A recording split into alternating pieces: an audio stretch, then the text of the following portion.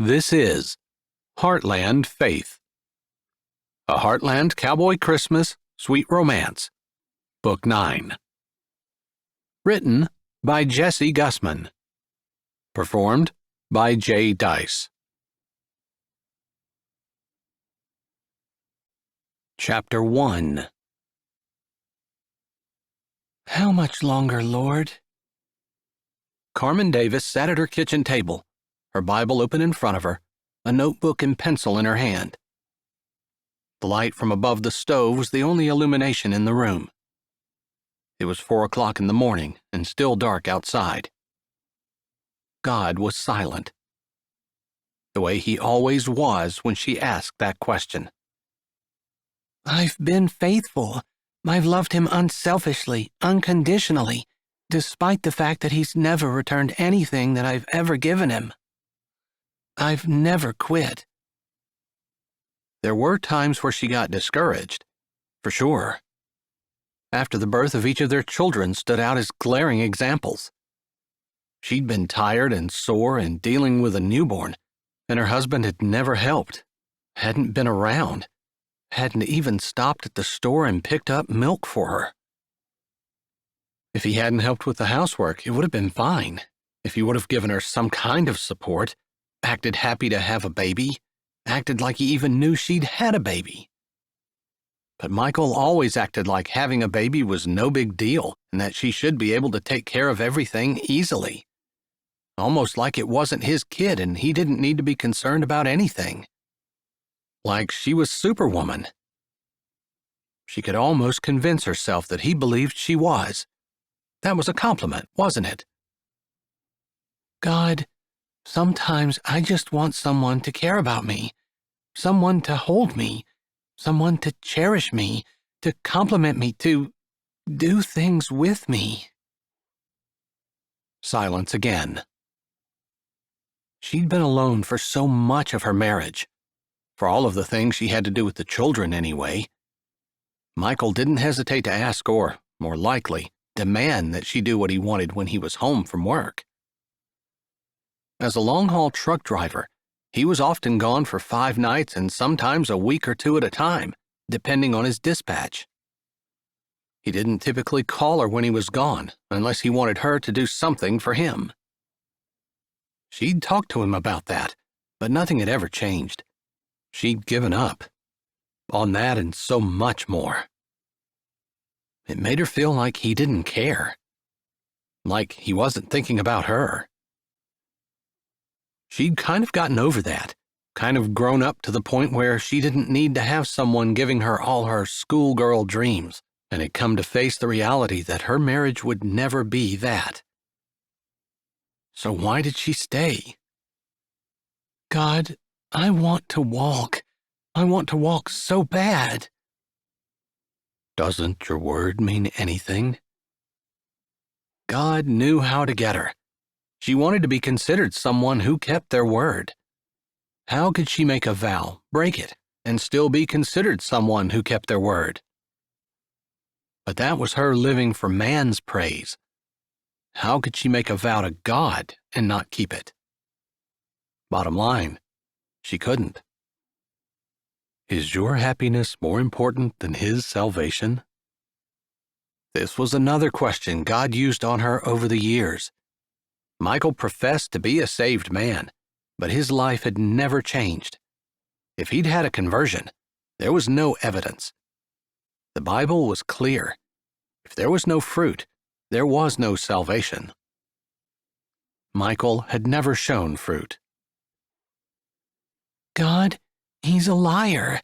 I hate liars, but I've stood with him, stood beside him, stayed true. How much longer? God never answered her how much longer question. She wanted to point out Abigail and her wicked husband Nabal, how David had come to their prosperous farm and asked for provisions for his troops in exchange for the protection he was offering them, and how Nabal had wickedly told David no. Abigail had seen the folly of her husband's answer and had gone behind her husband's back, gathering the food for David's troops and delivering them to him herself, sparing the lives of herself and all of the people on their property. God had seen the wickedness of Nabal and the goodness of Abigail, and had struck Nabal down. Carmen loved that story, loved the idea that a woman could be godly, even if her husband was not. Loved the encouragement that if she did right, maybe someday she would be free. If I'm going to be alone all the time, why do I have to cook and clean and be at my husband's beck and call? I would be better off unmarried, since what benefit is marriage to me? I get nothing out of it. She didn't even know why she used that argument on God, because he always had a great argument to come back with. Is your life about yourself? Your happiness? Is that all you care about? Is that all you're looking for? He didn't have to ask all these questions, but Carmen knew if she wanted to answer any of them correctly, she had to stay, because she didn't want her life to be about herself and her happiness and what she wanted. She didn't want to be selfish, never thinking about anyone else. And that was the bottom line. Because she knew, she wasn't sure how she knew, but she knew that if she truly asked the Lord to release her from her husband, he would. Because he loved her, and he didn't want to see her suffer, and she knew she had absolute faith that all she needed to do was to tell the Lord she'd had enough and to truly mean it. But she couldn't. She felt that question in her mind over and over again. Do you really want out? Like God was asking her that, a challenge almost. Because, yes, she really wanted out, but if I stay, promise me that he'll be saved. Promise me that this isn't in vain. Promise me that if I stay in this marriage, Michael will be convicted and converted and become a true child of yours, that he'll spend eternity in heaven, that me staying in this marriage means one soul saved from hell. I'll do it if that's what I get in return. Every time, she felt peace and assurance that God would reward her faithfulness with Michael's salvation. That if she stayed, if she didn't walk out on her marriage like she wanted to do more than anything, God would save her husband. She didn't hate anyone enough to want them to spend an eternity in hell. All of her suffering, her loneliness, her longing for someone to love her, to cherish her, to want her, to think about her and remember her, to make her important to him, all of the things she wanted when she got married. If giving up all of those things was what it took in order to ensure Michael's salvation, she would stay. Carmen. God's whisper came to her, just a gentle touch on her ear. Aren't I enough? I cherish you. I pursue you. I want you. I want to spend time with you. I love you. Isn't that enough? Carmen touched the Bible pages, wet from her tears, and she bit her lip. God, I want you to be enough. Please, show me you are enough.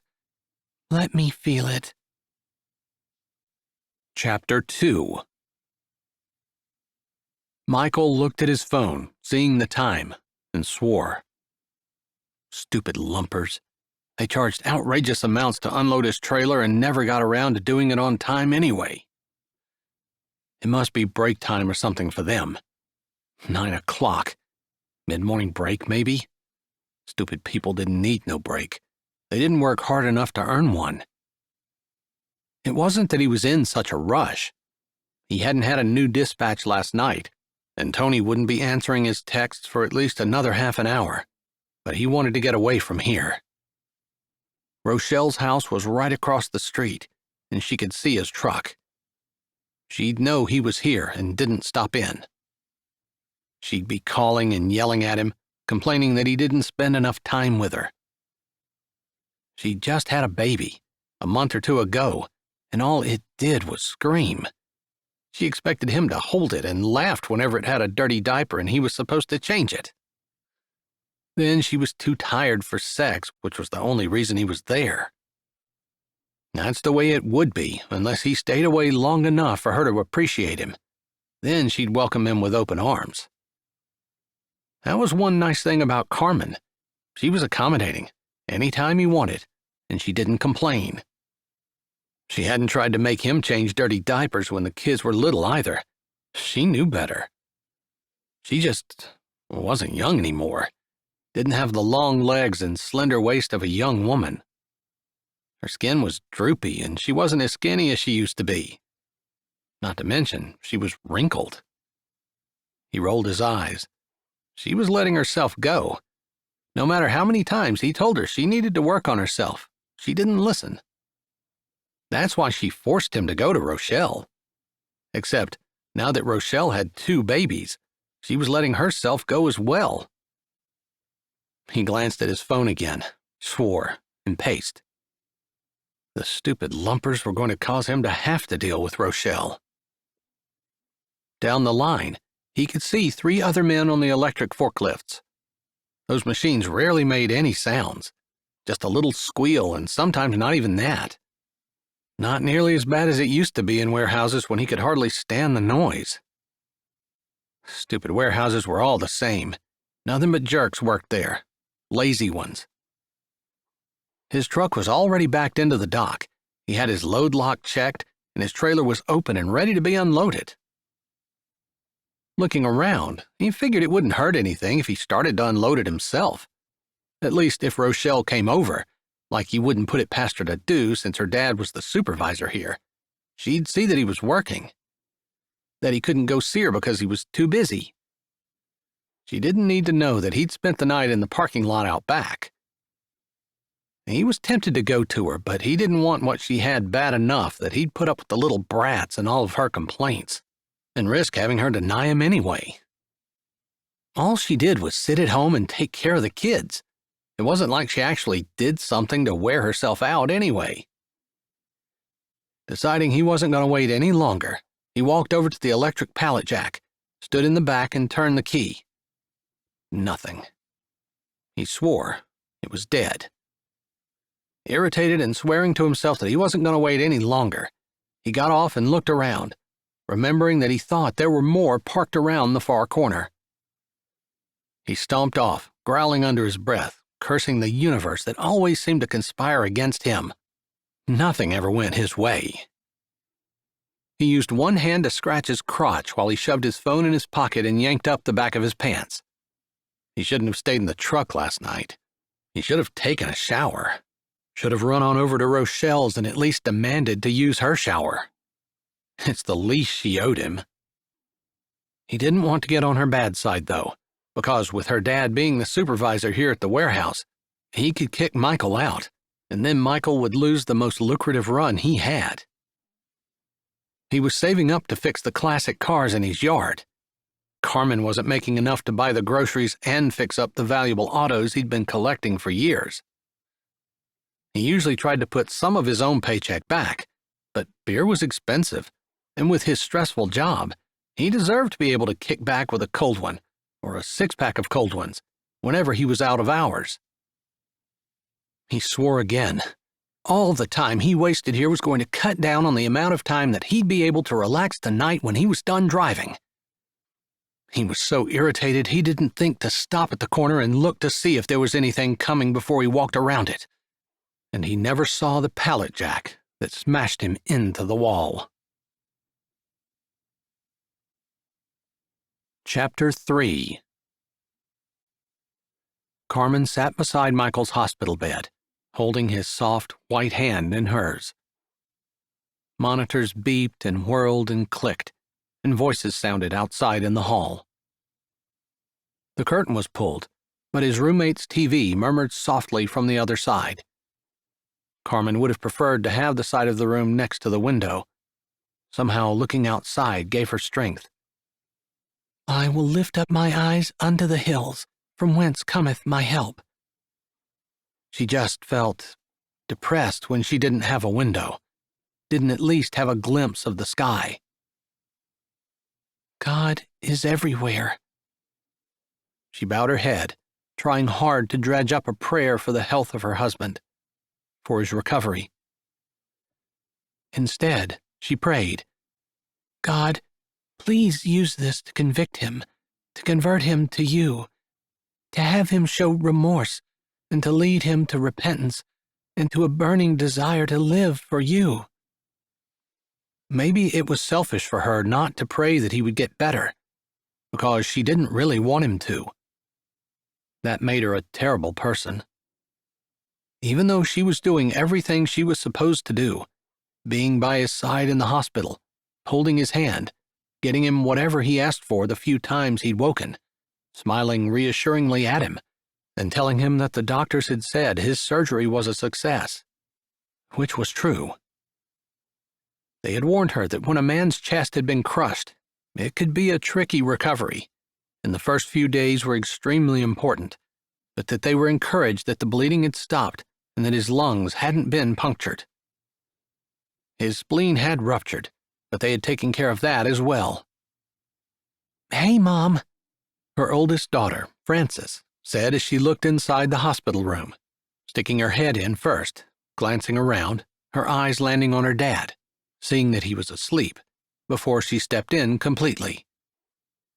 Frances. Carmen had known that it was about time for the kids to get out of school and figured she'd need to go home soon. She hadn't expected to see them here. How did you get here? She asked, glancing at the big clock on the wall just to be sure. It was 3:30. School let out shortly after 3. Mr. Preston picked us up at school and asked us if we wanted to go see Dad. Her eyes skittered again to her dad before she looked back at her mom. Is he awake? At the very mention of Preston's name, Carmen felt the familiar and very unwelcome spark go through her. She ignored it, shoving it aside, and shook her head. He was awake a little bit ago, but he's been sleeping for the last hour. I didn't really come to see him, but I wanted to make sure you were okay, she said, her intelligent eyes landing on her mom. Carmen felt a lump rise in her chest, as she did every time she considered her children. Frances in particular had worked hard and had come in second place in a recent statewide essay competition, where the grand prize was a trip to Europe. Carmen had been extremely disappointed, not necessarily because her daughter had come in second, but because the second-place winner was actually offered a chance to go on the trip as well. Only they had to pay for half of it. They couldn't afford it, and though Frances had been working to try to earn the money, it was too much, and she was never going to make it. I'm fine. She truly was. She wasn't the slightest bit concerned or upset about Michael, other than the concern one human has for another. Also, the concern a Christian has for the fate of the soul of an unsaved person. She didn't want her husband to spend eternity in hell. No matter how badly he had treated her, she couldn't wish that on anyone. She would plead for his salvation with no pride if necessary, the same way she would anyone else's. But she couldn't find it within herself to be devastated because of the accident.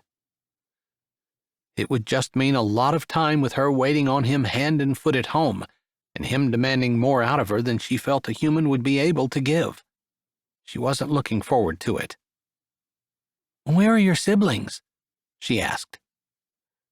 Preston saw someone he knew, and Nicole and Gunnar stopped with him while he talked to them. JR didn't come, she said, her eyes cast down a little. JR had been acting out, being belligerent and disrespectful, despite Carmen's best efforts. Maybe because his dad had neglected him as he had the rest of the family, although JR had especially idolized Michael, had pretty much begged his dad to spend time with him, and Michael couldn't be bothered. But he'd always had a high standard for JR to adhere to, and the kid could never satisfy his father. It resulted in a lot of discipline when JR was young, and a lot of yelling matches now that JR was 15. That hurt her heart. She'd poured her whole heart and soul into her family, doing everything she could to raise her children right and to honor her husband as she'd promised to do. Is this what I get, Lord? Do I lose my son because I kept my marriage vows? And I tried as much as humanly possible to follow what the Bible says about love and kindness? Now wasn't the time to question the Lord, and she should know better than to do it anyway. He'd always come through for her. Always. Always been enough, as long as she looked to him, instead of having her eyes on what seemed like insufficiencies. Frances came over and stood beside Carmen, her hip against Carmen's arm and her arm going around Carmen's shoulders as she sat in her chair. Are you really okay, Mom? I am. Your dad is doing well. The doctors are hopeful. She had never breathed a word of her dissatisfaction in her marriage to her children. She had done her best to show them how to love someone who wasn't kind, in any sense of the word. How to turn the other cheek and forgive 70 times 7 times, and more. She'd hoped they'd seen Jesus in her, the Jesus who never gave up on anyone, the Jesus who kept his word and kept his promises, the Jesus who didn't need to be treated well in order to treat others well, the Jesus who relied on God to fulfill his needs and not the people around him or his spouse. That had really been her struggle. She wanted her spouse to meet her need to be cherished and loved and have a companion, someone to smile and laugh with and have fun with. Mom? Frances said softly, bending her head down so her mouth was next to Carmen's ear. Yes, dear, she said, her eyes on her husband, who seemed to shift slightly. Is it terrible that I don't really care whether he lives or dies? What did she say to that? A big, "I'm right there with you, sister"? That's what she wanted to say. I'm just praying that he's saved, and if he's not, that this will bring him to Jesus. Maybe that's what God has planned for him. It wasn't exactly what she wanted to say, but she felt like it was the best thing for her daughter to hear. I don't know how you love him, Mom. Sometimes I hate him so much I can hardly stand it. Sometimes the people who are hardest to love are the ones who need the most love. She wasn't sure where those words came from, but she knew them to be true as they were leaving her mouth. Michael really was insecure and needy. He hadn't been treated well by his parents, had never been able to measure up to his older brother who had been good at everything, although his family had been poor, and he'd grown up with very little. The little bit of caring that his parents had shown had gone to his older brother.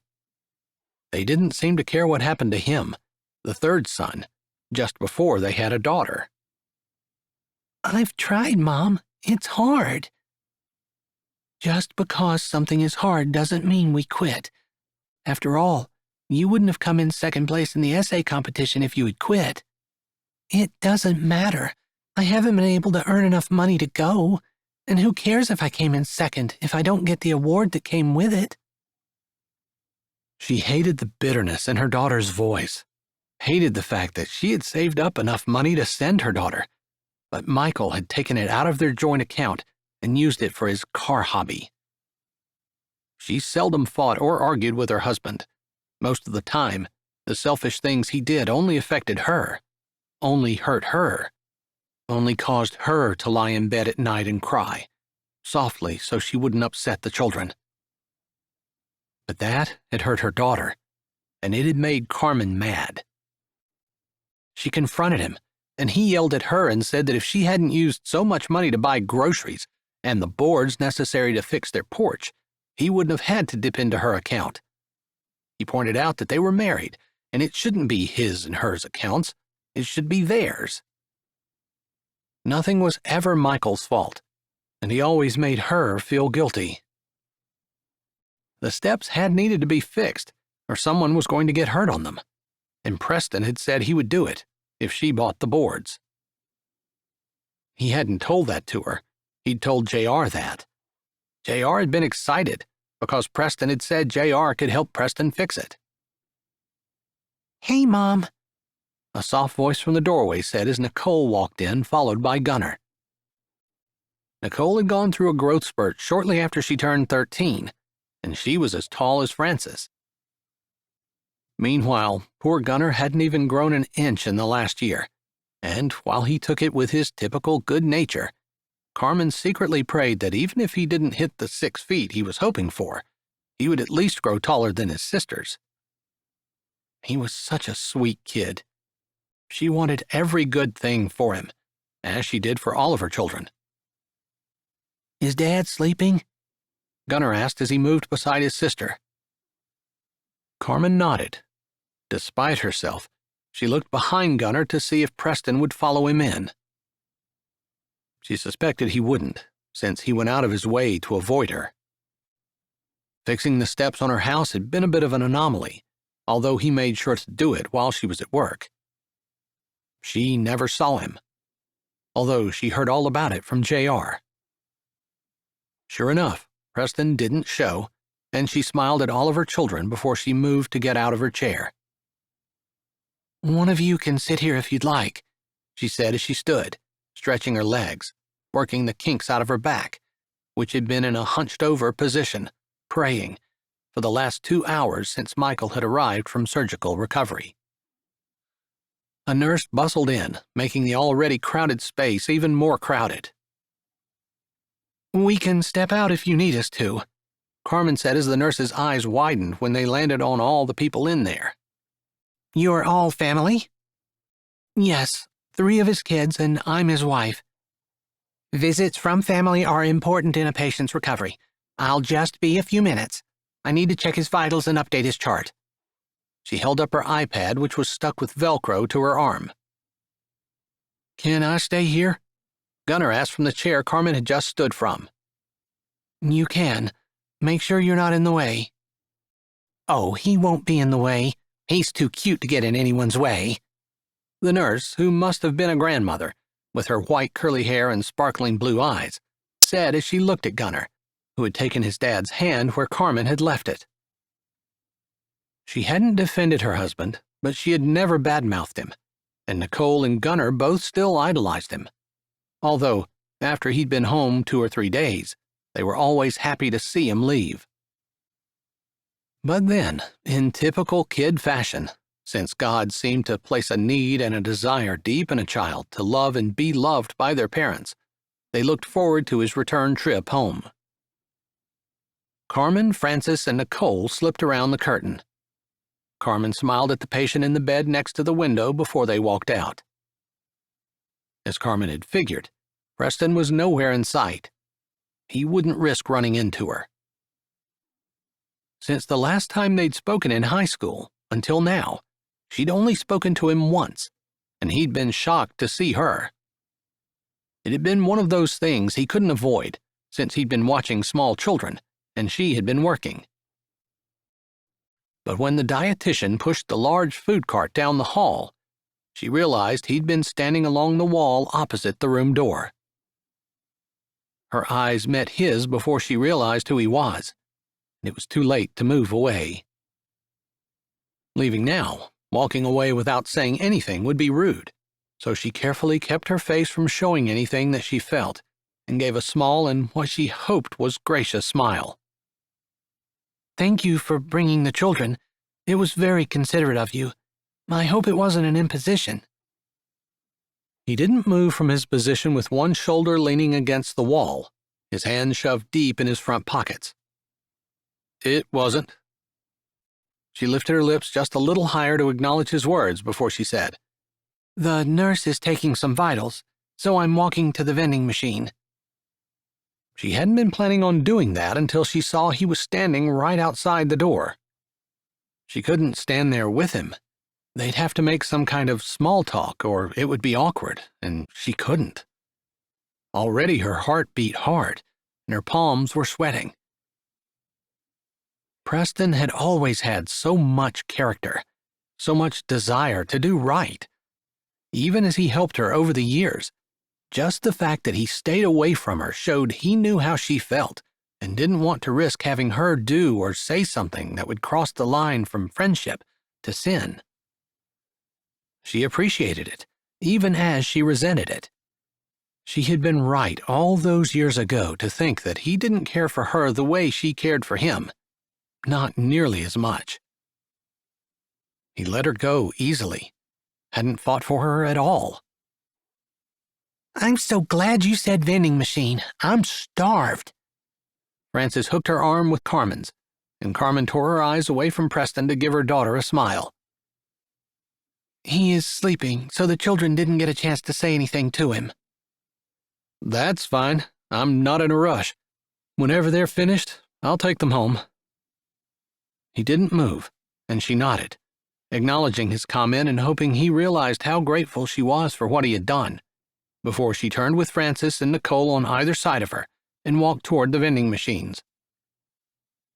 She wasn't the slightest bit hungry, just had a sick, hollow feeling in her stomach, and a deep, deep desire to pray for her husband, more than usual. He could have been killed. The doctors had said so, and the thought made her sad. She didn't want him to die and go to hell. She had bargained with the Lord for the last 15 years, suffering through things that normal people would have considered grounds for divorce, kept trudging on because she thought it was going to save him in the long run. The Bible said by wife's conversation, which meant behavior, a husband could be saved. She had never preached or lectured her husband, just had lived as a Christian in front of him, trying to love unconditionally, no matter how bad it hurt. And sometimes it hurt so bad she didn't think she could stand it. She'd given up pride, comfort, her rights, and everything she had. She'd given it all to Michael, and he'd treated her treasured gifts like trash. Every precious thing she'd given him, he'd trampled under his feet like a herd of hogs. Regardless, her vows wouldn't let her walk away.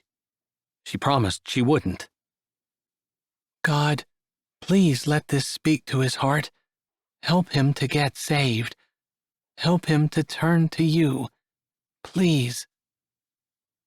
On the way to the vending machine, they passed the door with a sign that said chapel over the top. We're stopping here. We need to pray for Dad, she said. Normally, she didn't talk to her children too much about him, other than when they asked her if Daddy was saved.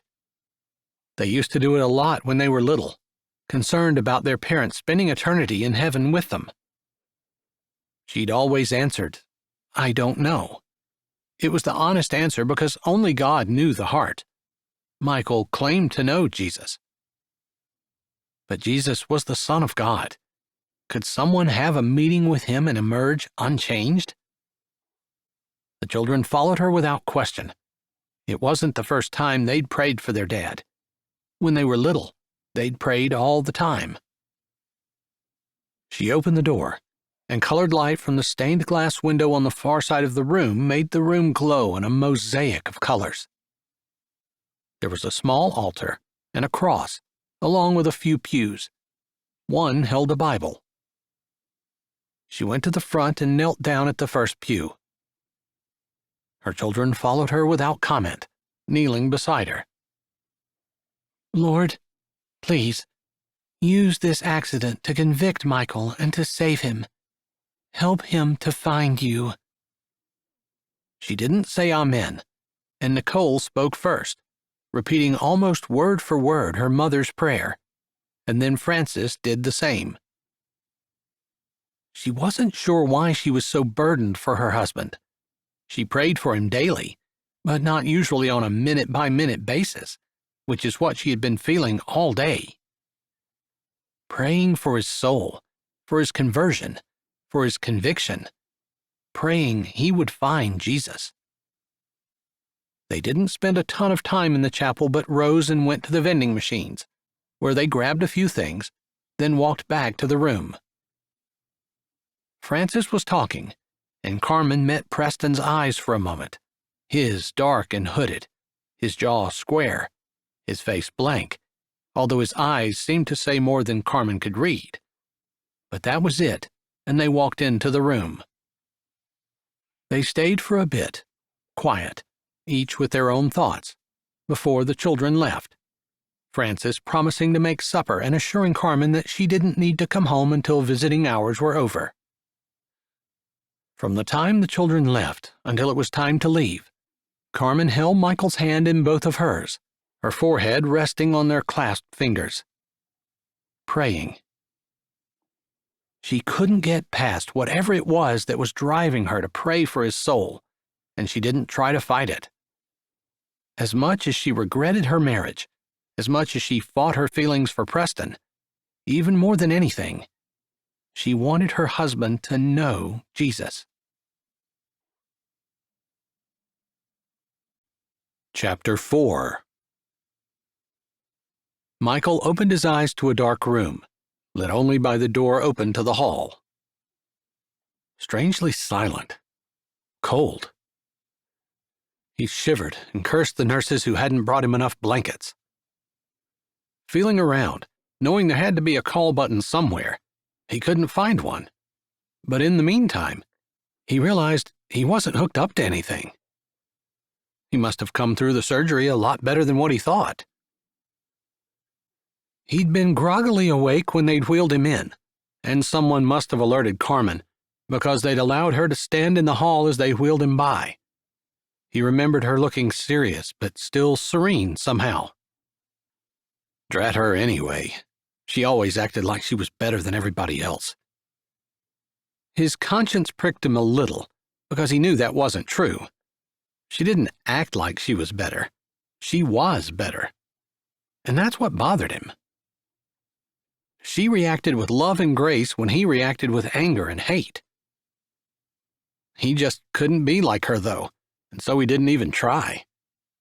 After all, she would beat him if it were a competition, and he wasn't going to lose. So he would beat her with meanness and nastiness, and she could just see how well her goodness and light did for her. She hadn't won a single confrontation they'd ever had. He made sure of it. Anytime she got close, he made sure she regretted it.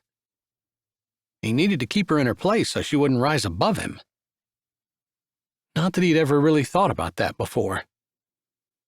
Odd that his brain seemed so clear. That thought gave him pause. He did seem to understand more than what he'd understood before. Strange. But since he wasn't hooked up to anything, he didn't even see the machines in his room, nor his roommate, come to think of it. He decided to go get his own blankets. He was probably paying big bucks for this room. They should turn the heat up to wherever he wanted it. He should be comfortable. How could he recover if he was uncomfortable? Wasn't it their job to make sure that he was comfortable and taken care of? Annoyed that he had to go find his own blankets, he got out of bed, surprised he didn't hurt worse than he did. In fact, he didn't hurt at all. But he didn't really think about that because it was even colder once he was out of bed and his bare feet hit the freezing floor. When they gave him one of those little survey forms to fill out, he was going to give them a piece of his mind. The temperature here was ridiculous. Standing up, he felt the cold air on his backside. The hospital gowns hadn't gotten any better over the years, but he ignored it as he walked to the door. Interestingly, the hall was completely deserted. Not a person in sight, so he turned right and started walking, figuring he'd run into someone at some point. After walking for what felt like a very long way, he realized a disgusting scent had gotten stronger until it turned his stomach. It smelled like sulfur, rotten eggs, decaying flesh.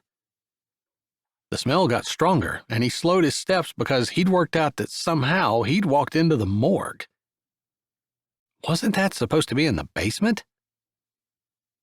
Before he could form another coherent thought, he realized he was being followed by two figures, one on either side of him and slightly behind. For some reason, he didn't turn to ask them directions or even to see if they were hospital personnel. He just started walking faster. The smell grew stronger, and somehow he thought it was coming from them. As he sped up, they did too. He went even faster until he was running. Somehow, some way, his brain commanded him to get away from them. But he wasn't fast enough, and one of them grabbed him by the shoulder, sharp fingernails digging into his flesh, spinning him around so fast he fell. "Hey!" he said, pain radiating up his knees and forehead, which had slapped down on the floor. "Where are you going in such a hurry?"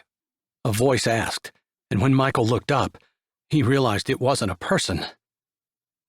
That didn't strike him quite as strange as the fact that the overpowering odor had gotten worse. He realized he was bleeding. Blood ran down his arm, poured down it, in fact, from the scratch on his shoulder. He was in a hospital. Surely someone was going to come and help him.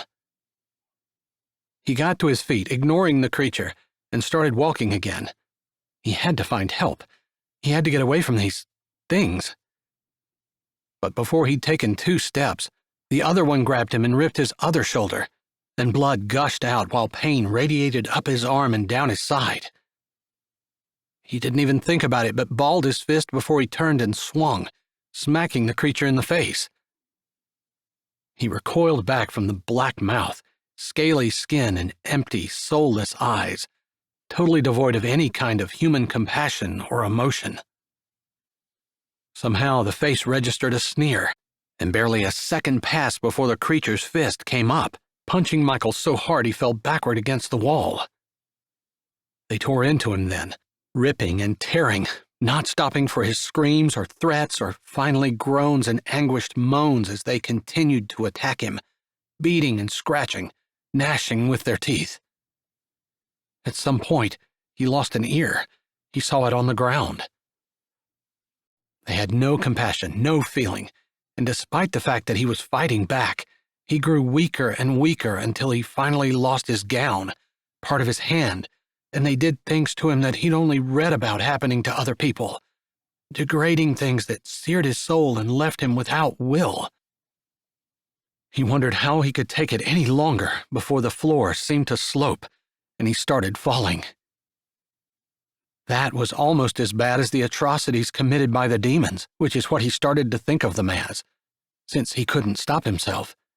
He gripped the floor, but his hands slid, the blood making everything slippery, his strength gone, and his body mutilated so badly he was surprised it even still worked.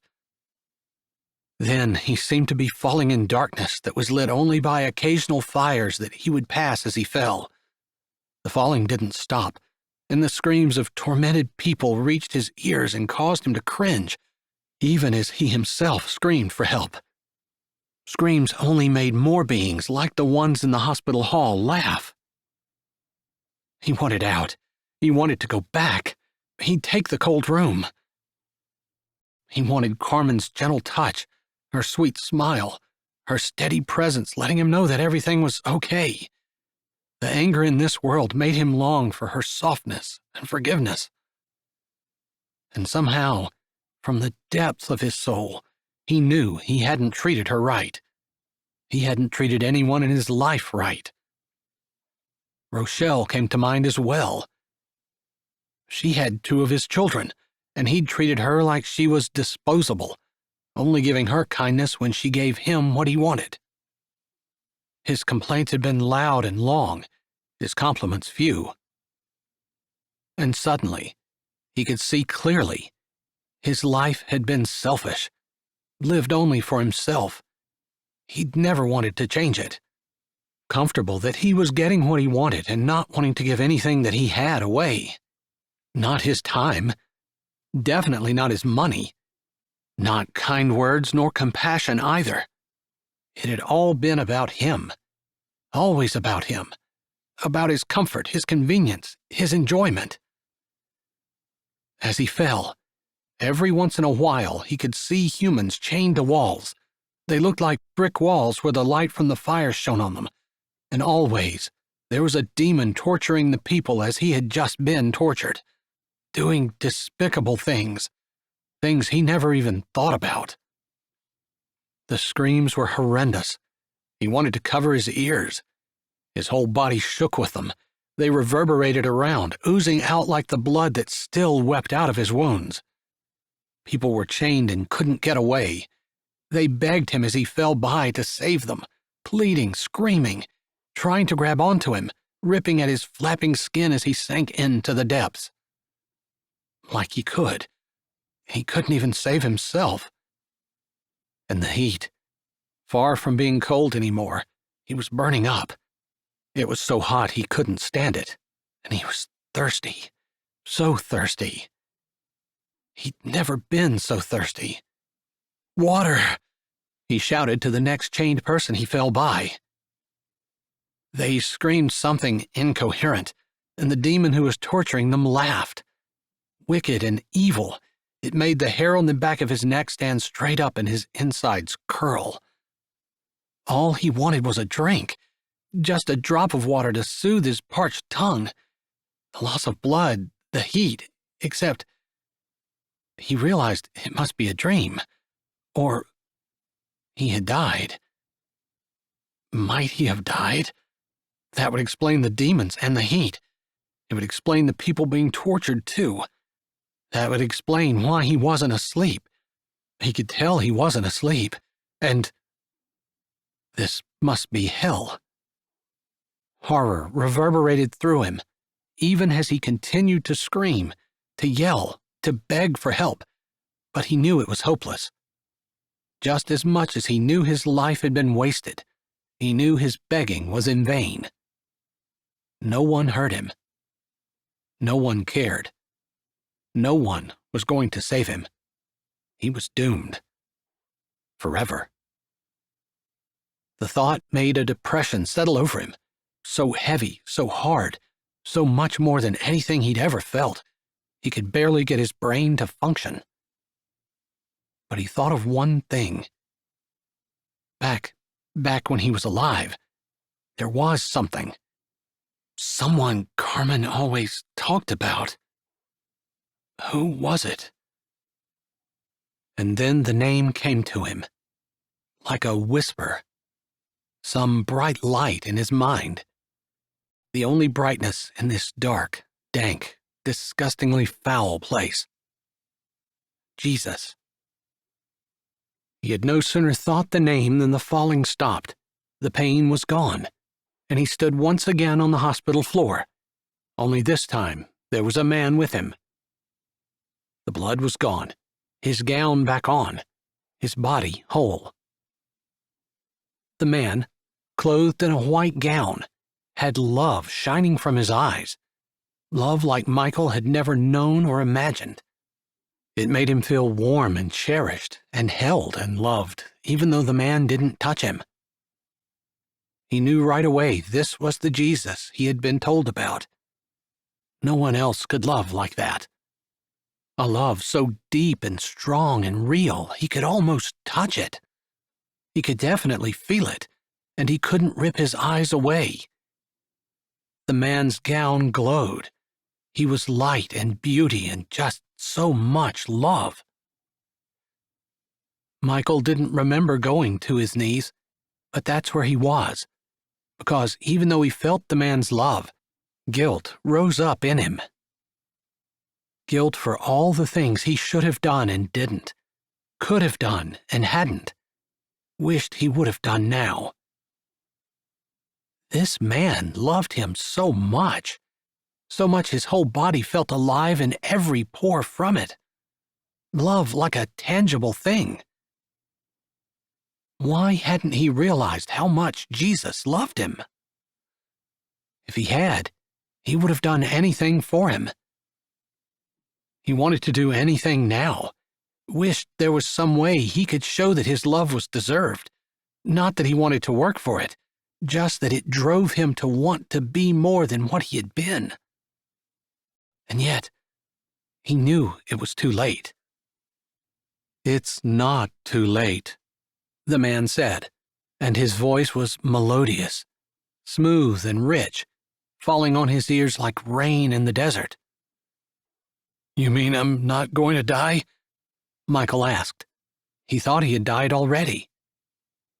"Anyone who calls on my name will be saved." The man smiled. He didn't need to say anything more.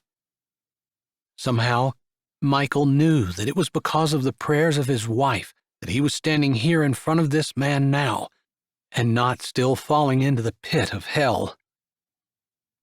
Again, the man's mouth didn't move, but Michael knew then that he wasn't going to survive the surgery the next day, that he would start bleeding and be rushed to the OR and not make it. He knew, somehow, that his wife had been begging for his salvation, and because of her, Jesus had given him another chance. Not another chance at life, another chance at repentance and acceptance. "Jesus, I believe. I'm sorry I wasted my life." The man's smile grew bigger, and it was almost like Michael could hear the angels singing, celebrating in the background. "Tomorrow, you'll be with me in heaven." With that, somehow Michael was back in his bed, machines and monitors hooked up, the room dim but no longer cold. He would never complain about being cold again, not after the heat he'd experienced in hell. But from the sounds of things, he wouldn't have to worry about that much longer anyway. Somehow, that didn't make him nearly as upset as what he thought it should. The idea of going to be with that man, Jesus, who loved him so much, made him eager to go. It made the things he had been so concerned about all his life seem petty and small, and not nearly as important as doing what he could to serve, yes, serve, that man. He also knew he owed his family, both of them, an apology. He might not have the opportunity to apologize to Rochelle. He'd used her, like he'd done to so many women, for his own pleasure, his own end. Rochelle probably would have dumped him eventually, and he knew it. But Carmen, she'd stayed with him, through everything. No matter how mean he was to her, no matter what he asked her to do, no matter how he'd deprived her or used her or treated her, she stayed with him and had given him a little glimpse of what a true believer was. How they were different. Rather than wanting to be like her, he'd laughed and figured it made it easier to take advantage of her, dupe her, and use her. But Jesus had said, not with words, that Carmen was the reason he'd been given a chance to stay out of hell.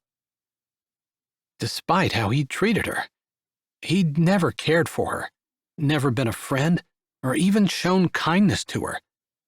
But she prayed for his soul anyway. What if she had given up on him? No one in the world would have blamed her for walking out on a man like he had been. He could see that clearly now. He knew it.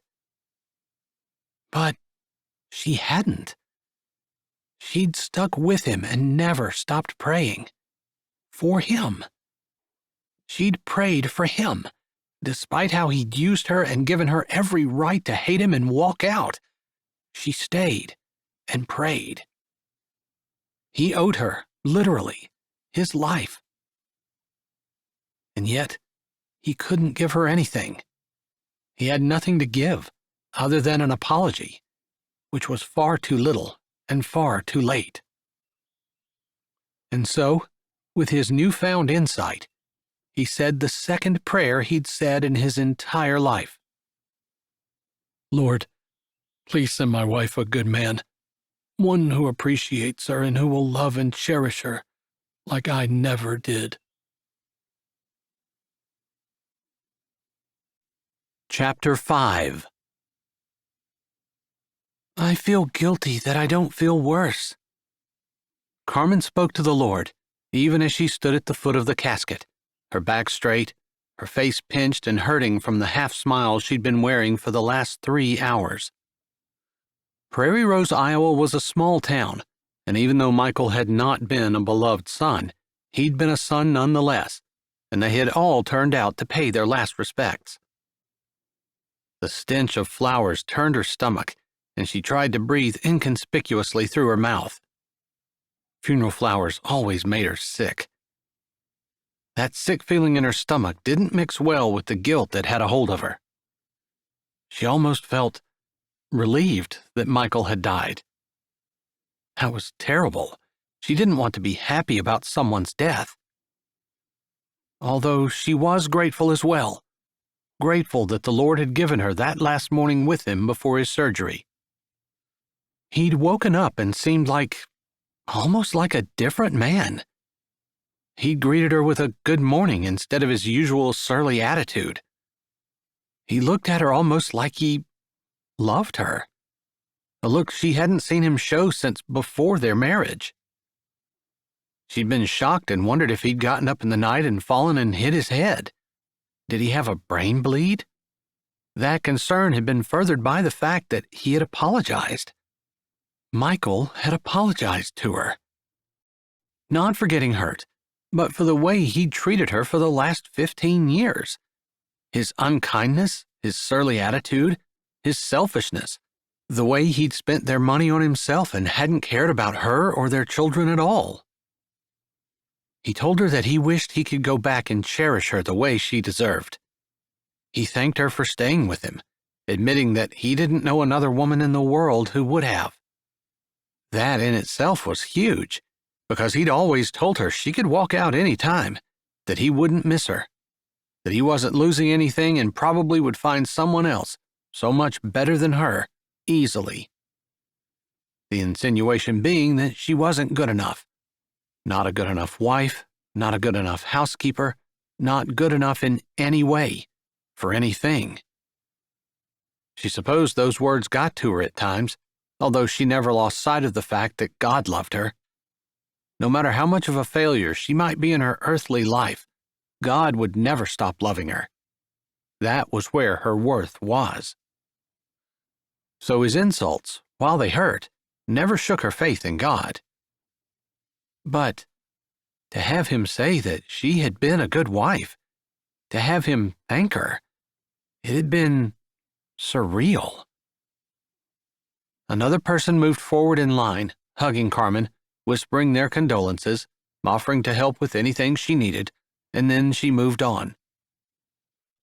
The offers of help were sincere but also superficial. What were they going to do? She needed money, but she could hardly say, "Hey, you could help me by giving money." So she smiled, nodded, trying to remember to look sad, although not so sad it was unbelievable, while everyone moved on. How much longer do we have to stay? Gunnar whispered in her ear. Her kids had been around, Frances standing at the coffin with her the longest, but the other ones mingling with the guests, chatting with their friends, or just sitting in chairs in the corner talking amongst themselves. They all seemed to have taken their father's death as good as could be expected. She shared with them that Michael had confessed Jesus before he died, and she was confident he was in heaven. That made them all smile, and it made his death easier on everyone, including her. It made her feel like the last 15 years hadn't gone to waste. Were 15 years too much to pay for one soul? She knew it wasn't. It wasn't too much to pay at all. And while she wouldn't marry Michael again if she could go back and do her life over, once the deed was done, she would stay those 15 years just for the promise of this reassurance she felt now, that they hadn't been wasted, and that he was in heaven.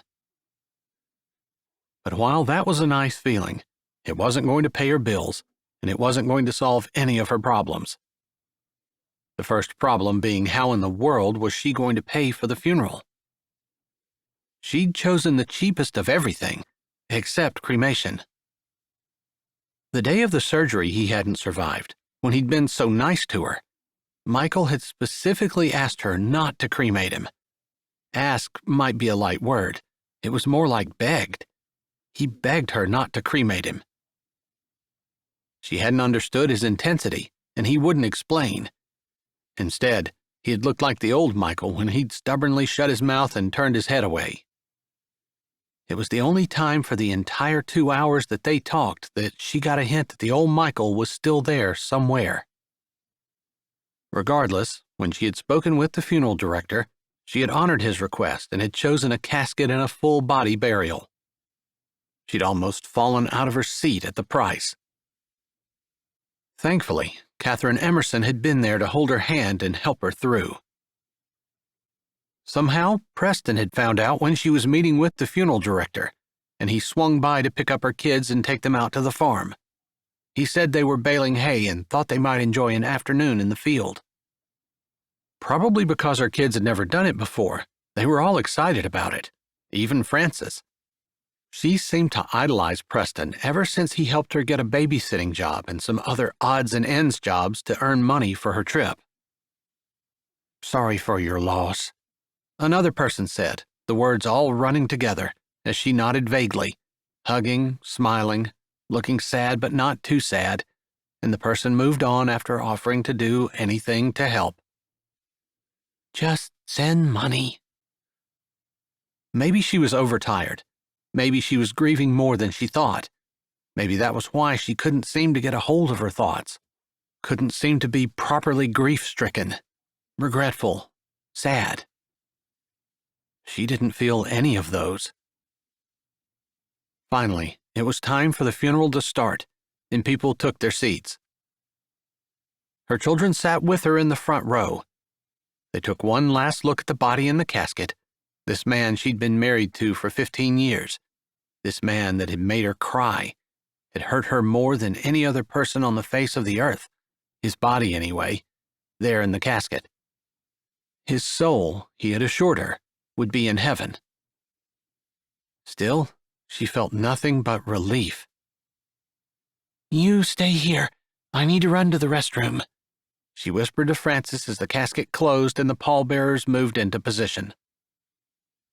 She had to hurry. It wouldn't be socially acceptable for the funeral to happen without her. That would really get people talking in this small town.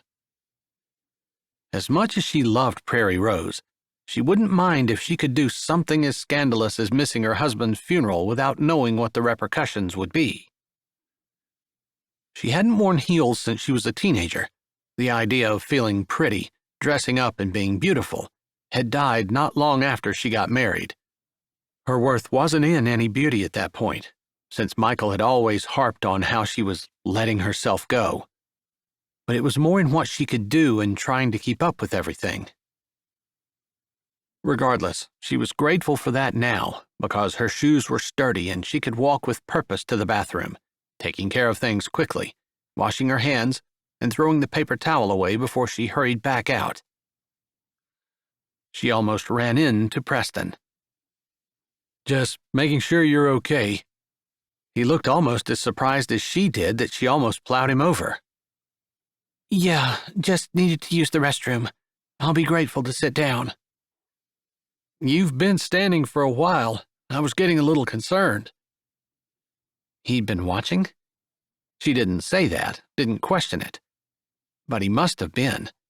And it gave her a good, comforting feeling that, even though he'd stayed away, he'd always been looking out for her.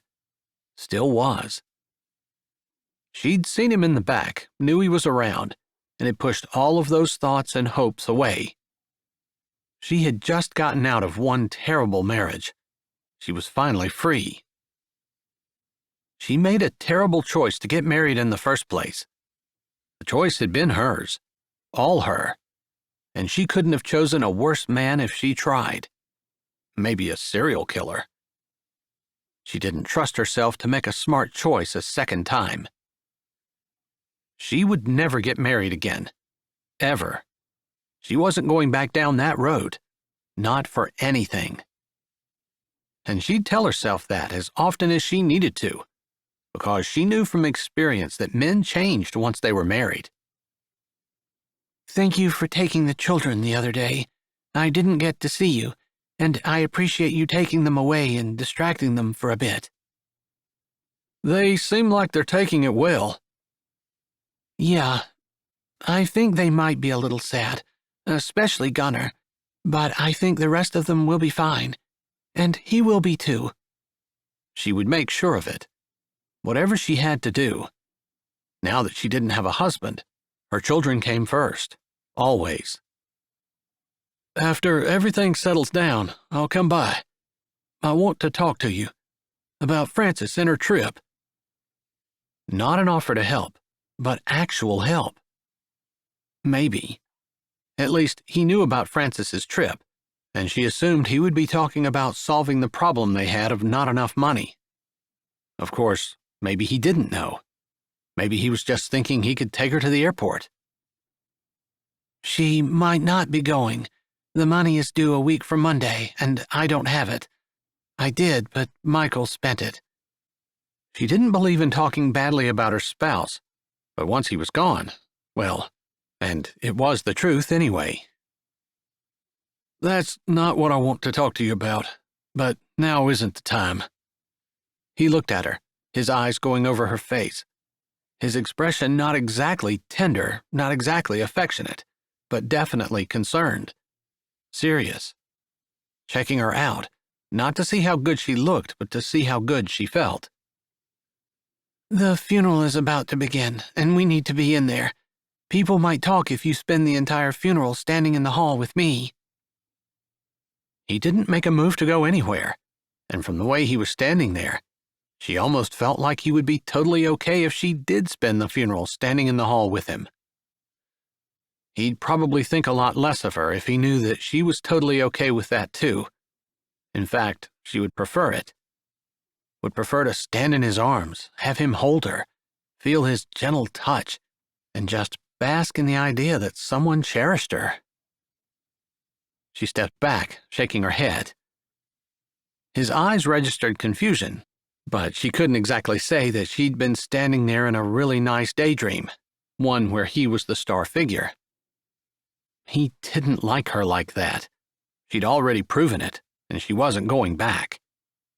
She was moving forward. Alone.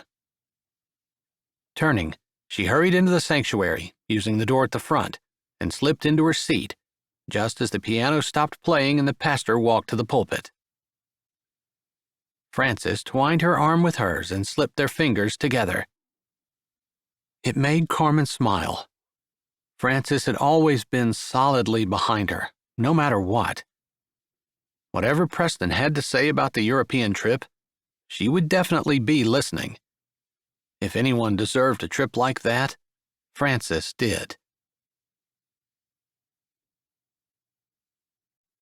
Chapter 6. Preston stood at the back of the sanctuary, watching. After the service was over, people had filed out. Since there was not going to be a graveside service, many of them had gone to speak with Carmen at the front again. She had already spent 4 hours on her feet. The funeral had been another hour, and now she was standing again. If she were his, he would have stepped in 3 hours ago, at least. She needed a break, a drink, someone to hold her and make her rest, someone to find out what was really going on in her head. She was playing a part, he was sure of it. She didn't seem to be completely in the present, like she was just putting in time until she could leave. Was she really grieving? Preston supposed that when you spent as many years with someone as what she had with her husband, their death had to leave one with some kind of feelings. He supposed his thoughts just showed that he was jealous. Jealous that she had been with someone else. Jealous it wasn't him. Jealous she might be feeling something for Michael even now. After all, she'd chosen Michael over Preston all those years ago anyway. Somehow, it had hurt worse than anything, but it hadn't made him stop loving her. It seemed like nothing could do that, even the thought of them together. The thought of her not wanting him now. When you fall hard. The voice came from beside him. Preston didn't need to turn his head to know it was Levi, his brother. His words were true. That seemed to be true for all the men in their family. They all fell hard. Levi and him were the only ones that were left unmarried. All the other marriages were happy. although Braxton's had started out a little rocky. They were together now, though, and expecting their third child. Braxton and his family had been here, but with just a nod in Preston's direction, he had left with his wife and kids. "I never thought it was that obvious," he said, his arms crossed over his chest, shoulders leaning against the wall. He didn't look at his brother, didn't want to see the smirk. Normally, Preston walked around trying to see who he could help. If he wasn't going to be married, wasn't going to have a family of his own, he figured he could dedicate his life to service to others. But today, he didn't feel like helping anyone. He felt angry for some reason. Probably because he watched the woman he loved grieve the man she'd chosen over him. As much as he wanted to help her, as much as he wanted to be beside her, bolstering her, giving her his strength, giving her everything that she needed, she hadn't asked for it, and it wasn't his place anyway. He couldn't do anything but stand back here and wish. "That's funny, because the rest of the town would say it's never been anything but obvious." Levi imitated Preston's stance against the wall, and they stood shoulder to shoulder, facing the front, talking out of the corners of their mouths at each other, the chairs in front of them already emptied out. "As obvious as your lifetime crush on a certain librarian," Preston said, something he normally might not harass his brother about, but he wasn't feeling particularly charitable today, and actually felt rather impatient, unkind even. Because it had been obvious to him since about third grade that Levi was stuck on Aaron Carver, and he'd never gotten himself unstuck. "I guess if anybody would figure that out, it'd be you. I can't believe you haven't set us up by now." "Sometimes maybe things just need to work themselves out without me," Preston said, but he didn't really mean it. He just hadn't figured out a good way to get them together, although he'd been working on it. "Actually, I'm working on something right now." "Don't bother. She's not interested, and I'm not right for her anyway. She needs someone a little more intellectual than what I am. You're perfect for her." "Why are you letting her stand up there by herself?" Levi completely changed the subject, nodding at Carmen in front of the church. "My place isn't beside her right now." "So? That's where you want to be. And if you don't make a move, someone else will. Someone like Michael. And you'll end up spending another 15 years standing in the back, glowering, and wishing you were beside her, jealous of the man that is." "Not jealous," Preston denied, even though he knew it was true. "You are. You're green. Anyone can see it." Preston jerked his head toward Levi, concerned. He definitely didn't want the town gossiping about Carmen. That's the last thing she needed, to have everyone saying she had a jealous lover who was upset she was grieving her husband. He pushed off the wall, ready to leave immediately. Anything to protect her from that. "Relax. No one knows. Actually, that's not true. Everyone knows about you and her, but no one thinks that you're jealous. They just think that you care about her and want to help her any way you can." "Well, then, they think right." Preston could admit that much. It wasn't hard to admit that he wanted to be a caring person. But jealous? That was a completely different story. "Seriously, go to her. She wants you just as much as you want her. Don't screw this up a second time." "Second time?" Preston turned his head, his eyes narrowed. He hadn't screwed anything up. Carmen was the one who married someone else. "Yeah, this time. You sit around watching her, doing all these nice things for her or for the people around her, and she never knows how you feel. You don't pursue her, chase her. You let her get away. She thinks she's just another one of your good causes, just like everyone else. How is she supposed to know she's special if you don't tell her? How is she supposed to feel cherished if you treat everyone else the exact same way you treat her?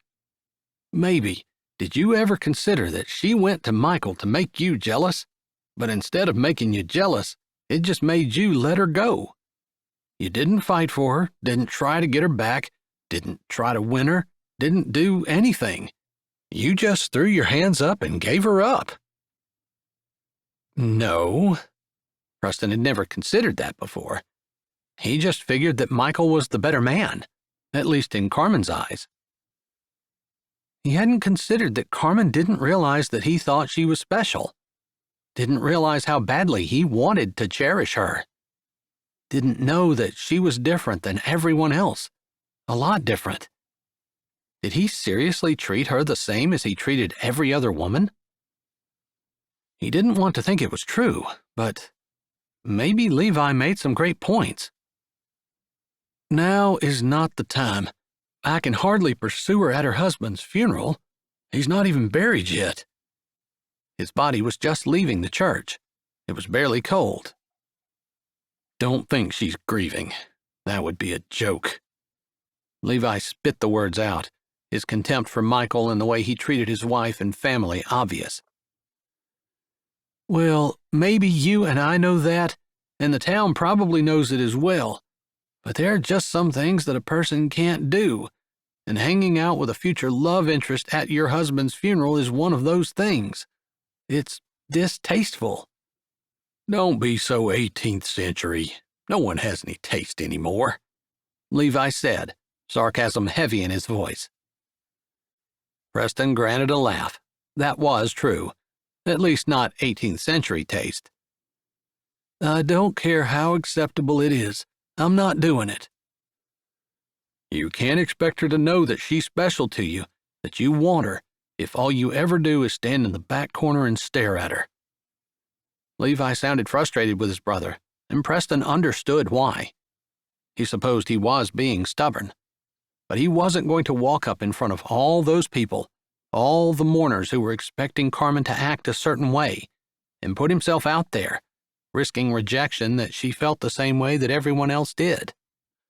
A funeral was no place for a man to stake his claim. Talk about 18th century. Thanks for your advice. I'll be in touch about your library friend. Preston gave his brother a little smirk while Levi just rolled his eyes. You're wasting your time, not because of me, because of her. You might be surprised. I've already been rejected, several times, actually multiple times. I'm telling you, you're wasting your time. But it'd be nice if you find her a nice man, because she deserves it. Levi walked away, his stride confident, his arms loose and swinging at his sides. He passed the casket without a glance and walked out the door. Preston wished he could follow with Carmen under his arm. But that wasn't happening, so he turned back to the front, thinking about Levi's words, wishing he could do it, because Carmen looked like she was dead on her feet, and people were still talking to her. He wanted to take her away somewhere she could rest and recover, where he could treat her like she deserved and give her everything he had, hoping that would be enough. Chapter 7. It was her husband's funeral. She shouldn't be thinking about Preston. She'd been fine for the first 4 hours. Although she noticed him, she hadn't been thinking about him, consumed by her guilt. But ever since she'd run into him in the hall, he was all her brain wanted to think about. Maybe because she was so tired. Still, she was well aware of him standing in the back, leaning against the wall. He and his brother Levi appeared to have words, but of course they were way too far away for her to have any idea what they were talking about. Neither one of them looked happy. Then Levi strode away. Not angry, but with purpose, like he wanted to get away, and now. Maybe it was just her imagination. Maybe she had so many well wishes that she was just overwhelmed. She certainly felt overwhelmed. She couldn't remember ever being this tired, just wanting to crawl away, to be alone. but she still had 4 children she needed to take care of. Still, Preston's presence in the back somehow helped. Whether it was because she cared about him or because it just felt like he was watching over her, she wasn't sure. But not long after Levi left, Preston went over and talked to Miss Matilda for a few minutes before he walked out the door, and she felt bereft, sad. More sad than she'd been when the doctors had told her that her husband hadn't made it through surgery. Terrible that Preston's walking out made her feel that awful. It probably said a lot about her character when she was more upset over some man she'd barely ever spoken to leaving on the day of her husband's funeral than she was about her actual husband's death. Stop with the guilt. She gave herself a mental shake. She had done the best she could while he was alive. He was not a good husband, and you're not obligated to mourn. There is no commandment that says you have to be sad when your husband dies. The commandment was just to love him while he was alive. She didn't know exactly where those thoughts had come from, but they were exactly what she needed to hear. "Carmen, dear," Miss Matilda said, coming up to Carmen's side and putting her arm around her waist. "You've been on your feet all day, and it hasn't been an easy day. You need to tell these people you'll talk to them some other time, and we need to go sit down." She wanted to melt into Miss Matilda's side, and she wasn't nearly steady enough on her feet for Carmen to do that, but still, she felt like it. She hadn't heard such welcome words since she talked to Preston at the bathroom.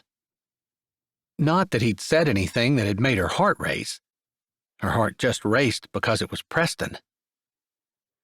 But she appreciated it as people's eyes widened and they nodded, apologizing and dispersing. "Preston took your children home. He wanted me to tell you that," Miss Matilda said. Her motherly embrace and the concern in her eyes and voice were almost more than Carmen could take, and it brought tears to her eyes, along with the fact that Preston had taken care of her children. He was still looking out for her.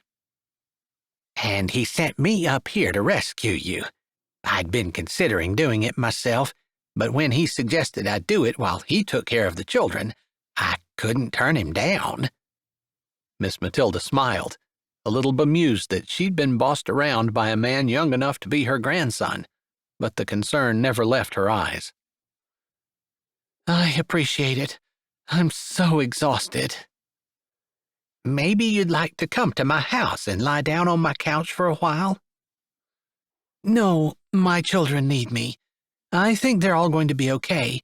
At least they were yesterday, and they were fine this morning as we came. But I just want to make sure. They're my priority now." "You've done a great job with them." Miss Matilda seemed like she might have been going to say more, but she didn't. Carmen imagined it might have been something along the lines of, "You did a great job with them despite the fact that your husband was never home and you were basically a single mom." Maybe, maybe not. It didn't really matter. It was over now. She didn't ever have to worry about whether or not her husband was going to help her with anything again. The answer was obvious now. It wouldn't be such a shift, since she was used to doing everything by herself anyway. "I know you probably feel sad now, but time heals everything. I know that's trite, but it's true." "I don't feel sad. I feel guilty because I don't feel sad." Miss Matilda looked a bit shocked as they walked down the aisle of the church, and then she smiled a little. "So, you're human after all. It's nice to know." Carmen snorted. "I've been human all along. What in the world gave you an idea of anything to the contrary?" "Because you were able to stay with your husband? I can't imagine anyone else in the world putting up with what you have." Her words made Carmen expand with warmth and happiness. That someone might have noticed. Someone other than the Lord. Just just giving her an idea that maybe what had felt so hard to her had truly been hard and hadn't been her complaining. That's what Michael would have said, that she was just whining and complaining and she needed to get over herself and buck up and do what she was supposed to do. Be a wife, do what wives did, and enjoy it. She shook her head. She didn't have to go through that anymore. She'd put those memories to bed, throw them in the coffin with the body and walk away. Speaking of, Miss Matilda still had her arm around her when they walked past the last pew and the casket that still sat at the back of the church. Carmen didn't even look at it. She had zero desire to. Good riddance played in her mind, but she wouldn't allow herself to say that. Still, it wasn't hard to walk out of the church and leave that all behind. "If you want me to, I can drive you to your house," Miss Matilda said as she walked her to her car. I'm the one that should be walking you to your car, and I should be offering to drive you to your house.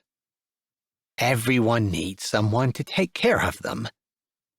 Catherine was with me a good bit, but she needed to be with her family today. It's good to have friends. I think you'll have more now that Michael isn't around to scare them away. That was probably true. She had had to cancel quite often on her friends because Michael demanded she give her time to him whenever he wanted it. Making plans was rather difficult under those circumstances. I think you're right, she said, her hand on the door latch. Thank you. Thank you for making me leave. You're going home. You'll take it easy, Miss Matilda said, her voice filled with compassion. I will. Thank you. Thank Preston the next time you see him. I was thinking it, but he did it. I have a lot of things to thank Preston for. That was true, although she said it mostly under her breath, because it probably wasn't something she should announce to the town. She drove home, looking forward to changing into something comfortable and just hanging out with her kids for the rest of the day. Trying to figure out what in the world she was going to do. She had to figure out the bills that Michael had and how she was going to pay them.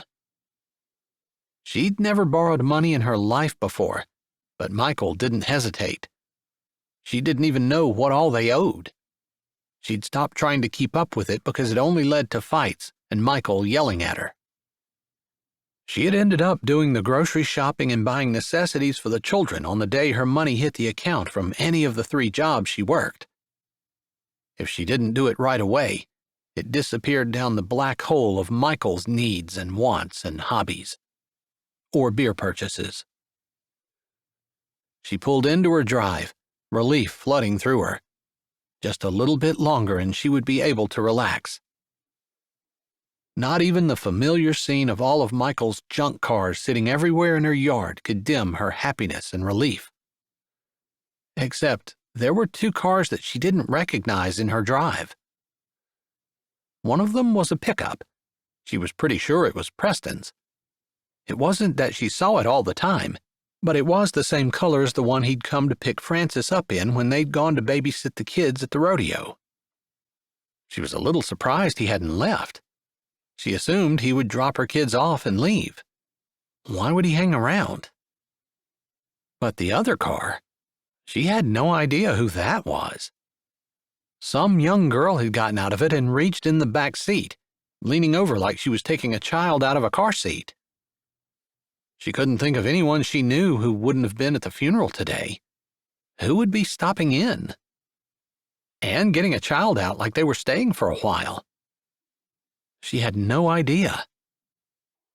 Regardless, she parked off to the side so either car could leave without her blocking them in, and then she got out and walked over to the woman. She straightened out of the back of her car, a child in one arm, an infant, definitely less than 6 months old and maybe more like 2 months, and a toddler holding on to the back of her leg. The woman straightened, slamming the door. Before Carmen could say anything, the girl said, "Is this where Michael Davis lives?" Her voice wasn't exactly friendly. She seemed kind of defiant, almost angry. Carmen was distracted by movement behind her shoulder. Preston. He had come out of the shed and had walked over, probably close enough to hear the woman's question. He lived here until 3 days ago, when he died. I'm coming back from his funeral now. Coming back? The woman said, her eyes narrowed. With that expression, she looked older than Carmen had originally estimated, which was late teens or early 20s. Despite the 2 children. What do you mean, coming back? Are you his sister? I'm his wife. Not anymore. His widow. The woman's brows went up to her hairline. Her mouth dropped open before her eyes narrowed even further. You lie! Carmen held up her left hand, on which her wedding ring still resided. She'd wanted to take it off the minute he quit breathing, but she figured it was probably classier to leave it on at least for the funeral. She had no intention of wearing it beyond today, although for some reason, she was glad she had it on so she could flash it at this girl who seemed to be shocked that she was not just living with Michael, but had married him. If they hadn't been married, there was no way Carmen would have stayed. I'm sorry to surprise you, but we've been married for over 15 years. Are you looking for him for a specific reason? Delivering car parts, maybe? It seemed like an odd subject to lead off with if the woman was there to deliver car parts, the type of meeting which Michael had often set up, expecting Carmen to both be there to accept the deliveries and pay for them. Car parts? What do I know about cars? The girl said, her voice dripping with derision. I'm here because he's the father of my children, and he hasn't been answering my phone calls. Maybe it was the stress from the day. Maybe it was the woman's revelation, since, obviously, Michael had a whole family somewhere else. That really hadn't sunk in, though, not to Carmen. She felt like she was watching this from out of her body as the girl spat the words out, and the child that held onto her leg started to cry. The only thing that seemed real and solid was Preston as he rushed toward her, and she didn't even realize he was there until just before she passed out. He caught her on the way down. Chapter 8. Preston hadn't meant to be at Carmen's house when Carmen got home, but J.R. had been particularly unkind to his sisters and belligerent. Preston hadn't wanted to take him to task, not on the day of his dad's funeral, but when J.R. walked around behind the house, kicking at some trash in the yard and walking into the shed, Preston had figured he could follow and just see if the kid needed a shoulder or maybe even just someone to do a job beside him. They ended up working on the lawnmower that was up on blocks in the shed, just taking the deck off and sharpening the blades. A mindless job that either one of them could do in their sleep, but one that allowed them to work, talking as needed and allowing the silences to not be awkward. J.R. hadn't exactly said that his father's constant rejection had hurt him, but he had flat out said he was glad the man was dead. That hurt Preston's heart. Maybe if things had worked out differently, maybe if Levi was right, and he had chased after Carmen instead of just letting her go, assuming she hadn't wanted him, maybe the kid standing in front of him, working alongside him, would have been his. He couldn't imagine telling his son that he wasn't good enough. Couldn't imagine having his children do anything that he wouldn't be behind in every way. Maybe if they grew up wanting to be a bank robber. Hopefully, he would have raised his children so that wouldn't have been something that they would consider doing. It had to hurt Carmen's heart that J.R. had so much hate and anger in him. That was part of the reason Preston followed him, but it was also partly just because he could never stand to see someone hurt without wanting to do something to help them. That was his nature. Apparently, according to Levi, it was that part of his nature that had gotten him into trouble. Carmen hadn't seen that how he felt toward her was any different than how he felt toward everyone else. Regardless, he was glad he'd gone after J.R., since he just seemed to need the outlet and had appreciated having Preston work beside him, giving the occasional compliment. When he heard Carmen's car pull in, he'd excused himself and strode out, intending to appear like he had been leaving. Maybe she needed to be pursued, but he wasn't going to do it today, no matter what Levi said. But he hadn't been expecting to see another car in the drive, and he certainly hadn't been expecting to hear what the woman said. After the day Carmen had, it was no surprise that the words had made her pass out, or at least knocked the wind out of her sails, since her eyes were fluttering even now as he held her in his arms, looking at the woman who had 2 children she claimed were fathered by Carmen's husband. "I'm sorry, I can stand," Carmen said weakly, her eyes drooping, looking like she was forcing them open. "I've got you," he said, knowing there was much more caring and concern in his voice than there should be. Maybe she needed to be pursued, but he didn't have to lay everything out in front of her immediately. Not today. Maybe not ever. After all, Levi could be completely wrong, and Preston could have been right all those years ago. She just simply had chosen another man over him. "I'm sorry, miss. I didn't catch your name." He looked at the young girl who held the small baby in her arms. She'd been given a shock, too. "Who are you?" the woman said, looking at him suspiciously, like him keeping Carmen from falling put him on the side of everyone who did evil. "I'm a friend of the family. I'm here because Carmen just lost her husband, and her 4 children needed a ride home from the funeral." "So he really is dead?" the woman said, her tone hollow. "Let's hope so. It's going to be a little awkward for him here in a couple of hours once they get the casket covered with 6 feet of dirt." He didn't mean to be crude, but they'd already confirmed that he was dead. It wasn't like it was something anyone would joke about. Obviously, Carmen had fainted over something, but the woman acted like they were all lying. "And he was her husband?" she asked, like Carmen hadn't answered that question either. Preston tried not to be annoyed. If that woman had Michael's children, then he'd been lying to her, and she was trying to process that betrayal. "Did he tell you he was married?" Preston asked, his voice low and smooth, not wanting to jar Carmen, but also not wanting to be accusatory back toward the woman despite the way she was acting toward him. "No, he failed to mention that. He also didn't wear a ring." "He said he lost it," Carmen murmured, although she didn't open her eyes. She felt like dead weight in his arms, like she was so exhausted she couldn't move. He would like to take her in and lay her down on the couch, take care of her.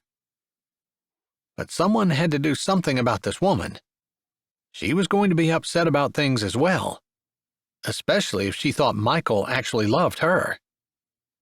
Preston suspected Michael had never loved anyone but himself. Although the woman wasn't bad-looking, Preston supposed. Not that anyone could compare to Carmen in his eyes, but it amazed him that a man like Michael, a deadbeat and a jerk, could fool not one intelligent woman, but 2. He supposed Michael was just a really good liar. The thought made him mad. The idea that Michael had taken such huge advantage over Carmen. She'd been devoted to him, loved him, and gave him everything she had, and he'd treated her even worse than Preston had originally known. Maybe this woman standing in front of them was another woman who had given him everything, and he'd taken it all, and she'd gotten nothing in return. "I'm sorry, I missed your name," he repeated. "It's Rochelle, and this is Buster, and the baby's Angel. They're Michael's kids. He had told me he wanted to get married, but then never got around to mentioning a date. I suppose this is why." She looked at Carmen like she was a roach that needed to be stepped on. "Yeah, his wife of 15 years. She's just as much of a victim as you are." Preston had to add that. because Rochelle was looking at the wrong person as the enemy. That person was dead. And now they needed to sort this mess out without him. He always said he had life insurance. He joked about it. And I want it. I deserve it. I need it for my children. He has a policy that's worth about $25,000. Half of that will go for the funeral. Carmen spoke again, her eyes still closed, her voice weary and low. It was like she'd reached the end of a rope and couldn't pull herself back up. She's had a rough day. There have been a lot of well-wishers, and while they meant well, she's exhausted. How do you think I feel? I missed the funeral. No one bothered to tell me about it. I'm sorry, Carmen said, like somehow she owed the woman an apology. My dad is a supervisor where he was hurt, but no one told us he died. Preston wondered if she'd known he was hurt, why she hadn't visited him in the hospital. Maybe they hadn't been given that information. He supposed medical records were often difficult to get, but he didn't ask. Sorry, I didn't know about you, Carmen said, shifting just a bit, but not to get down, to get closer. Preston tightened his arms automatically, wanting to hold her. But this couldn't be the most comfortable thing for her, and while she didn't weigh a lot, she was a little more than what he was used to holding, and he was getting tired. I need to take Carmen in and lay her down. You can come in if you want to, although you need to be nice. He didn't say that with malice or any kind of threat. He said it wearily, like he was tired of fighting, because he was. He didn't see why any of them couldn't get along, since Michael was the one that all of them should be hating. Except Carmen. He supposed he could see that Carmen might have something against a woman who had children with her husband and was now demanding his life insurance. They walked in, and Rochelle seemed to reel as the reality of Michael's betrayal hit her. Preston felt bad for her. Not as bad as he felt for Carmen, who hadn't moved after he laid her down on the couch. This was all a huge shock for her, too, and he wished Rochelle would just go away and come back and talk about it some other time. He'd offered to allow her to come in and wished he wouldn't have. She kind of made herself at home, and no one stopped her. What is that woman doing here? Nicole had come over and leaned down, whispering to her mom. Preston realized they'd introduced Carmen's children to Rochelle, but no one had told Carmen's kids that they now had half-siblings. Preston watched Carmen's face, and her brows furrowed a little, pinching like she was in pain, before her eyes opened slowly and focused on her daughter. I think I need to sit up and talk to them about this. I'd prefer you stay lying down, Preston said immediately. I can't, Carmen said, looking up at him. He read on her face easily that her children had to come first, that she needed to talk to them, take care of this, and do whatever was necessary to comfort and assure them. And that meant sitting up and doing it the right way. Where did you say his life insurance policy was? Rochelle said as she bounced her baby and ignored the child grabbing hold of her legs, apparently done with her perusal of the house. I didn't. I'm sorry. Hang on a second. I need to talk to my children. Carmen's voice sounded a little stronger, like she was summoning strength from somewhere, probably the Lord. He could just picture her praying and begging him for the strength she needed to get through this, at least for him to give her the strength to be the mom her children needed. That would be the kind of prayer that Carmen would pray. Preston stood back, then listened as she gathered her children close. Even JR, who had just walked in, came over and stood beside the couch, while she explained to them that the woman in the house with them was the mother of their dad's children. His other children. It was awkward and uncomfortable, and more than once, Preston wondered if he should walk out of the house. But he was the one who had told Rochelle that she could come in. He supposed it was just a natural reaction, and honestly, he hadn't really thought she'd take him up on it. After all, This was the home of the woman who had been married to the man who had fathered her children, and Preston supposed he shouldn't presume to know what people would do in a situation like this, since he had never been in a situation like this before. Never even heard of a situation like this. It was the kind of thing that would make the 5 o'clock news, or, more likely, a gossip program. So we have a little brother and little sister? Nicole said, not sounding upset about that at all. You do, and they look really sweet. I think they'll enjoy playing with you, Carmen said, and Preston figured she had to be the nicest person in the entire world. She wasn't pushing Rochelle and the children away, wanting the woman out of her house, but was embracing them. I have food in the crock pot, and you're welcome to stay for supper. Just give me a few more minutes to get a breather here, and I'll start getting it on the table. Mom, I can do it. You take a little time because you didn't sit down with the rest of us all day, except for the funeral. You stayed beside Dad, just like you have your whole marriage.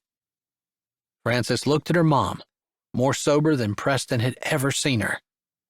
She was a teenager, loved to giggle and laugh and have fun, but she had learned a few things from her mother over the years, and a few more things today.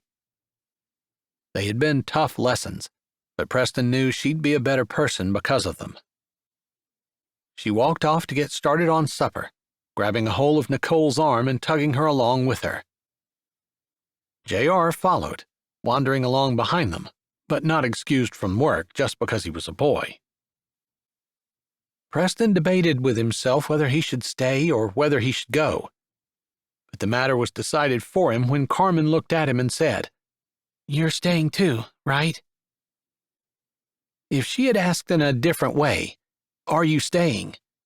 maybe he could have left, but she phrased it in such a way that it sounded like she wanted him, and he couldn't deny her.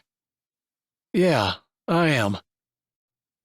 She smiled, tired, exhausted more like it, and burdened, but there was still something that passed between them, and even though he knew Rochelle was looking at them, her eyes narrowed in speculation, he couldn't tear his gaze away. Whatever she wanted, he'd give it to her. Anything he had, it was hers. Chapter 9.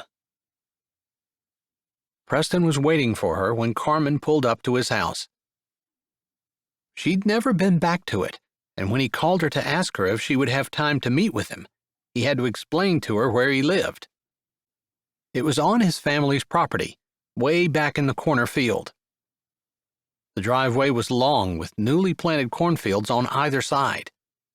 The house was small and neat. She noticed there were no half-rusted-out cars sitting around anywhere. No weeds. No lawnmower parts or tires or pieces of anything sitting in his yard. Just well-kept grass and a few bushes along the house. A stone path led to the front porch which held a swing. Welcoming, but not pretentious in any way. She took a deep breath while she parked, willing herself not to be nervous. After eating supper with her almost a week ago, he'd left and she hadn't seen him again. Like he'd been waiting for her, he stepped out on the porch as she stepped out of her car. The sun was just setting, and while it hadn't cooled down much, it wasn't beating down on them, and the temperature was pleasant. He stepped off the porch and met her on the stone walk. "Do you want to sit on the porch swing?" He lifted his shoulder. "We can go inside, too." She was kind of curious about what the inside of his house looked like. She wasn't even sure why. Didn't matter, but part of her wanted to know. She pushed that part aside. It was none of her business. It was a beautiful evening. I'd love to sit on the porch swing if you want. I do. Some people complain about mosquitoes, but they usually leave me alone. Me too. I guess I always joke that I'm sour. He grunted. I hadn't thought of that, but I must be as well. Of course, I have jeans on, so they only have my arms, and they're kinda tough." Your neck wouldn't be so tough, she pointed out. "True," he said, smiling a little. She'd worn jeans as well, and cowgirl boots, a t-shirt. She hadn't wanted to dress up. When he'd called and asked her to come out, he'd said he just wanted to talk. It wasn't like they were going out. "So, how has the last week been?" he asked as they turned together and walked back up the walk to the porch. Not bad. She never knew what to say when people asked her how she was doing. It wasn't like she was grieving. She wasn't sad at all. The death of her husband hadn't bothered her, other than now she had to make all the decisions, and she was a little out of practice, because Michael had always made the decisions about everything when he was around. The kids had always been her concern, and none of that had changed. "Did Rochelle leave?" No, I told her she could stay, she said, and then figured that Preston had been there and knew the whole story, and probably deserved to hear the ending, if that's what it was. He walked over to the swing, waiting for her to sit down before he sat down as well, with over a foot of swing between them. She appreciated the space, for the most part, anyway. She threatened me with a lawyer, and I don't know if she has a legal leg to stand on or not. I guess it didn't matter to me. She has small children to raise, and whatever she does, she's going to have to find a sitter for them. Michael made promises to her that he had no intention of keeping, I'm sure, but she didn't know that. Not any more than I did when I was her age. "Don't be so hard on yourself." She ignored him. There was no way anyone could ever convince her that she wasn't the stupidest person on the planet for believing Michael's lies. I told her I would split the life insurance in half with her. I dug up the policy and showed it to her so she knows what's coming. "It will take half to pay for the funeral. You figured on splitting what's left after that?" No, we're splitting before the funeral expenses. "What about taxes? Do you have to pay taxes on that?" I consulted with my accountant, and we will take the taxes out before we split it. He shook his head, and she figured he probably thought she was stupid not to insist on splitting after the funeral was paid. She hadn't told that to too many people, but the couple people she had mentioned it to had told her she was crazy. There was no way Rochelle was entitled to anything, and Carmen needed the money. I guess I was tempted to fight her about it, just because keeping it would have meant that Francis could have gone on the European trip. But Francis and I talked about it, and Francis said that she was pretty much reconciled to not going. And while I don't think she completely understands how difficult it will be to raise two children with no father and no income, she understands her dad lied and led Rochelle on. And while we can't control what Michael has done, we can try to make it a little bit right. Francis had been more than happy about being able to give the money to Rochelle, and they'd also figured that the insurance probably wouldn't be paid in time for her to turn it in for her trip anyway, and that was another deciding factor. Maybe if the money had been there in the account, and she had to give it up, knowing it was there, might have made a difference. Francis hadn't seemed bothered by it at all, but had said that if God wanted her to go on the European trip, he would find a way to provide money that someone else wasn't trying to claim as well. "That was one of the things I wanted to talk to you about. In fact, the main reason I asked you to come out here." Yeah, I remember now you'd said something about that in the hall when we spoke outside the restroom. I guess there's a lot of things that have happened since then, and I'd kind of forgotten about it. "I'm sorry. I shouldn't have said anything at the funeral. That was a pretty big day for you." One I hope to never repeat. I'm glad it's over. "How have you guys been doing? I mean, I know you said you were fine and all, but are you back to work? Can the kids go back to school?" No, today was the last day they were going to stay home. We've just been kind of hanging out at the house in our jammies, just sitting around eating junk food and watching TV.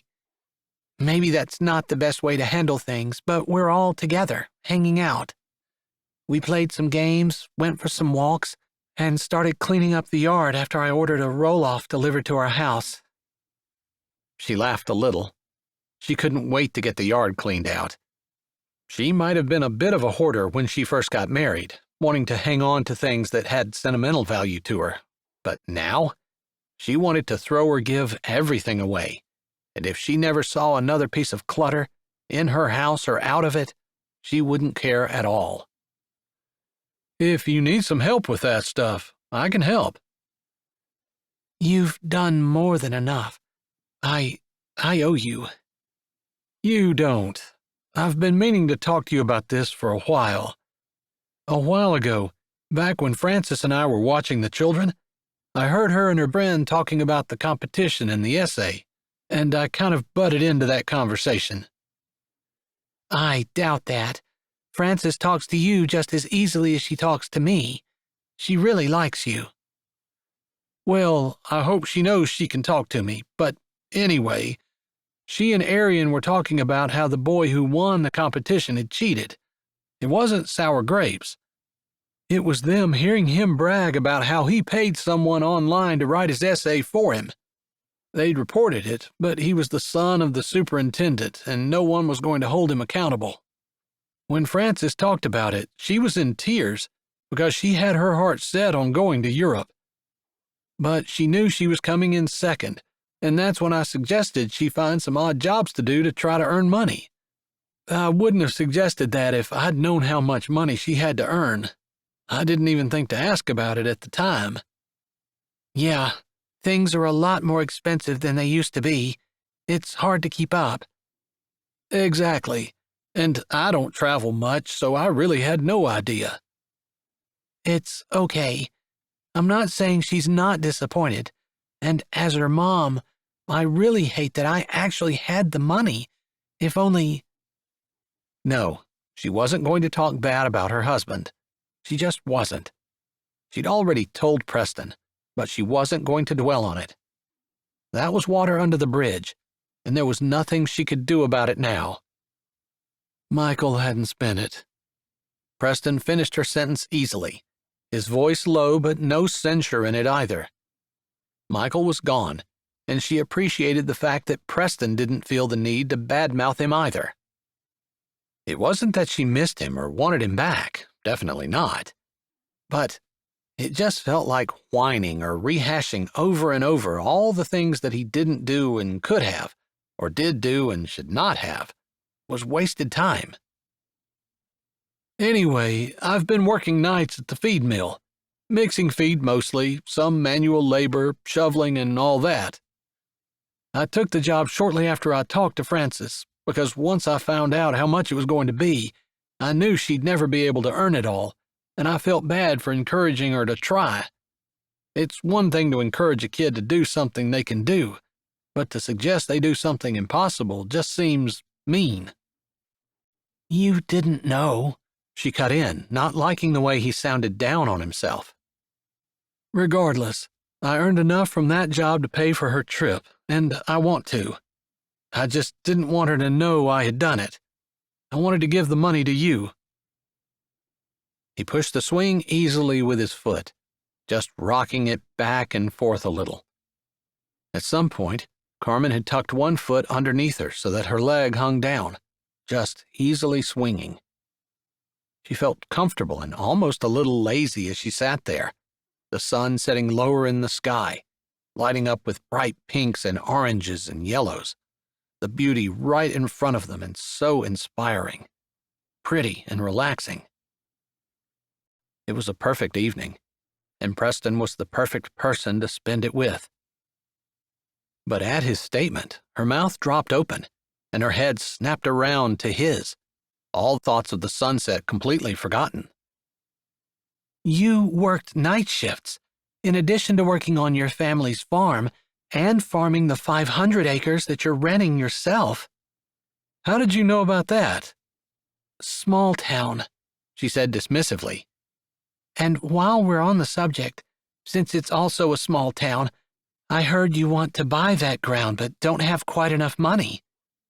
If you're going to take a second job and work night shifts, in addition to working days, and somehow have the time to pick up my kids from school and bring them to the hospital and all the other things you've done with them, go to my husband's funeral, and be there afterward to take care of me, despite working all this extra time, even then, you somehow think that I would take money from you?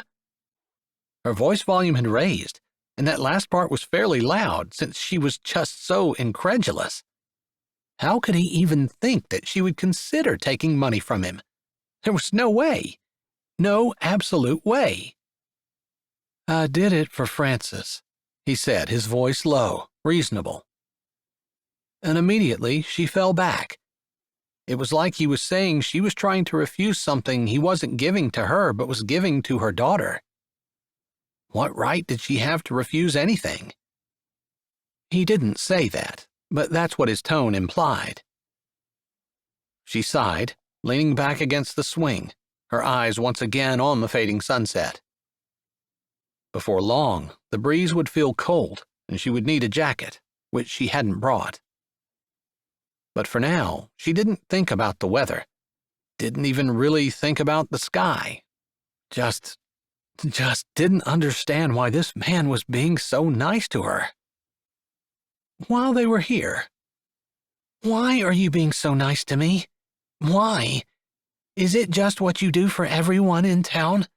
I mean, I know you're always helping people, but taking a night job for my daughter? On one hand, she wanted the answer to be that she was special, and that's why he did it. On the other, she didn't want to owe him so much. How could she ever repay that?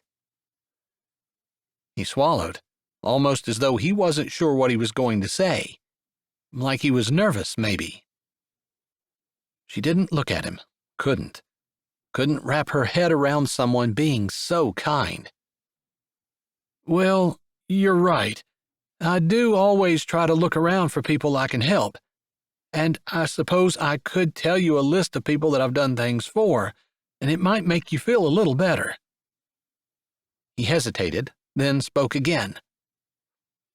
But my brother Levi told me that if someone means something to me, I ought to let them know it, and not let them think that I just go around doing things like this for everyone because it's true that even if Frances hadn't been your daughter, if it had been someone else who had said she couldn't afford it, I would have taken another job to pay for it, just because it felt like the right thing to do, and I can. I would like to have a family of my own, but that isn't something that the Lord gave me. So, instead of having a family, I have a lot of free time. I also don't spend money on buying things for my kids, going on vacations, doing the things that families do. So I have time and money that I can spend, and it just seems a lot better to me to spend it on other people than to spend it on myself. So I would have done it for anyone, just so we're clear, because I don't want to lie to you. Her heart fell, and for some reason his words made her want to cry. Instead, she lifted her chin, staring off into the sky that was now almost dark, as the first bright planet showed up on the empty canvas. But you are special to me. You always have been.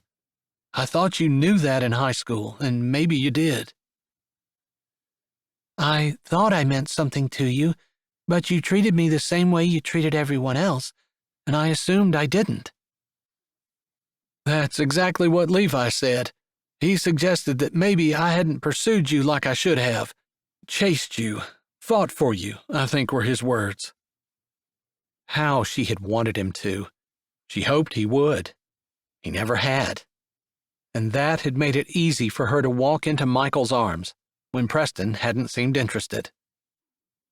Michael had, and that soothed her battered pride.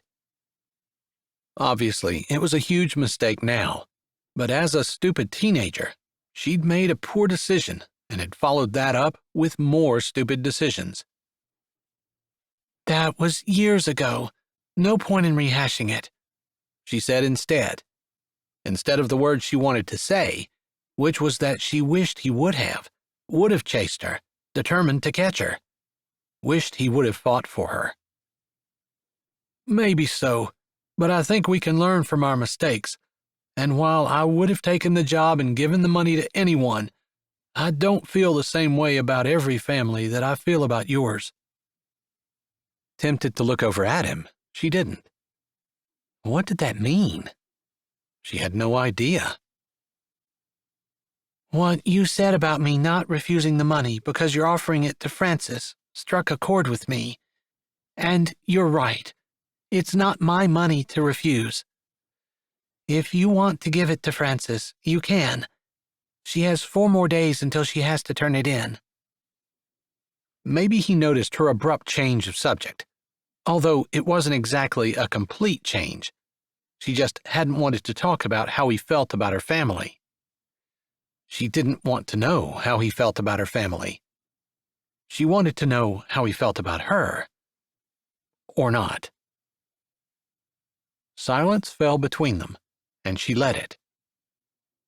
She didn't want to think about the past. She didn't even really want to think about the future. Couldn't she just enjoy this moment? Just sit beside him, feel him breathe, listen to the creak of the porch swing, see the tip of the moon starting to come up over the horizon. Knowing a good man sat beside her, a kind man, someone who would always watch out for her, someone who had always been there for her, someone she could depend on, even more than she could ever depend on the man she married. That thought somehow made her eyes prick. Maybe because of the changes in her life, even though she wasn't necessarily sad, it was still change. Still, the idea that death could come at any time, could take anyone, anywhere, even someone young and healthy. No one was guaranteed tomorrow. It never did any good to dwell on yesterday. This moment was it. She didn't know how long they sat there, the silence comfortable, neither one of them feeling like they needed to fill it. Maybe he was enjoying her company as much as she was enjoying his. Not because he entertained her, but because he felt right beside her. Solid, strong, dependable. But after a while, she thought maybe he wanted to get back inside. Maybe he had things to do. Maybe he was bored sitting with her, so she stirred. "You don't have to go," he said immediately. She closed her eyes, smiling in the darkness. He sounded like he wanted her to stay, like it wasn't just something he was saying to be polite. She leaned back. "I thought maybe I was keeping you from something." "There's nothing I'd rather do." His words were simple, and he did not elaborate. They were honest, heartfelt, and she believed him. That made her smile too. There truly wasn't anything he'd rather do than sit on the porch swing in the evening with her. Talking maybe, but if not, content to just be together. Maybe he was enjoying the moment just as much as she was.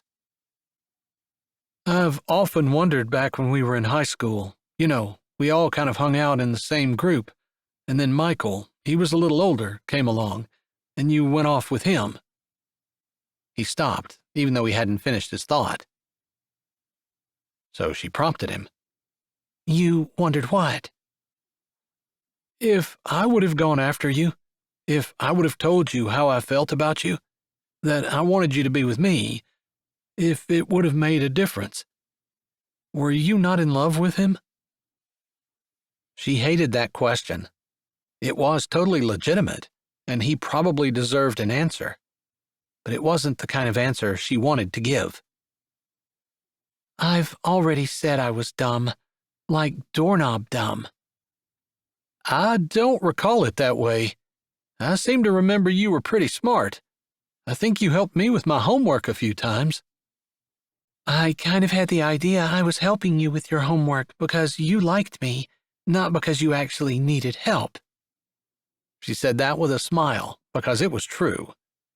She fancied that he hadn't really needed her, just wanted her. Whimsical on her part, since he always seemed to understand after she explained it one time. And it seemed like they'd spent all the time they were together talking about things other than homework.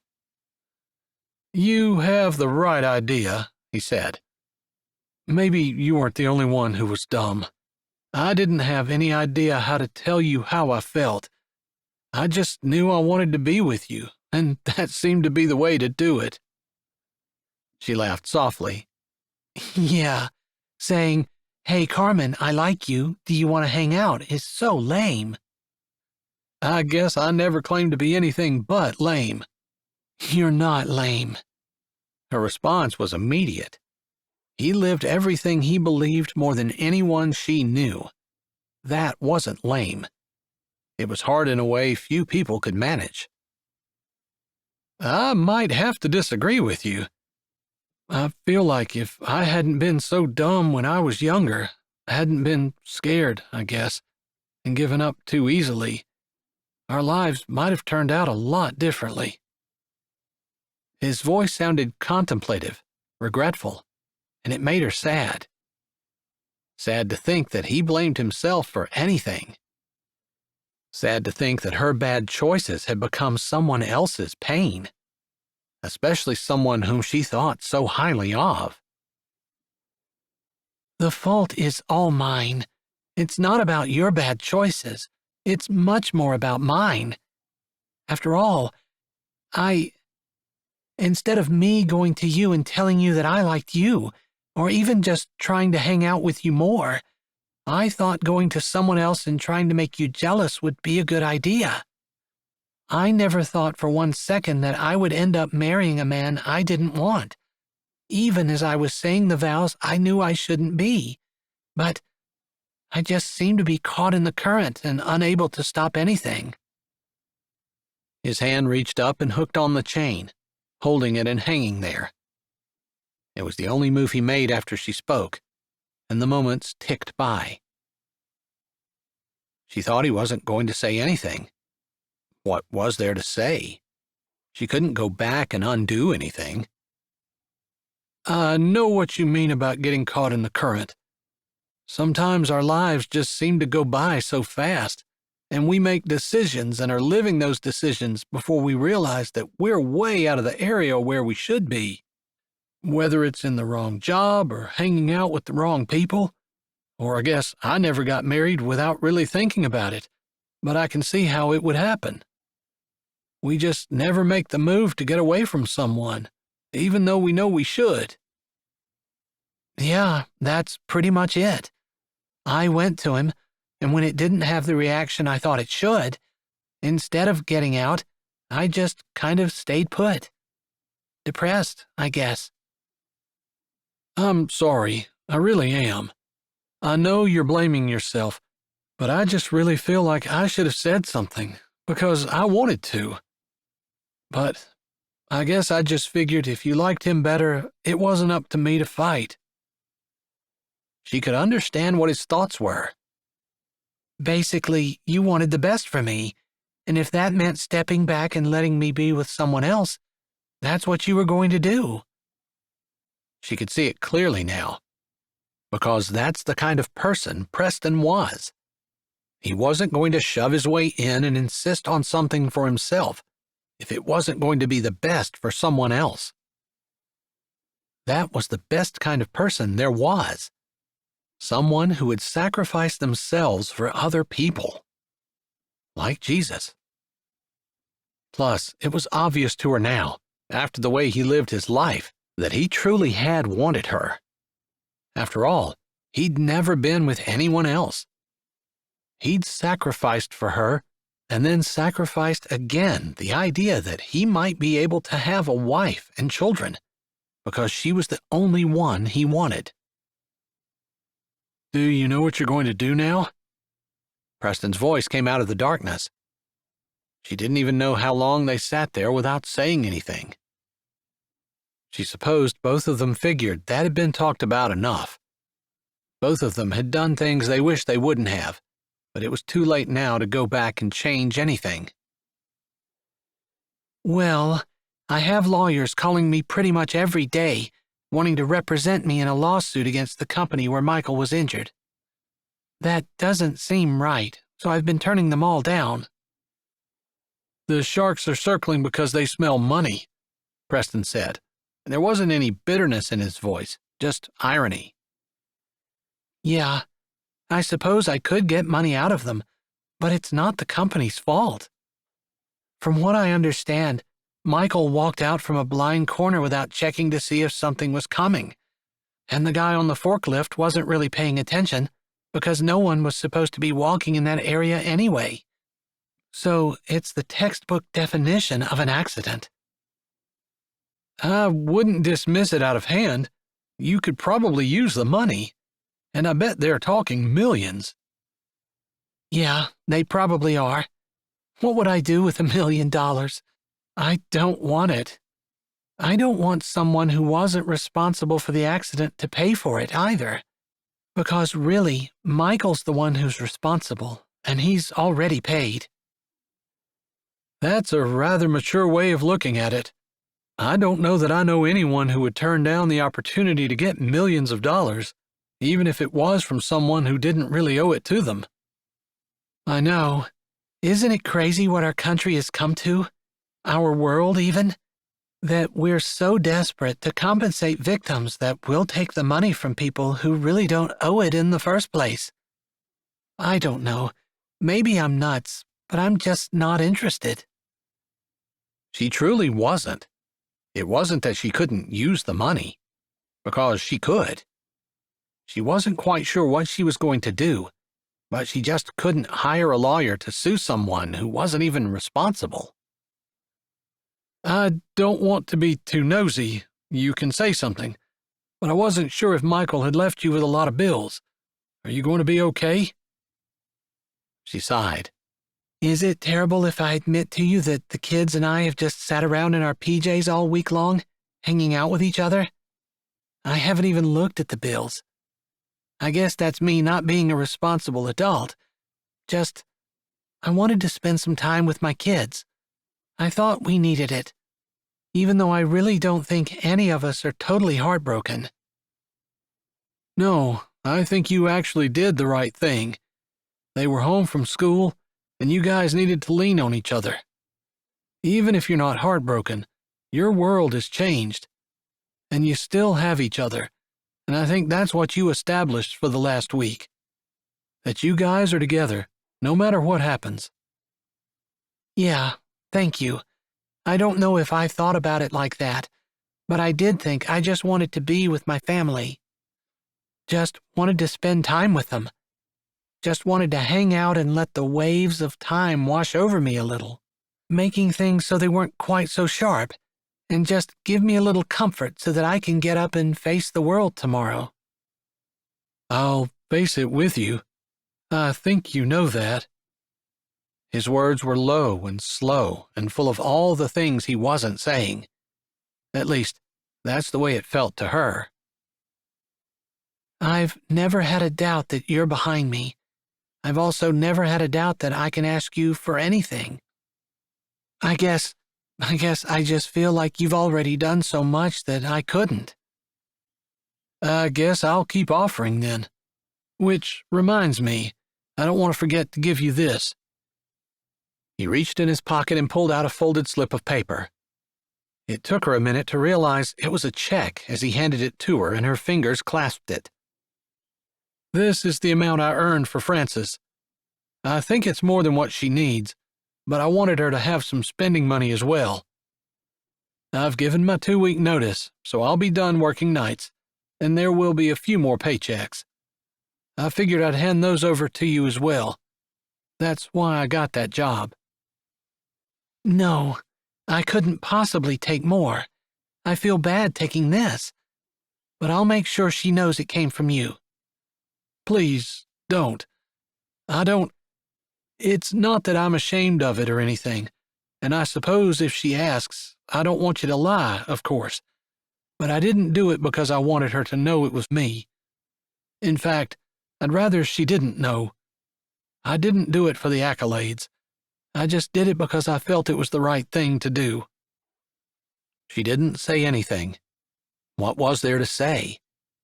How could she tell him how much she admired his kindness and his generosity and his humbleness? How inspiring that was. How he didn't need to be told how wonderful he was, how he wasn't seeking applause or working for rewards. She supposed she didn't go out seeking for praise and accolades either, but she had never done anything as generous as what Preston just had with the check that he handed her. "Thank you doesn't seem like enough, but I need to say it anyway," she finally said. "You're welcome, but really, Frances deserves it. I can't fix the fact that someone else cheated, but I would like her to think that sometimes it pays to be honest." His hand stayed in his lap, his fingers twisted a little, and it made her think that he might be slightly nervous before he said, "How are things working out with Rochelle? You seem to be doing better with her than I would ever have expected."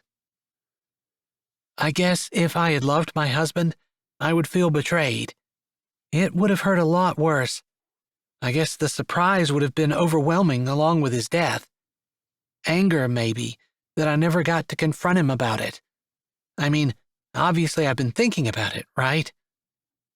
He grunted a little, sounding a bit like a laugh, because obviously she'd gone pretty deep with it, since she was able to talk about it.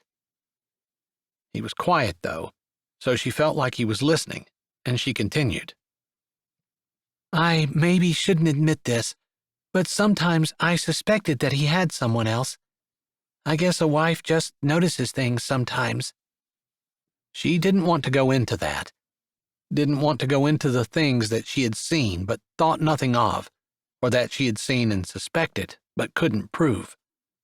Nothing definitive, just conjecture, and she couldn't make accusations based on conjecture. "So this sounds terrible, but to find out that he really did have someone on the side, and that's just the one I know about. There might have been more. But it felt justified, because I'd suspected it for a while, years, maybe even a decade or more. I don't know. Maybe he cheated on me from the very beginning. So to actually see her, it just makes me sad that she was as duped as I was." "She's young, too." "Yeah. She dropped out of high school to be with him. After she got pregnant with their first child. I feel bad for her. And I guess that was probably my biggest temptation for the money. If I didn't have to work, I would stay home and watch her children so she could finish high school and maybe do something with her life." "That's pretty big of you. The little bit I've been around her, she hasn't been particularly nice." "I think she might have fancied herself in love with Michael, still. I think she's more hurt than I am, even. Because she didn't realize that he had someone else. She truly thought she was the only one. And I guess she's acting the way I probably should be acting, except—" "You can say it's because you didn't love him, and maybe that's partly true. But it's also because of the kind of person you are." His words were firm, said with confidence. She didn't argue, even though she wasn't sure he was right. She wasn't everything he thought she was. "Because I don't care how many ways you twist it, to accept Rochelle the way you have takes a bigger person than most people are. A bigger person than I am, for sure." "You've never been married to someone who treated you the way Michael treated me. Maybe you'd feel differently." "No. A marriage is two people. It's not supposed to be more. If it is, it's a betrayal, regardless of how you feel about the person you're married to." He took a breath. "I know Rochelle says she didn't know Michael was married, but I'm not sure I believe it. Regardless, I admire what you've done, what you're doing, what you want to do." He said the last bit a little softer, and she almost thought that he was going to add that he wanted to do it with her. But he didn't, and they lapsed into the silence again. The breeze had gotten colder, and she needed to go. Tomorrow she was going to have to start working again, and her children were going to go to school, and their life was going to go on, and they couldn't sit in their living room in their pajamas and pretend it wasn't anymore. Glad I got to talk to you tonight. Thank you for asking me over. Thank you for coming. I wouldn't have minded talking to you at your house, but I thought we'd have more privacy here. I love my children, and I'm glad I can help Rochelle, but it was nice to get away for a little bit. You can come here to get away any time you want to. It's beautiful here. Private. You have a gorgeous view of the sunset, and it's peaceful and a great place to get away. Thanks. I mean it. Any time. You can come, whether I'm here or not, whether you tell me or not. I'm going to assume that if you're here, you're not stealing anything, just so you know. She laughed, grateful that he'd lightened the conversation just a little. They'd talked about some heavy things, although nothing about them, or at least they hadn't gotten anything settled about them. Not like she'd like to. Maybe she should say something, but no. She was done making moves to try to manipulate people into doing things she wanted them to. And she wasn't going to be the first one to make a move. Maybe the rest of the world worked that way, but she could wait on him. Let him lead. And she would follow. She didn't want to be out front anyway. I better go. It's getting cold. I can grab you a coat. You can stay as long as you'd like, but don't feel like you have to stay. Thank you. I would love to stay longer, but I better make sure my kids are getting to bed. And tomorrow we have to go back to real life. She stood, and he stood along with her. He didn't touch her then, and he hadn't, not since she'd come. A part of her wanted him to, wanted to be able to step into his embrace and feel safe and protected, and like she wasn't alone anymore. She'd been alone since she'd gotten married, and now she could finally lean on someone else, a man, since her husband was gone. But she found she didn't really want to. As much as she liked Preston, there was a part of her that didn't want to be stuck with a man anymore. After all, she hadn't been sure she would get unstuck from the man she foolishly hitched up with. Chapter 10. Carmen lifted the pancake out of the skillet and slipped it on Gunner's plate. Is that your sixth one? She asked with a smile at her youngest child. He grinned back at her, completely unrepentant. Seventh, and I can eat at least 3 more. Well, it's a good thing I mixed up enough then, she said, gauging the batter that was left in the bowl. Frances hadn't made it out of her room yet, but the other kids were sitting at the table. She'd long ago given up the idea of having a leisurely, or even orderly, morning before school. Most of the time, she was either getting back from the night shift or getting ready to go to work. Sometimes she'd even already left. If she could get food into everyone's stomach, have them all remember all the books they needed, and make sure they did not miss the bus, she felt like they were doing really well. Insisting that they all sat down to eat at the table together seemed a little pie in the sky and not something she aspired to. She'd been up for a while and had decided to make pancakes. Normally, when everyone was rushing around, they grabbed bowls of cereal or toast, or even some kind of pastry or fruit. Whatever was quick and easy. But after having an entire week off work, she figured she could get up and make pancakes. She was sleeping on the couch anyway, since she'd given her room to Rochelle and her 2 children. They hadn't made an appearance yet this morning, and Rochelle was going to have to cook their own breakfast, because Carmen would be leaving for work shortly after the kids got on the bus. She was only back at work at the fast food restaurant, though, and hadn't started her second job yet, so she'd be home this evening with the kids. Just a few more weeks and school would be out for the year anyway. Did you save some for me? Frances said as she came out into the kitchen, peering around to see if there were any pancakes left. We did, although it's a good thing you're here. Gunner's been eating them like he's got a hole in his stomach. That's disgusting. He eats like that and never gains an ounce. Frances stepped back a little and twirled. How do I look? Does this outfit look stupid? Yeah, JR called from the table. Carmen raised her brows at her son. He grinned and shrugged, his mouth full of pancakes. Shut up, I didn't ask you, Frances called back. Carmen almost reminded her that they didn't say shut up in their house, but instead she said, I have some good news for you. You were on the phone last night when I got home, and I didn't want to interrupt your conversation. But you have an anonymous donor who has given you the money that you need to turn in on Monday for your European trip. It's paid for. Carmen smiled as Frances looked at her, staring for just a second or two after she was done before she erupted in a squeal and a yell, and she jumped up and put her arms around Carmen, almost knocking her down. Are you serious? It's all paid for? Everything? Yeah, and there should be some extra so that you can have some spending money, Carmen said. Frances squealed even louder and continued jumping up and down. Nicole came out, joining her.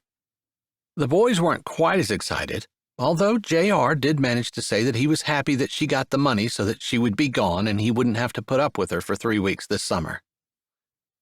Carmen knew he didn't mean it, but those were the kind of comments that he had started to say recently that he never had before.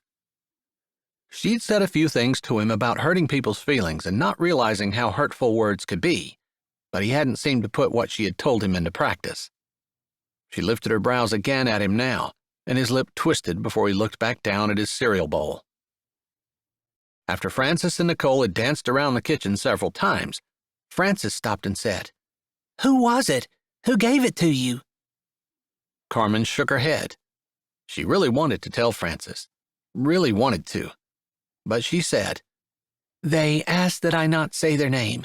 They didn't do it to bring attention to themselves. They did it because they wanted you to be rewarded for your honesty and for doing it right, even if the person who won cheated. Really? The only person who knows about that is Mr. Preston. Was he the one who did it? Carmen, so tempted to nod her head, shrugged her shoulders. I promised I wouldn't say. It was him, she grinned. I can't wait to thank him. I can't believe he did this. Where did he get the money? Is he like rich or something? Carmen shook her head. I can't say. She hated that. She wanted to be able to celebrate with Frances and talk about how good Preston was. But she'd made a promise. Next time I see him, I'll ask. I know he won't lie to me, Frances said with complete and total confidence. The kind of confidence she could never have when she talked about her dad. He would lie at the drop of a hat if it benefited him. The whole family had experienced it, and everyone knew it. Don't compare. Carmen tried to get those thoughts out of her head.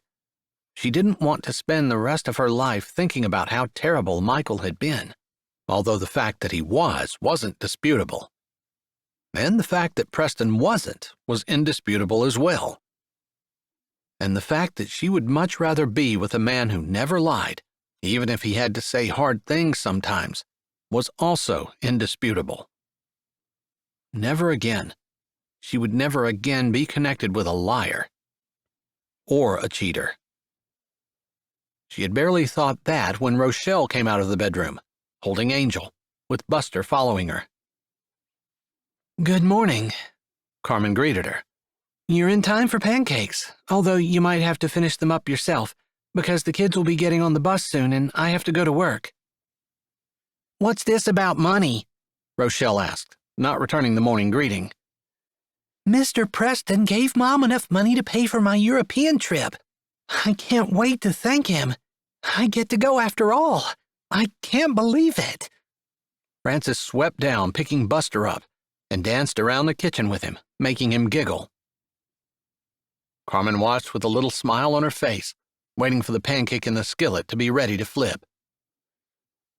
Whatever Michael had been, it didn't matter when she looked at the kids, little Buster and sweet little Angel. They didn't ask to be born to a jerk who was already married. They were just innocent children who wanted to be loved, and that's what Carmen hoped they could do, love them. She loved that her children had accepted them so easily, and they hadn't even complained that their house felt a lot more crowded.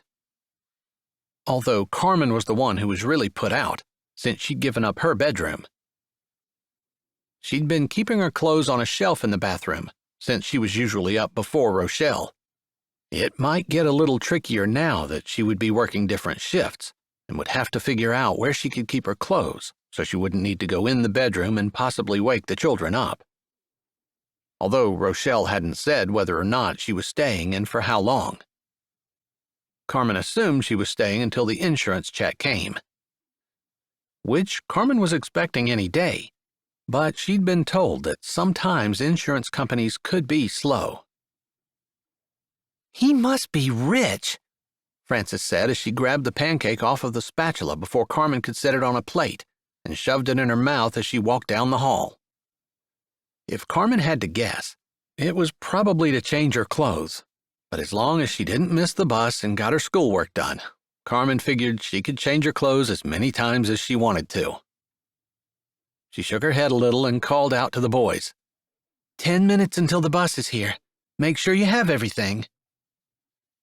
I suppose you heard me on the phone last night, Rochelle said, coming over and standing on the other side of the island from Carmen, still holding little Angel, bouncing her as the baby fussed. I could hear your voice, and it sounded like it wasn't a pleasant conversation, but I couldn't hear what was going on, Carmen said honestly. That was what she'd walked into when she came home last night. Frances had been on the phone, the other 3 kids had been playing a game at the kitchen table, and Carmen assumed Rochelle's 2 small children were in her bedroom while she was in the bathroom, having an animated discussion with someone. Carmen had made 0 effort to figure out who, and Rochelle hadn't come out to talk to them when she was finished, just went to her room. It was my dad, Rochelle said matter-of-factly, switching hands with the baby and bouncing her as the baby started crying in earnest now. Carmen took a glance at the pancake in the skillet, figuring it wouldn't be ready for a bit more, and said, Would you like me to make a bottle for you? Yeah, that'd be great. I should set her down, but I know she's going to cry. Carmen jerked her head, knowing that it was true and that it was hard work with just one hand, especially when you're trying to keep a baby from screaming. She grabbed the bottle from the draining rack and filled it with warm water. Is there anything I can do to help you? I assume you guys were having words about something, Carmen said, not necessarily because she was trying to pry for information, but because Rochelle had brought it up. He found out I used his badge to get into the warehouse so that I could find out what Michael's address was so I could come find him. He hadn't come home for 2 weeks, and he quit answering my calls and texts. Of course, he would have quit after he died. Carmen didn't say anything but nodded her head. I can imagine he was kind of upset about that, she said casually, thinking her dad probably could be fired. Maybe he had been.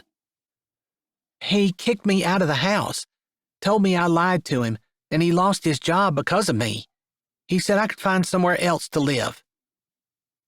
Angel started crying just as Carmen screwed on the top of the bottle and shook it. She handed it over, and Rochelle stuck it in the baby's mouth, maybe with a little more force than necessary. As soon as the baby stopped crying, Carmen said, You're welcome here for as long as you need to be. I love that our kids can be together, and I hope that even if you find somewhere else, they can grow up knowing each other. Yeah, well, I don't know what to do now, but if I actually have to pay to stay somewhere, I'm never going to be able to finish school. I need someone who can support me while I do what I need to do in order to get ahead.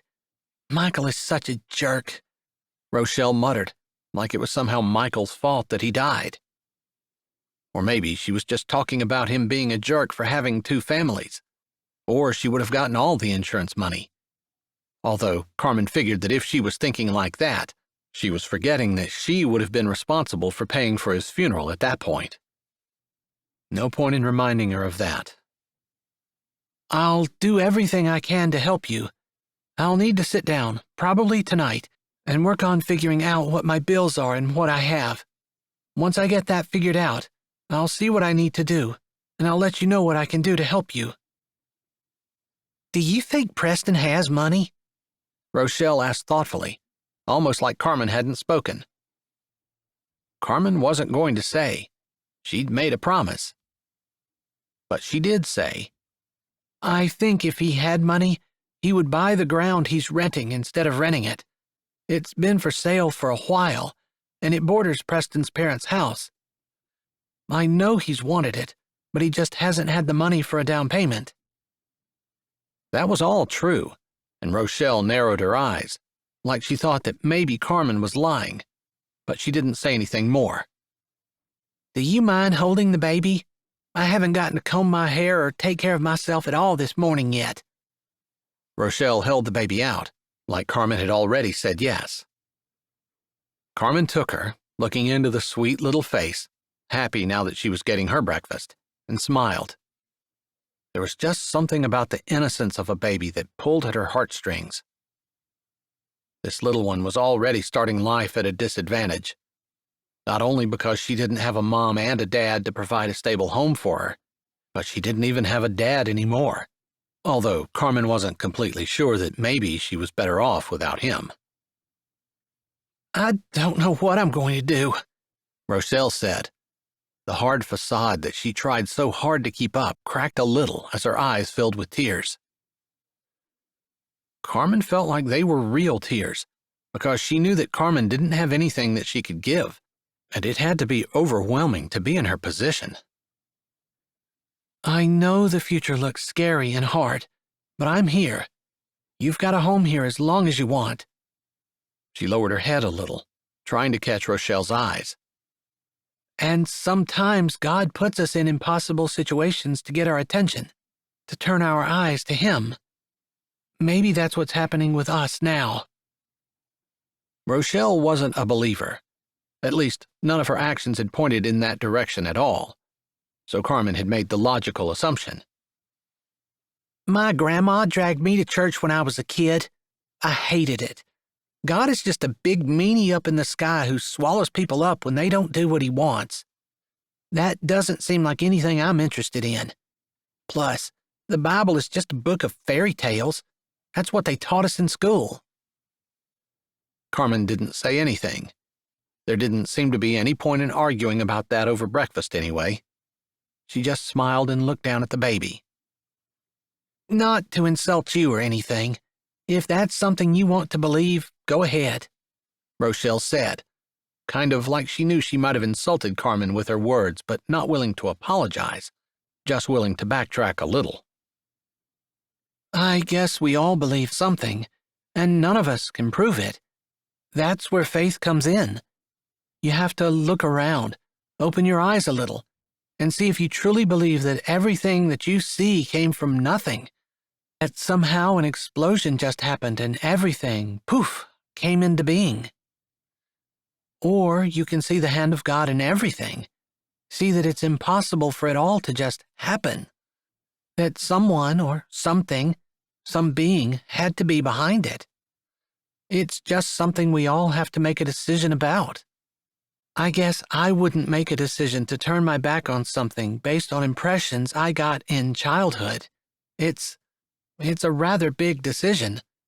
Probably the biggest decision you make in your life. I wouldn't make it lightly. Carmen lifted her shoulder. Her words were said low and easily, no censure, and she wasn't demanding to be heard. But Rochelle had stopped turning as soon as she started speaking and had listened. Now her eyes narrowed. Okay, so I could be wrong and you could be right, but tell me how that makes you better. After all, your husband cheated on you with me. And obviously it was recently since Angel's only 2 months old. And I can tell you the last time he was with me. I'm guessing it was the last one. Her tone was superior, like she needed to somehow put Carmen down so she could be better. Maybe it was jealousy because Michael had actually married Carmen, but Carmen kind of laughed at that. Having Michael choose her did not make her better than anyone, just made her stupid for allowing it. She certainly wouldn't tell Rochelle that. Believing in God doesn't mean I'm better than anything or anyone. It doesn't make me smart, and it doesn't make me wise. And you're right. You can believe in God and you can still make dumb mistakes. You can still have other people have more than you, but... She lifted her hands out to indicate the kitchen. When I die, this is all staying here. It doesn't matter once I'm not breathing anymore how much I accumulated, how much I had. I think we all live with our mindsets backwards. We're all about what we can do for ourselves, how we can improve our circumstances, instead of looking around to see how we can help other people. That doesn't get you anywhere. Basically, your belief in God gets you less instead of more. Why would I want that? I guess when you start to think that there might be a God and that He created the world, then you get a little curious about Him. Maybe pick up the Bible and realize that just like there's a law of gravity, what goes up comes down. You jump up, you come right back down. You can't change that. You can't fix that. You can't make that any different. There are laws that you can't see. It's the same when you transgress something that God has declared wrong. The punishment is death, sin, and I'm sure you remember that from Sunday school. That's just a law that God has. And then you realize that God's made a way for your sin to be paid for you so that you don't have to die for it. He can't change the law, but He can pay for your sin, and He did. And I guess maybe when you realize that, and realize what all He's done for you, how much He loves you, how much He wants you, how much He pursues you and almost begs you to have a relationship with Him. Carmen took a breath and again she lifted her hands, but a little higher this time, indicating the world outside of the house. He made everything. Everything that you can see, God made, and yet He wants you. When that really sinks in, and you start to understand that, it changes the way you think, and you stop thinking about what you want to do for yourself and what you want for yourself, and you start thinking about what you can do for God, and you realize that God wants you to love others the way He loves them. And that means thinking less of yourself and thinking more of others. Rochelle was listening. Carmen was sure of it, because she could almost see the wheels turning behind her shrewd eyes. But she shook her head. Doesn't make any sense to me. Helping others instead of myself? If I don't help myself, nobody else is going to. She shook her head again and walked out. Carmen said a little prayer for her, that God would soften her heart, speak to her, draw her to Him. Not because of anything Carmen said, but because God loved her and wanted her. The last pancake needed to be pulled off, so Carmen tucked Angel in one hand, holding the baby in the bottle, like she'd done so many times with her own children, necessity being a great teacher, scraped the pancake off, and set the skillet aside. The kids were already going out, having kept an eye on the time. A lot of mornings, they had to get themselves on the bus and couldn't wait for her to tell them what time it was. She'd been engrossed in talking with Rochelle, but thankfully her kids had been paying attention. "See you later, Mom," J.R. said, lifting a hand before he walked out the door. "Love you, Mom," Nicole said, coming over to give her a kiss on the cheek, then bending down to give Angel a kiss as well. She waved at Buster, who was sitting at the table, a plate in front of him, eating a pancake. Gunnar grabbed the last pancake and said, "Thanks for breakfast, Mom." He grinned as he shoved the pancake in his mouth. "Hey, Mom," Frances said, "if you don't mind, I'm going to call Mr. Preston when I get home from school." "That's fine. I should be here," Carmen said, knowing that she needed to get ready for work herself. Still, her conversation with Rochelle weighed heavy on her mind. She wished she had better words to explain to Rochelle to make her see, to pull the blinders away, and to peel back the way the world thought, to show her that the better way was to do things the way God thought. But Rochelle was right. They were so backward and upside down compared to what the world taught, even Christians in the world sometimes, that it was hard to wrap a person's head around the ideas that felt so foreign. Just plant the seed and wait for the water. Someone will water, and the seed might sprout. The voice in her head was right, and she tried to let it go, looking down at Angel's precious face and wondering if God had worked things out the way he had, so that Angel and Buster would have an opportunity to hear about him, since they were staying at her house. Maybe Rochelle would never believe, but maybe Angel and Buster would have the opportunity to make a different choice. Carmen laughed at herself. Funny that God had given her the job of being married to Michael for 15 years, praying for him, and believing that he would wake up in glory. And once that job was over, God hadn't wasted any time in sending another job to her. Rochelle and her 2 children. Use me, Lord. Help me to be willing. Chapter 11. Preston walked down the sidewalk of Prairie Rose. He had a field of wheat that hadn't been growing like he wanted it to, and he'd dropped some soil samples off for the lab.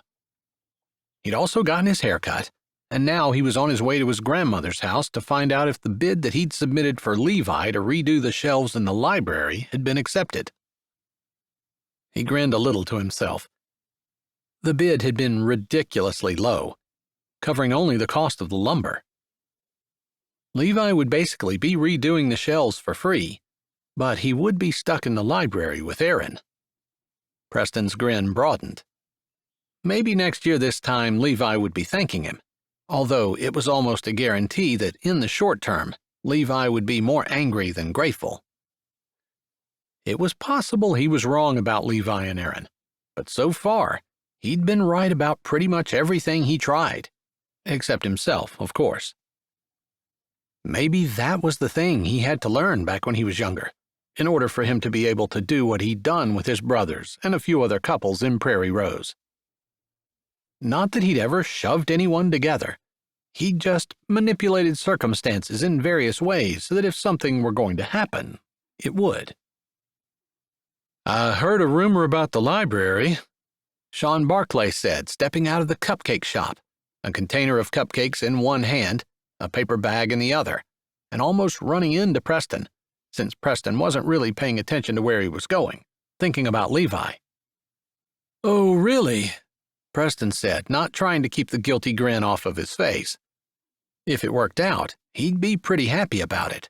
But if it didn't, the library would be getting a master craftsman to make their shelves for them.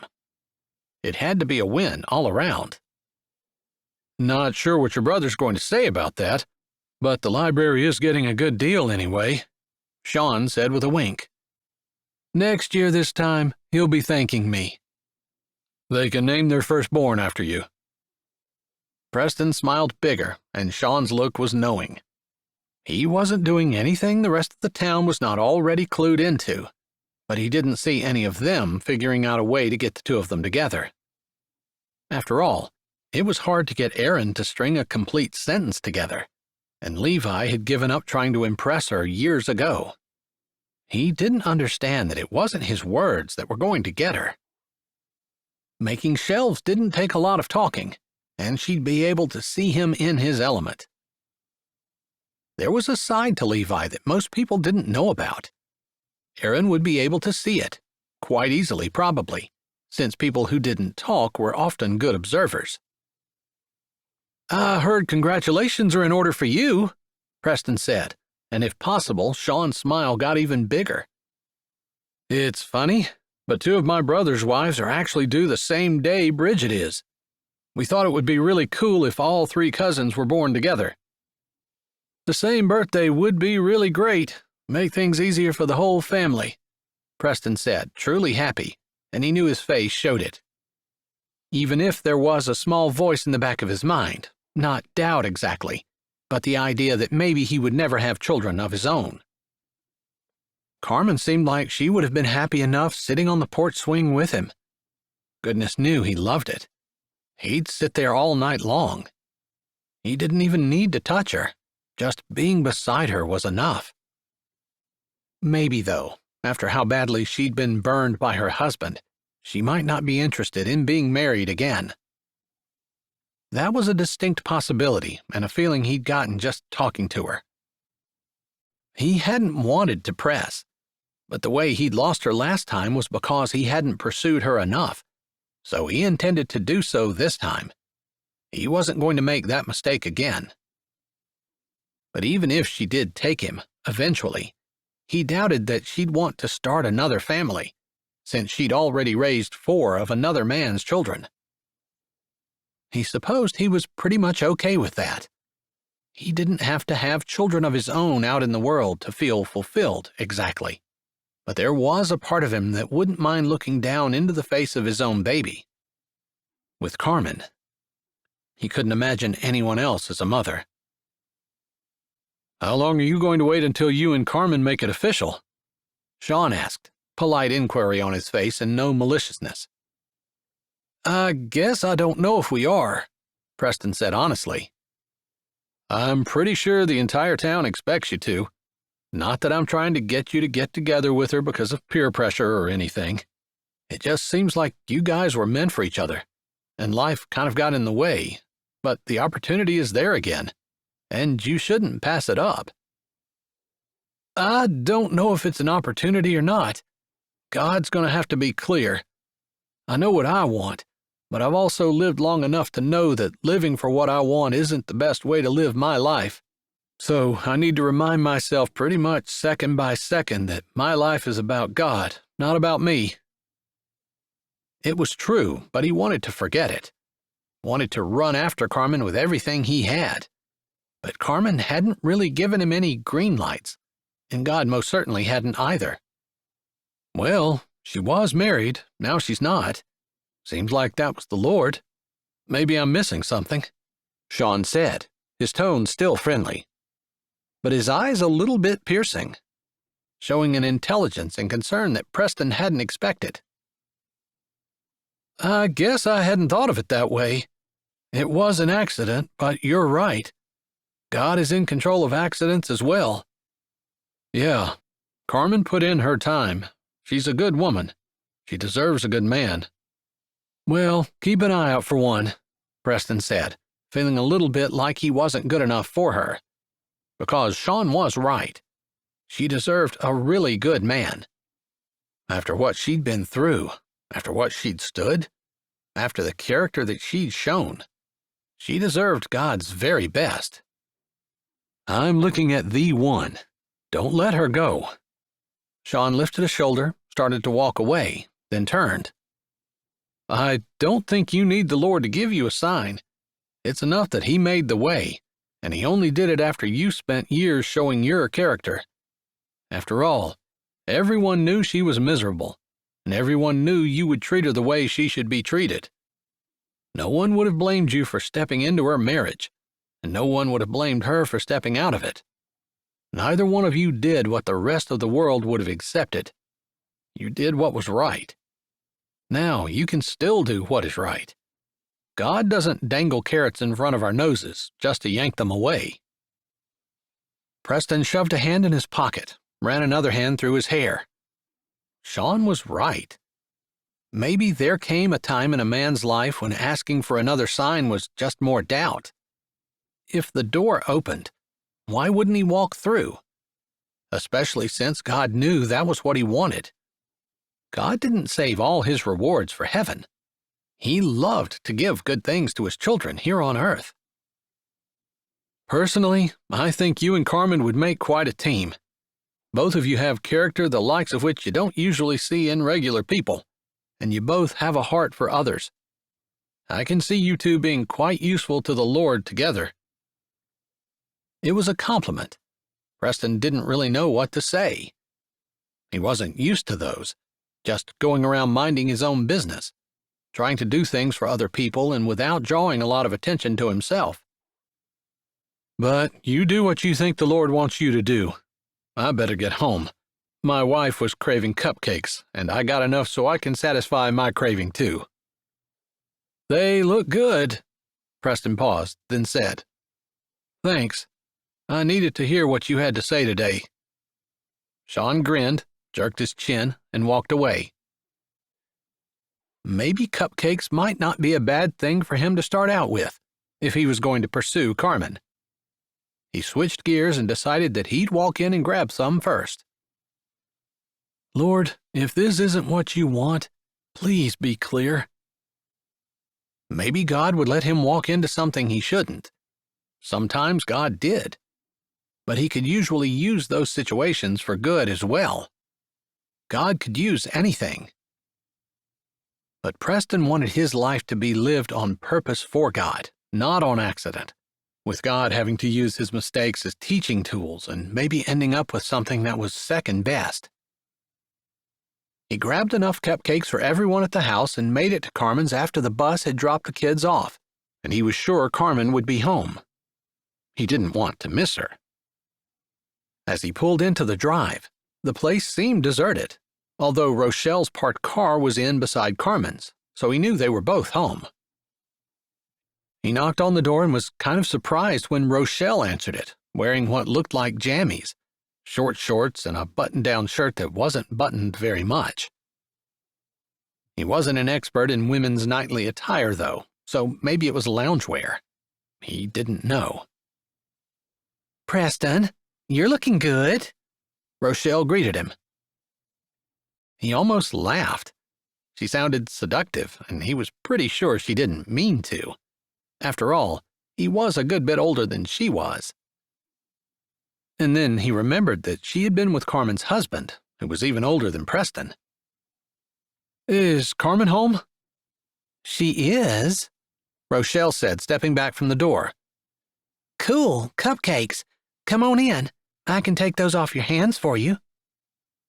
She had stepped back, but as he started forward, so did she, her arms out like she was going to take the cupcakes. They ended up bumping into each other and tilting the cupcakes so that a couple of them fell out of their holders and hit the side of the container. Oops, Rochelle giggled, not sounding sorry at all. If he were more suspicious, he would almost say she had done it on purpose. Let's not be clumsy. She gave him a smile and looked at him underneath her lashes. Let me have them. I know how to be gentle with them. His brows furrowed, but he gave up the cupcakes and waited for her to move back so he had room to walk in a little more and get the door shut. He looked around for Carmen, but there was no one in the living room or the kitchen. Where is everyone? He asked, walking in a little further and looking down the hall. The kids should be here, even if Carmen wasn't, although her car was in the drive, so she had to be around somewhere. I think they're trying to avoid me. I don't know why. I feel so left out. They go into their little groups and they chat nice and soft so I can't hear. It's kind of hurtful. I was always taught not to leave people out like that it's rude to have your little clique club. Rochelle had walked back over to him and stopped closer than what he was comfortable with. It felt like she was in his space. He wanted to take a step back, but he didn't want to retreat. That felt like weakness. Plus, she wasn't making sense. Carmen talking privately with her children wasn't being rude. It was being a mom. Where do they have their little group at? He asked instead, using her verbiage but taking a different tone, maybe showing her that he wasn't buying what she was selling. I don't know. Different places. It's just so lonely here. Her voice quivered on the last sentence, and his stomach clenched. He didn't want her to start crying. That was the last thing he needed. Even if she were crying when Carmen walked in, Carmen would never believe that he had been unkind to her, but he didn't want to have to explain. Not to mention, he didn't want to have to try to comfort her until Carmen got there, wherever she was. Sometimes we think the worst about people when they really don't mean anything by it. It's usually best to assume that people have the best motivations possible, and you'll be right most of the time. She wrinkled her nose and batted her eyes, and his words didn't seem to register. Or maybe she was just ignoring him on purpose. I just thought you might be looking for someone to have a good time with, being that you've been all by yourself. Rumors around town are that you've never had a girlfriend. I can help you fix that, she said, and while he'd been mildly uncomfortable up to that point, his stomach squirmed in such a way he felt physically ill. Tell Carmen I was thinking about her and hope that she and her family will enjoy the cupcakes. Maybe he talked a little bit faster than what he needed to, because he was leaving, like now. Preston, Rochelle said, grabbing a hold of his shirt. Right in front, a fistful. He didn't want to have to physically remove her hand from his shirt, but he wasn't going to stand around either. She might be right about his never having a girlfriend, but that didn't make him stupid. It just meant that he knew what he wanted, and it wasn't Rochelle or anything she was offering. Before he grabbed her hand, he stopped and said, "What you have is more valuable than what you're selling for. It makes me sad to think that you price yourself so low." He wasn't calling her cheap or insulting her, necessarily, just trying to tell her she was worth more than what she thought she was by the way she was acting. "Show me," she said, her eyes blinking up at him, but it looked like something more than simple idol worship or infatuation. He got the strongest notion that she was after him deliberately, and not because she necessarily liked him, but because she wanted something he had. Funny, because he really didn't have anything. He was tempted to tell her he was living on a house on his parents' property, didn't own anything of his own, and had just given all the extra money that he'd earned the last few months to pay for Francis's European trip. If he had extra funds, he'd buy the ground he was renting, but the land he wanted didn't even have a house on it. He truly had nothing, because he'd given everything he had away. He kind of thought if he said that, Rochelle would lose interest really fast. Had Rochelle found out that he'd given Francis money? He dismissed that idea almost immediately. After all, the only people who knew it were Carmen and him, and Carmen had promised not to tell. He knew Carmen wouldn't break her promise, so maybe Rochelle was just going on a hunch. But that idea was shattered with her next words. "You have thousands of dollars to pay for Francis's trip. I want to do good in the world too, and I think you and I would make a great team working together. Plus, with chemistry like ours, we couldn't go wrong." Carmen had promised. He couldn't believe she had broken her word. Had Rochelle tricked her into telling her? It hardly seemed possible, but that's almost what had to happen. Regardless, Rochelle had taken 2 more steps toward him, and while she still had one hand buried in his t-shirt in a death grip, the other one had gone around his neck, and her fingers ran up into his hair. He swallowed, even more tempted to throw up, and he said, "Let go. I'm leaving." His tone was flat. It was a definite command. "No, you're not. My kids are sleeping, and I have all kinds of time. I know you don't want to. Stop fighting it." Rochelle blinked her eyes and stood up on her tiptoes, leaning into him. Reaching back, Preston was able to feel for the doorknob, and it turned easily under his hand. He backed up, but she wasn't letting go of him, and rather than fight, he just ducked forward as he moved away, and his shirt slipped easily over his head. He didn't stop to see the look on her face, but turned, shoving the screen door open and pretty much bursting out of the house. Maybe not running down the steps, but going down pretty fast. He'd taken 2 steps toward the walk before movement to the left caught his attention. He turned his head and stopped abruptly. Carmen stood at the shed door, the same shed he had worked in with JR on the lawnmower not that long ago. Her mouth was open, her eyes wide. Of course, he had no shirt on, and she was surely wondering why not. That would be hard to explain. He opened his mouth to call out to her when Rochelle's voice came from behind him. And don't you ever try that again. There's no way I would sleep with you, and I can't believe that you would ask. I already made a mistake like that, and instead of helping me, you're just trying to make my life worse. Next time, I will report you to the authorities. His shirt came raining down on top of him, and he had to hand it to her. Rochelle had great aim.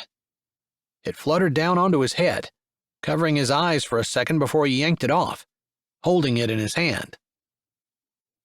Carmen had seen the whole display, and Rochelle was an accomplished actress, because even he almost believed her, and he'd been there.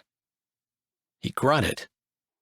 She'd made him think that Carmen had told his secret. Not that it was a huge deal if she had, but it would have been a betrayal of trust. But somehow, some way, Rochelle had figured it out without Carmen saying anything. That was obvious to him now. Ignoring Rochelle, he changed direction and started walking toward Carmen, fixing his shirt and shoving his hands in it before pulling it over his head. He realized after he'd taken 3 steps that JR stood directly behind Carmen and had heard every word, seeing Rochelle's display. That hurt his stomach. The kid already had a dad who was a jerk, who would have done exactly what Rochelle had just accused him of doing. He'd been betrayed and lied to, and the kid would have every reason in the world to think that Preston was just like his dad. He stopped in front of Carmen, wanting to say, "I can explain, please believe me," but he couldn't get the words to come. Maybe he didn't want them to come. He wanted her to believe in his innocence without him having to say anything. But she'd been betrayed as well. She'd been cheated on, lied to, treated like crap for years. She would have no reason to believe him, other than the character that he'd always displayed, and even he knew that really wasn't enough. They stood staring at each other, not saying anything. Vaguely, he realized the door had slammed, and he assumed that meant Rochelle had gone back inside, although he didn't look to make sure. Carmen's eyes didn't leave his either. Finally, he couldn't take the silence any longer. Couldn't take the look in her eyes. Couldn't figure out what it was, but it wasn't total trust or admiration. He didn't even feel like she was giving him the benefit of any doubt. But he didn't defend himself. He said, "She seemed to know where Francis's money had come from." Right away, he could see the surprise in Carmen's eyes. Her brows went up, her mouth opened. And then it closed again. He could almost see her brain working. How could she expect him to believe in her innocence when she wasn't going to believe in his? He wasn't standing in front of her with apologies. She had to know he was going to deny everything that Rochelle said. She smiled a little then, and the knot in his chest, so tight it hurt, eased. "She's a liar." That's all Carmen said. Potiphar's wife. He left it at that, because he saw the understanding dawning in her eyes. The little quirk of her lips became a smile. "You're a jerk," JR said, stepping out from behind his mother. "You're just like Dad. You make me sick." He walked by, deliberately bumping Preston's shoulder with his, as he strode to the house, up the stairs, and walked inside. "She might go after him next," he said, a little sad. He'd been concerned about Carmen believing him, but he hadn't held any hope that JR would. "I guess she's going to have to go. I thought maybe I could help her, but not if she's going to accuse my friends with lies. I can't believe she took your shirt off." "She didn't really take it off. She just had her hand in it, and I didn't want to get into a physical wrestling match with her, so I just shrugged out of it when I backed out the door." Her eyes were sad, probably because of JR. She'd had enough trouble with him, and now this. but there was also humor on her face. I like knowing to what extent you'll go to avoid that. Her words were sure, and he could tell there wasn't a doubt in her mind that everything he said had been the truth. She pointed out that I had never had a girlfriend.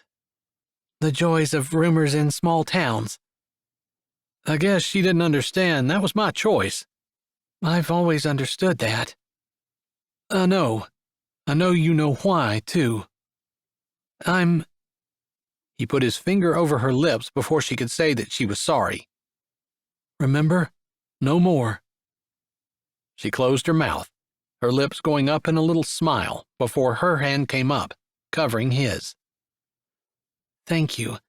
That's a lot of years. They felt long at the time, but I'm pleased with my choices now, and I'm glad I made them the way I did. I guess I knew I wouldn't regret the way I was living my life, even if it was lonely and hard. That hurts, she said softly. It shouldn't. I think the payoffs can be worth it. I feel like the Lord's opened the door between us, one that was shut a while ago, one that I'd often wanted to open myself and walk through, but just couldn't. I'm wondering if you see an open door the same as I do? I do, she said, not sounding super happy about it. I guess I'm scared. What just happened, it felt too close to home. And I feel like I just got out of prison. And even though I know being with you wouldn't be prison, there's a part of my head that says I don't want to go there again. Can we take it slow? You might lose patience with me. Her face scrunched up as she looked at him. I haven't in the last 15 years. I guess I really haven't even been tempted to. I kind of figured a long time ago that I'd rather be alone than with the wrong person. I still feel that way, although the idea of being with the right person makes me want to grab your hand and run forward. She nodded. I guess there's a part of me that wants to do that too, but I'm not pushing. Just let me hang around. Please, I want you here. I'll try to figure something out to say to JR. I might not be able to convince him to believe me because of Michael, not because of you. Maybe I can point out the fact that you can't judge everyone based on someone else's lack of character. But that's probably a lesson he's going to have to learn. Yeah, although it'd be real nice if Rochelle found it in her heart to admit to JR, if no one else, that her performance was all just that, a performance. It was a good one, too, Carmen said, humor in her eyes at the sincere compliment that she just gave to Rochelle, which really wasn't a compliment. He could see the irony in that, and he grinned. Maybe she doesn't need a high school diploma. I'm pretty sure you don't need anything like that to be an actress. All you need is a pretty face and the ability to convince people that you're not lying. Not exactly admirable qualities, but sometimes it's nice to be entertained, as long as you don't get confused about who you're watching. They smiled together, knowing that they both agreed that character was far more important than being able to lie convincingly. Of course. She still had her hand over his, although she'd moved it from her lips until she cradled it along her cheek. He stretched his fingers out, holding her chin in his palm. I've always wanted to tell you how beautiful you are. It would never have been right, but now I can. And I just want you to know, you're the most beautiful woman I've ever seen. You have to stop walking around with your eyes closed. It's dangerous. Stop laughing when I'm being serious. I waited years to be able to say that. The least you can do is say thank you.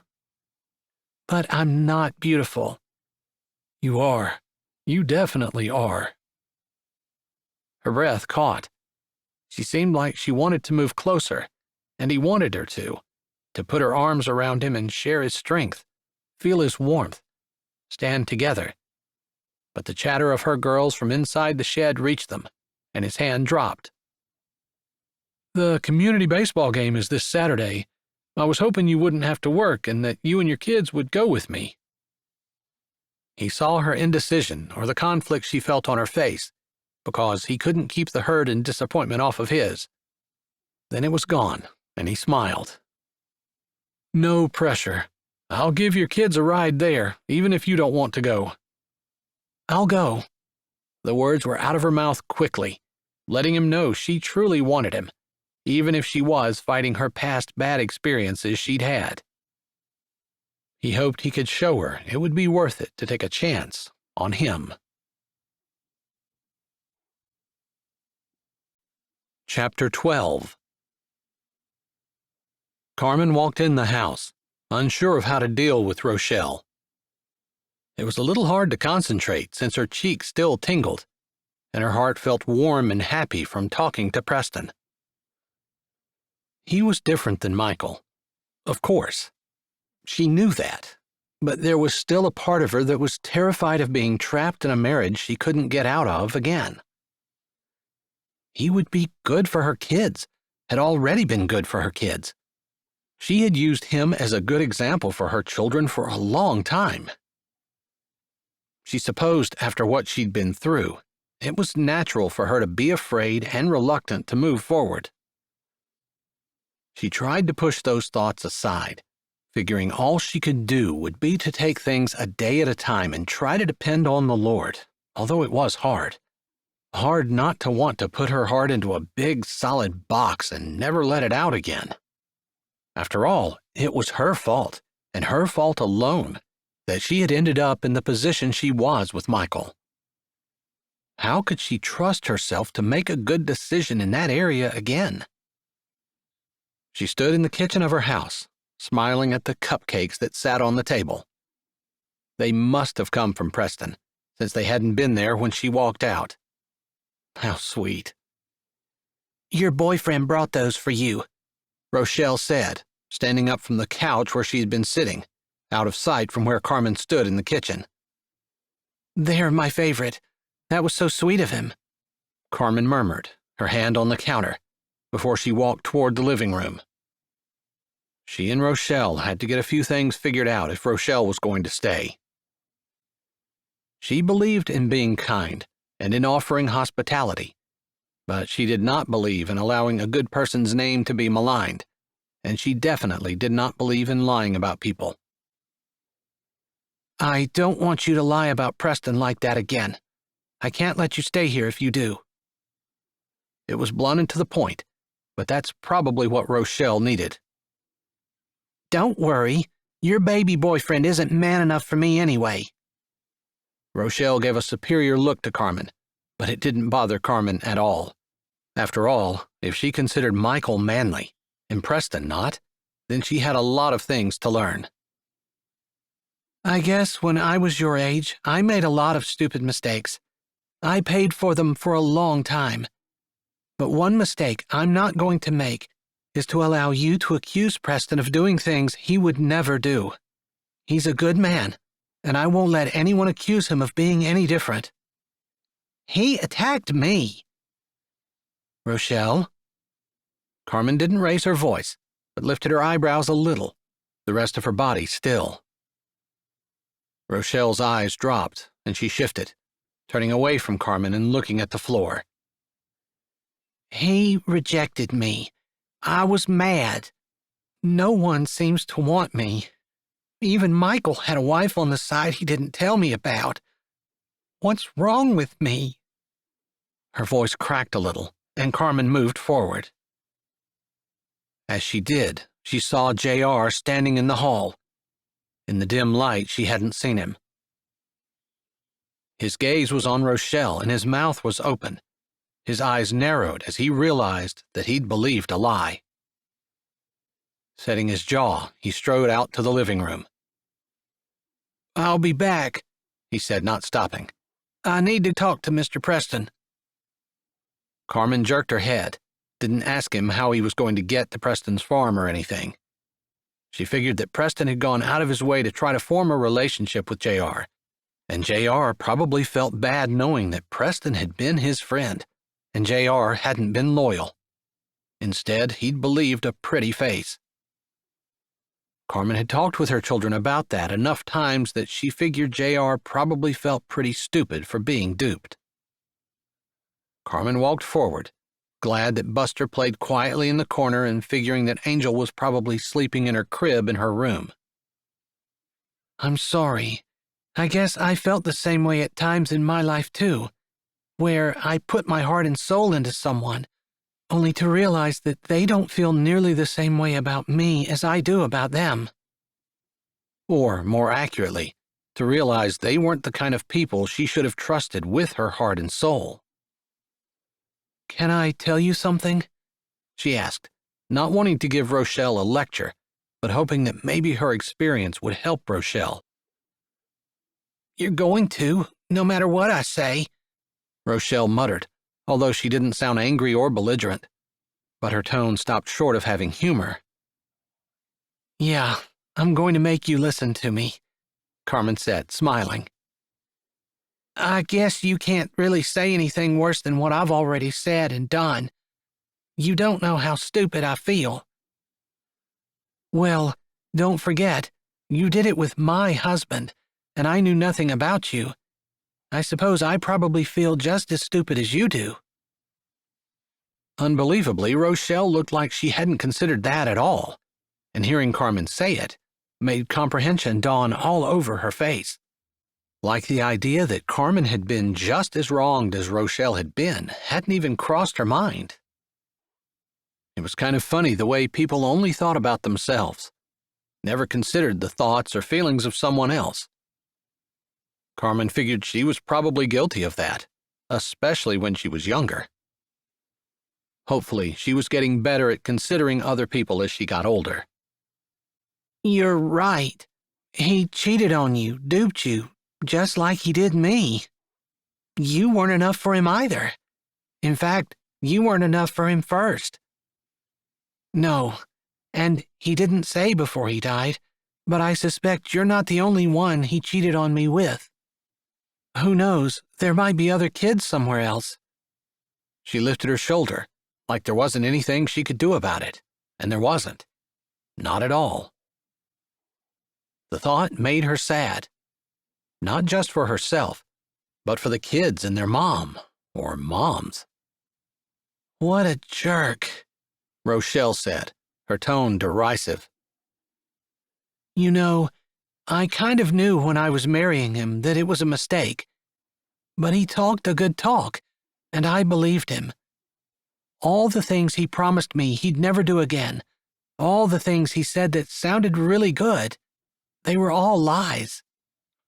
I don't know why I thought him marrying me would all of a sudden make him an honest man who did what he said, because it didn't. Yeah, he was a liar, that's for sure. But I vowed to stay with him for better or worse. I guess most of our marriage was worse. But I stayed, and eventually, as I got a little older, I stopped thinking that I had any right to be loved and held and cherished. The Bible doesn't guarantee any of that. What does the Bible know? It's just a bunch of fairy tales. Carmen figured that's what kids grew up believing now that the Bible wasn't taught in schools anymore, and it made her sad to think that there were millions of kids who thought the way Rochelle thought. I guess as a Christian, it's our guidebook. It's what we should listen to rather than the experts. She put air quotes around the word experts, since the true expert was the one who had written the Bible. After all, he was the one who had made them. Funny how humans thought they knew so much, but they really didn't know anything. Rochelle didn't comment, so Carmen continued. I think so often we think the world revolves around us, our happiness, our contentment, our satisfaction. But what does that matter? You don't want to be miserable all your life. If you don't find someone to make you happy, someone that makes you content and someone who knows how to love you the way a person's supposed to be loved, that's what happens. You're miserable. Do you really want to be so dependent on other people for your happiness? That had taken Carmen a long time to figure out. Rochelle had apparently never thought of that because she just stared at Carmen. Carmen had decided the answer to that question, for her at least, was no. She didn't want to depend on her husband for her happiness, or for anything else. Michael wasn't dependable. She couldn't depend on him for anything. But God was a rock. She could depend on him for anything, everything. It had taken her bad marriage, what many people would consider emotional abuse, for her to realize that her worth, everything that she was, everything she could be, and everything she needed, came from God. He wanted to give her everything, but she had been turning her back on God and begging this unworthy, undependable, lying, cheating man to try to satisfy her needs. Why? Why did she think that some man was going to be better than God at giving her what she needed? God knows what we need because He made us. A man, any man, really, on the other hand, can't satisfy us at all. They don't know. Men especially don't know what women need. That's true. Maybe I should be gay, Rochelle said. Carmen chuckled. I suppose that's a whole other subject, but God did make the marriage relationship to be a beautiful, satisfying, amazing relationship. But if it's not, it doesn't mean that we have to leave and go look for someone else who can give us what we want. Because there aren't any perfect men. There aren't even any good men. Rochelle sounded bitter. That's not true. Preston was a good man, the very best. If Carmen could ever manage to take a chance on anyone, it would be him. They're hard to find anyway. Yeah, you can pray about it though. Pray that God will make good men and bring one to you. Or you can just look around and see how you can build the men that are around you. After all, you appreciate it when someone helps you, don't you? Yeah. Rochelle didn't sound convinced. Then look around and see what you can do to inspire other people to be better. Maybe just the people around you, my boys even. How can you encourage them to be better men? It might not benefit you directly, but someone will be getting a good man if you pray for them and ask God to help them become wise and godly husbands and fathers. There are so many boys out there that could use prayer, and we just don't do it. What about women? Why are you just talking about men? Pray for them too. Carmen couldn't argue about that. Everyone needs prayer. Everyone could use someone behind them whispering their name before the throne of grace, holding out a hand to help, or just giving encouraging words. I guess the bottom line is, we can learn a lot of things from our mistakes. And I consider marrying Michael a mistake. But I learned a lot from it. Most importantly, I learned that God is there for me, no matter what the people in my life are doing. And that my worth isn't dependent on what my spouse says about me, or how he treats me, or what he does for me, or my friends for that matter. The same principles apply. I'm not dependent on my friends being kind to me, or people in general treating me with respect. That doesn't show my worth. What is your worth then? Rochelle seemed like she was listening, thinking, considering. Carmen held her hands out to show that it was simple. God loves me. She shrugged, smiling even at the thought. He loves me. He loves me no matter what I do, no matter what I say, no matter what happens. God adores me. He cherishes me. He's proud of me like any loving father would be proud of their child. And it doesn't matter if I'm singing a solo in front of the choir or if I'm standing in the back, positioned so no one can hear me and so my voice doesn't carry to any microphones. Regardless, God thinks I'm amazing. Carmen smiled a little and met Rochelle's eyes. That's where my worth is. It's in my God and His love for me, in my position as His child. Her girls came in then, followed by Gunnar, and Carmen realized she hadn't even started supper. She glanced at the counter and the container of cupcakes. At least she didn't have to worry about dessert. They chattered, and Rochelle, while she didn't seem belligerent or upset, hadn't had a miraculous change either. Lord, help me to know whether it's wise to continue to allow her here. I don't want Preston to be hurt in any way. Preston was too good of a man to be brought down by foolish accusations from a young girl who didn't know any better. Maybe it was her imagination, but as the evening wore on and they cooked together, it seemed like maybe Rochelle was changing a bit, becoming less angry, more open. It reminded Carmen of something she didn't want to forget.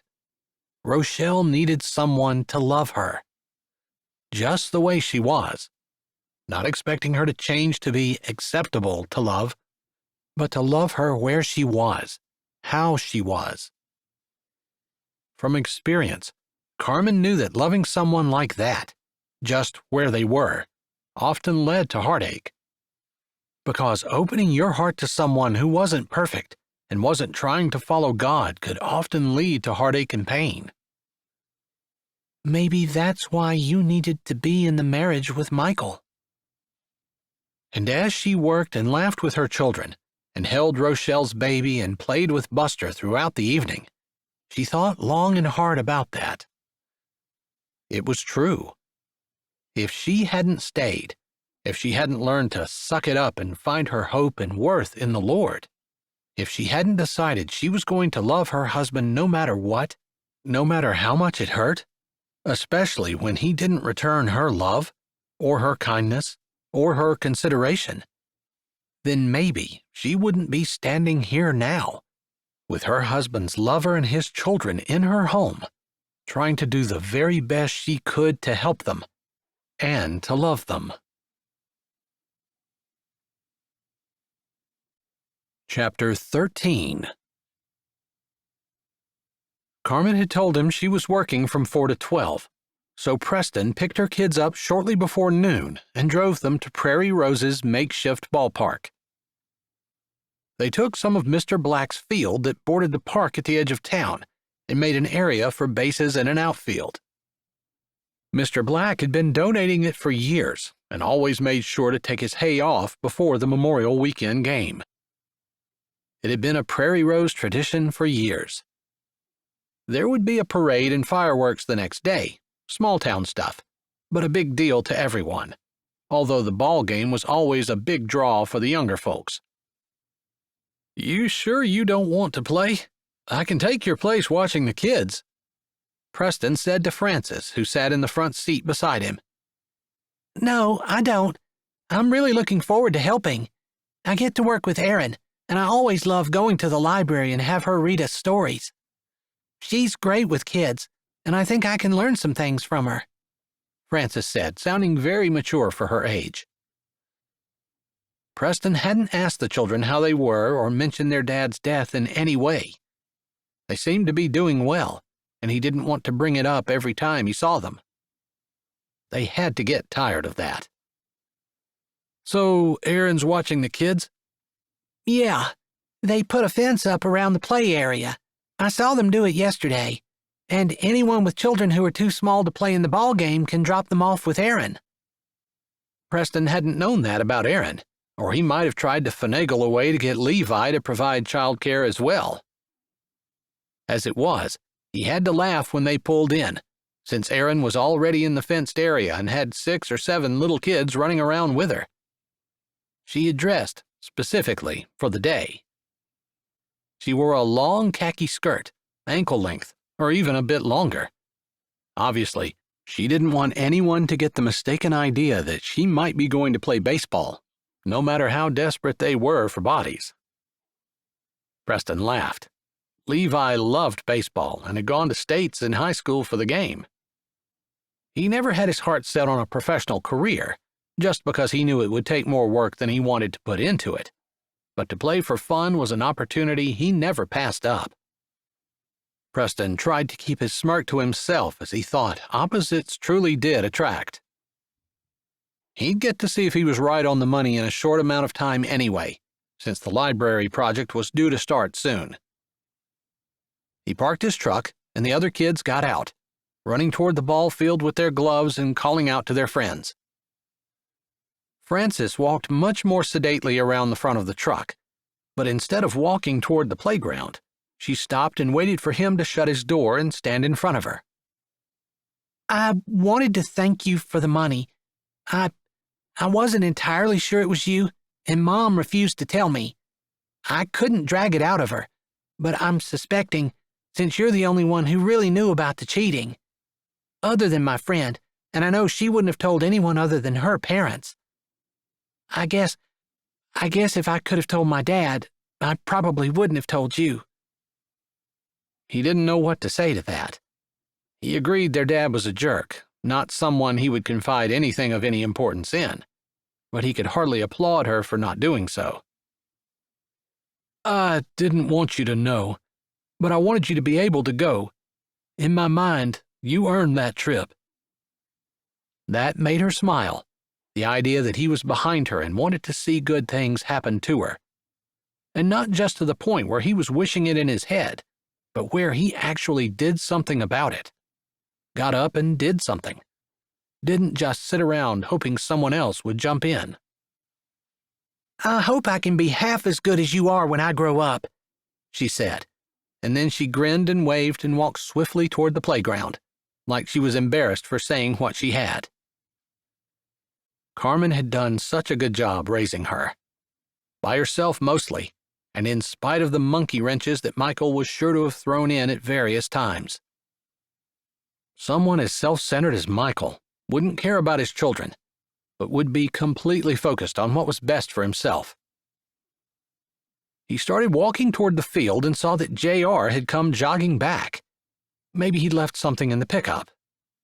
Preston stopped in case he had to drive back to their house. The pickup was unlocked, so he wasn't worried about that. He never locked his vehicles in Prairie Rose. Mr. Preston? Yeah, JR. What can I do for you? Did you forget something? No.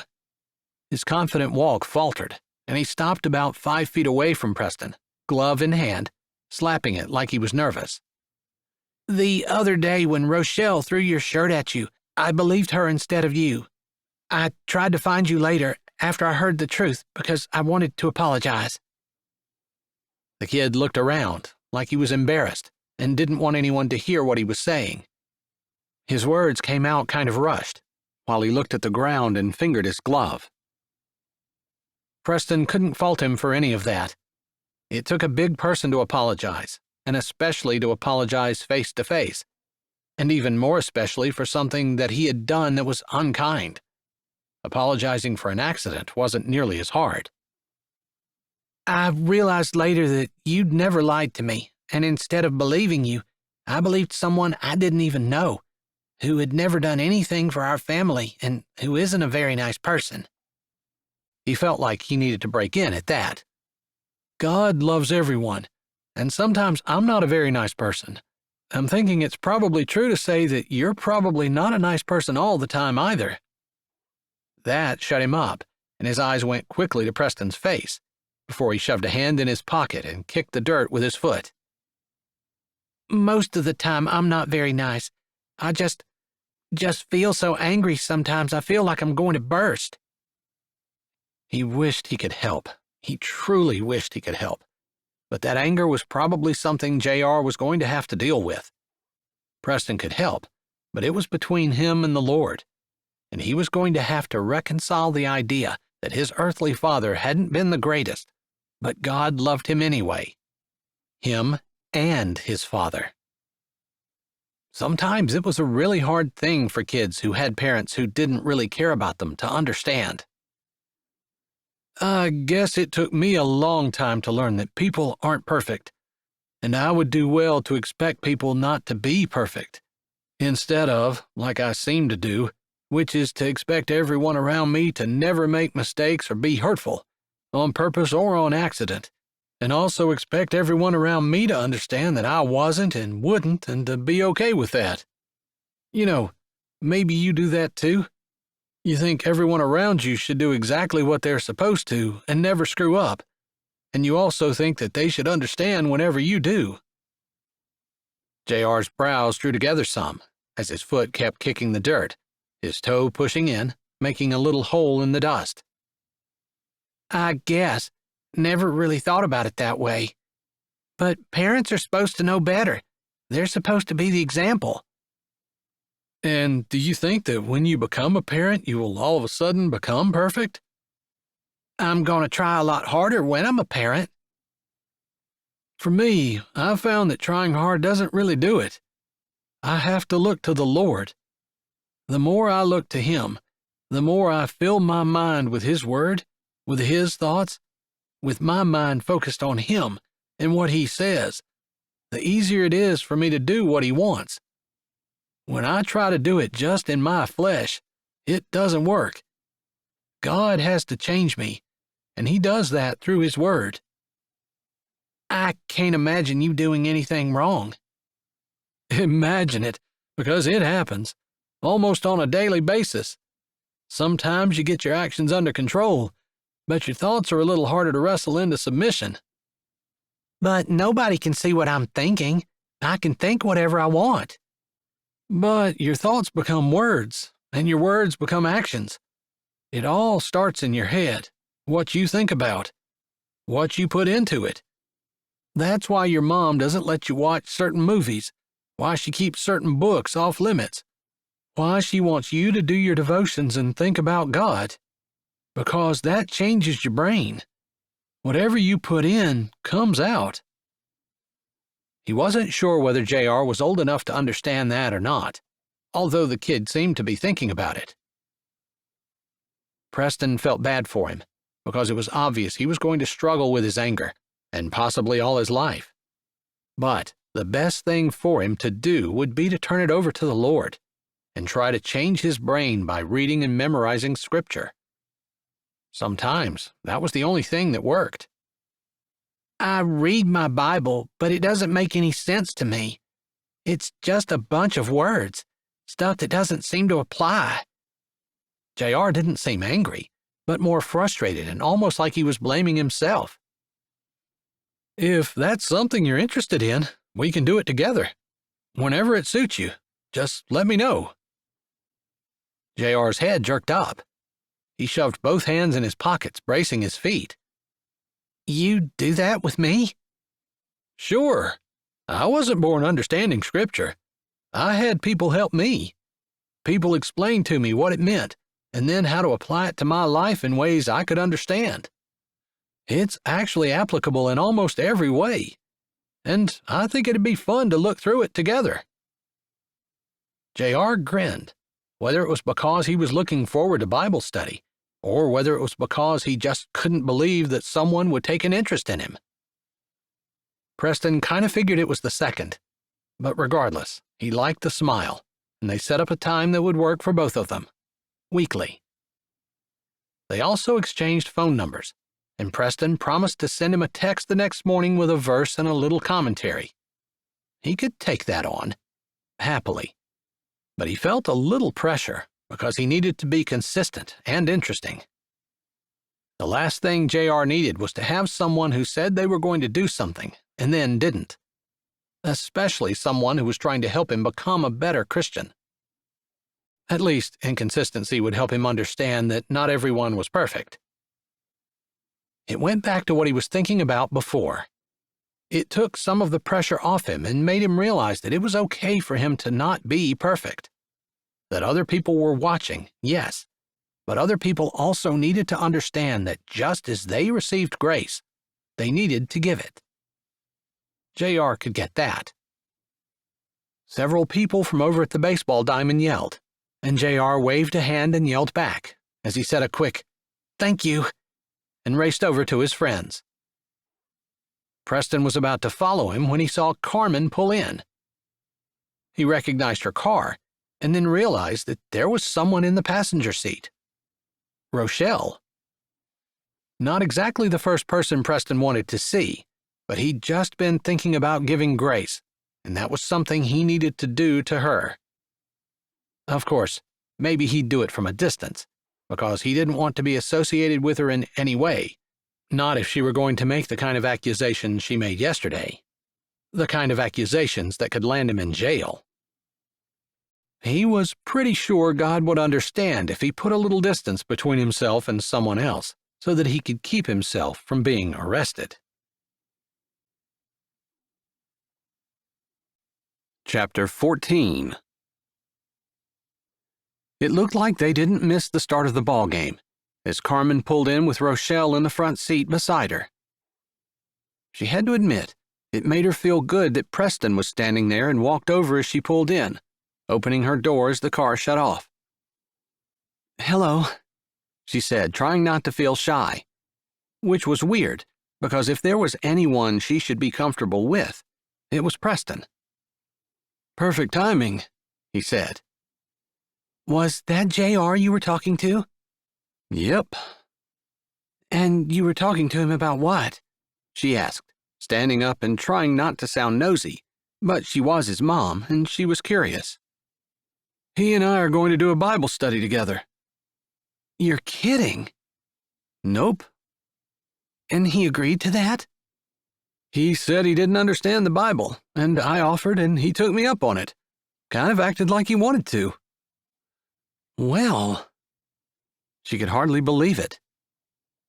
This was exactly the kind of man she wanted, the kind of man she would have prayed for if she were praying for a man. God answered her prayer before she'd even uttered it. She shook that out of her head, unable to tell whether that was the Lord speaking, or whether that was just her wanting this so badly that she saw exactly what she wanted to see. "Okay, Buster, let's get you out of the back seat," she said as she opened Buster's door. Rochelle had unhooked Angel's car seat and carried the infant carrier around the back of the car. "Aaron is watching the kids there," Preston said, pointing to the playground that now had a fence around it. "Thanks," Rochelle said and started to walk away. Then she stopped. "Preston?" Preston's eyes widened like he couldn't believe she was talking to him. "Yeah?" "I'm sorry about yesterday. I was wrong, and I shouldn't have done what I did. I promise it won't happen again." Her eyes scrunched up, and she sounded insecure and very young. Carmen's heart went out to her. It took a big person to apologize, and she admired that about Rochelle. That she didn't just brush it off because Preston wouldn't hold it against her, although she doubted that Preston would want to do much of anything with her anymore. "It's okay. We all make mistakes." Rochelle looked surprised, then her lips curved up. "Thanks," she said. Then she walked toward the enclosed playground. "Wow, thanks," Carmen repeated, giving Preston a glance before she bent down to unbuckle Buster. "When someone apologizes, you can't not accept it. And it's true. She's young and she screwed up." "In more ways than one. I wish I could help her. I'd love to be able to watch the kids for her so she could go to school, finish her diploma and get some training so she can be a nurse like she said she'd like to be." "You can." She was in the process of pulling Buster out of his booster seat, and she almost dropped him. Because there was no way she could help Rochelle. She could barely keep her own head above water. Setting Buster down and pointing out the playground, she allowed him to run over while she slowly straightened. "What do you mean?" "Marry me." Her breath stopped, along with her heart.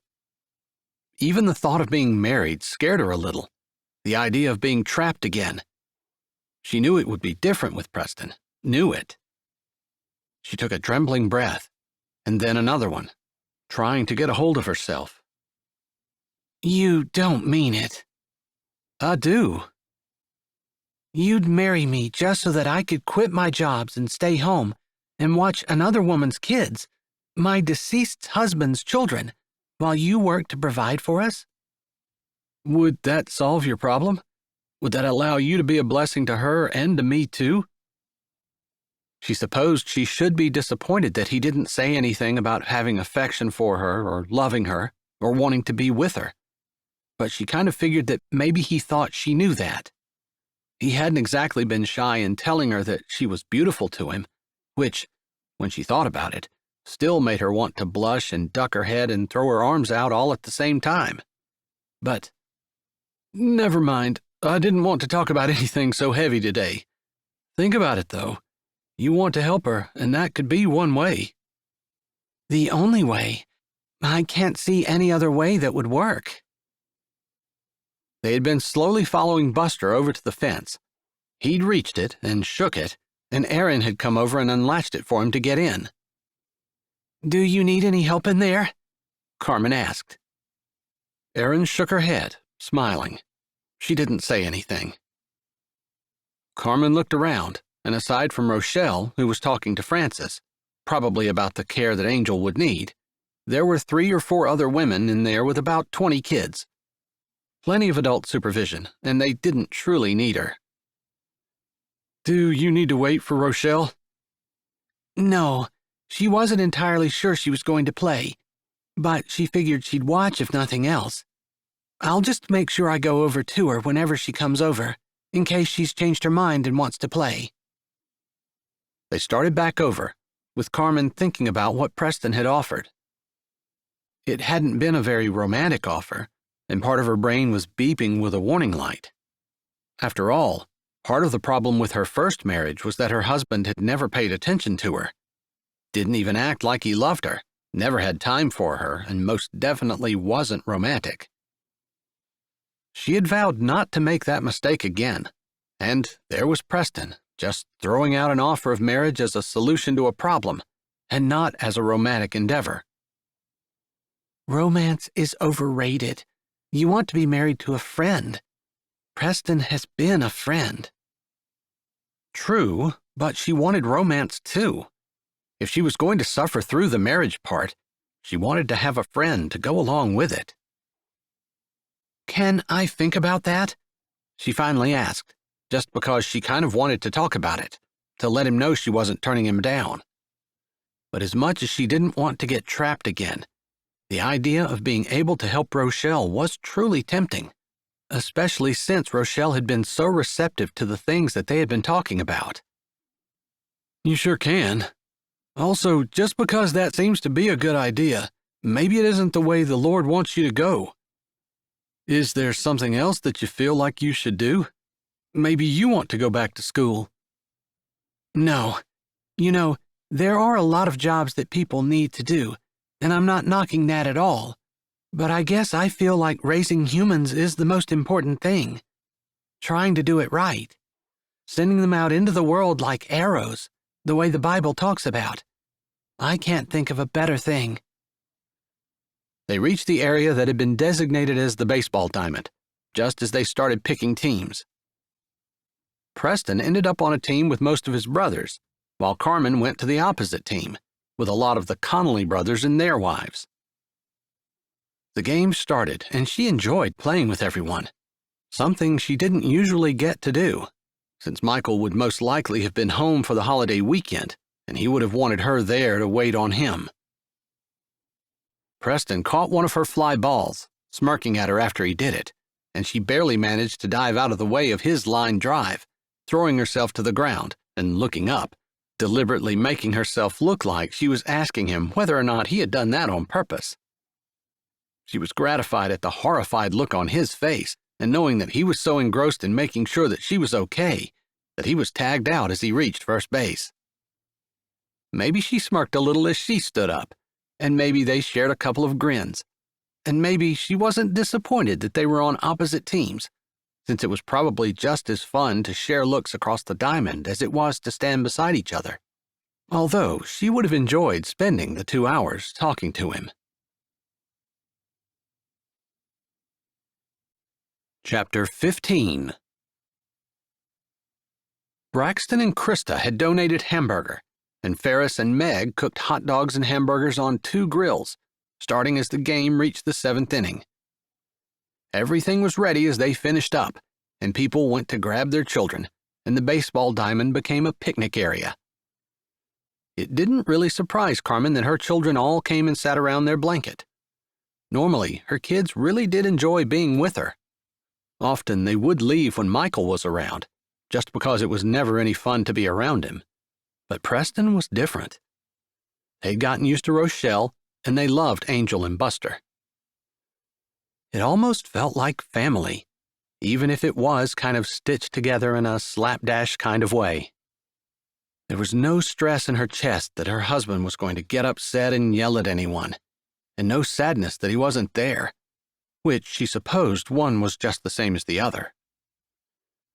No one had mentioned him all day, almost as though everyone understood that him being gone was almost better for her family than if he were still there. "I'm so glad you played, Mom.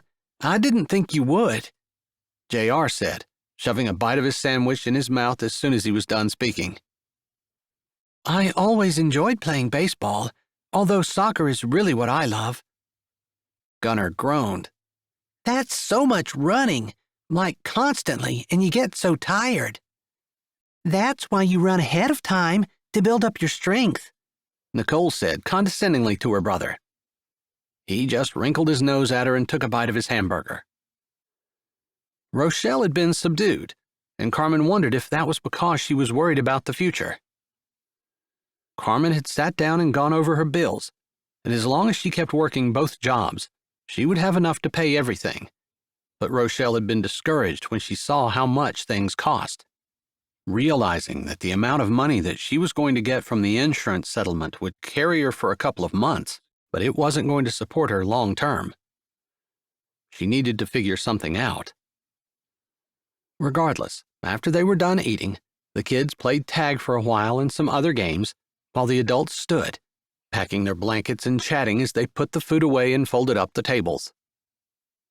It was dusk by the time they walked slowly to their car, Preston beside her, Rochelle having already left to go over and pick up her kids at the playground. "I had a great day. Thanks so much." "I should be the one thanking you," Preston said. "It was great to actually spend the day with you instead of—" He didn't finish the sentence, and Carmen waited for a bit before she prompted him. She wanted to know what he would have done if she hadn't been there. "Instead of what?" "Instead of wishing for it." "Same," she said, not saying anything else. She probably shouldn't admit that, and she felt like she needed to quantify it. "I never allowed myself to do that. It wasn't right, even if what I was living in wasn't right." "You don't have to tell me. I understand completely. It's clearly wrong, and I never allowed myself to do it. But the thought was there, constantly being fought." "Yeah." "Once I get the kids rounded up, I'll follow you home, okay?" he said, and she nodded. There wasn't enough room in her car for Rochelle and her 2 children, along with Carmen's 4, so Preston would have to drive to their house. "I'm sorry about that. You have to make an extra trip." "No problem.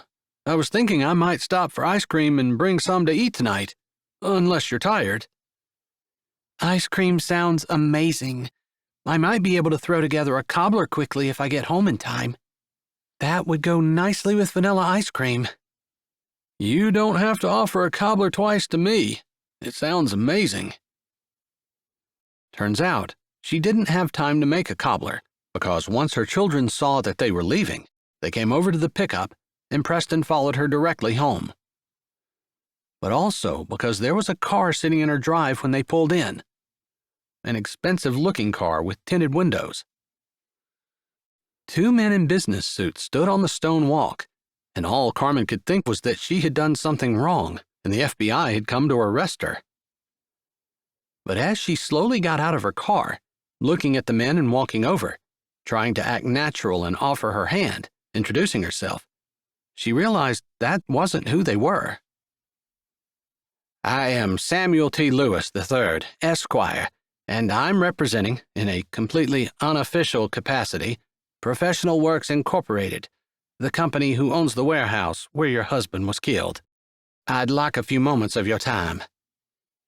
She didn't catch the name of the other man, because that speech alone was enough to make everything else around her turn black. What could a lawyer want? Was he going to sue her? It was a holiday, a weekend. What in the world? "Sure, would you like to come in and sit down?" By that time, Preston had parked and made his way over to her, not standing directly beside her, but just a yard or two behind her and to the side. She should move closer. She wanted to feel him there, to know he was standing with her no matter what happened. But she had to be an adult about this, and so she didn't turn to look at him and didn't ask him in any way to be beside her. After all, he had offered to marry her, and while she hadn't exactly turned him down, she hadn't accepted. It would hardly be right for her to want him to stand beside her when he had offered to do just that, and she hadn't exactly jumped to accept, as much as she wanted to. "What can I do for you?" she said, trying to sound confident and not scared. She had never been a very good actor. "The accident that occurred on my client's property was just that, an accident. No one's fault, other than possibly your husband's, since it was his poor decision-making that led to it. However, my client wanted me to come here today and offer you what they feel is a very generous compensation package." She had noticed the folder that he held, and after he spoke, he opened it, and he pulled out a stack of papers stapled together. It looked thick, and the print was small. "You can read over this if you're so inclined, but basically it says that you will not hold my client liable for your husband's death, and in return, we will give you $3 million. That's our final offer, and it's very generous." The contract was in front of her, the money amount ringing in the air, and Carmen tried to push the blackness that threatened to consume her again away. $3 million? Was it odd that lawyers were coming to her house on a holiday weekend and offering her more money than she'd ever dreamed of having? "Basically, you're afraid that Carmen's going to sue you guys for a heck of a lot more, and you want to keep that from happening," Preston said, as she realized he'd moved closer, his hand on the small of her back, his chest touching her shoulder, almost as though he were afraid she were going to faint. She supposed she had done that to him once before, so he had reason to be concerned. Up until that point in her life, she'd never fainted. The lawyer smiled, rather condescendingly, but Carmen caught the look in his eye. Preston hit things right on the head, and that's exactly what was going on. They must be afraid that she would sue for a whole lot more, and they must be concerned that she might actually get it. "Of course not. We feel bad for her loss, and we want to compensate her for it, even though we are not at fault, as this document states."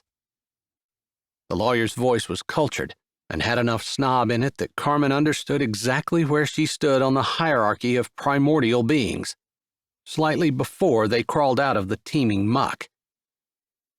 "I don't really want any money. I'm not going to sue. I guess you're kind of wasting your time." "If you'll just sign the document, we'll be on our way."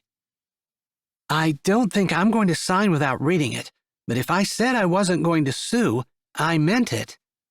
That's the first she'd gotten annoyed. He could be as condescending as he wanted to be. Maybe he had earned the right to be. But she didn't particularly care for someone who would question her integrity. Although, she supposed in his line of work, he knew plenty of people who didn't have any integrity.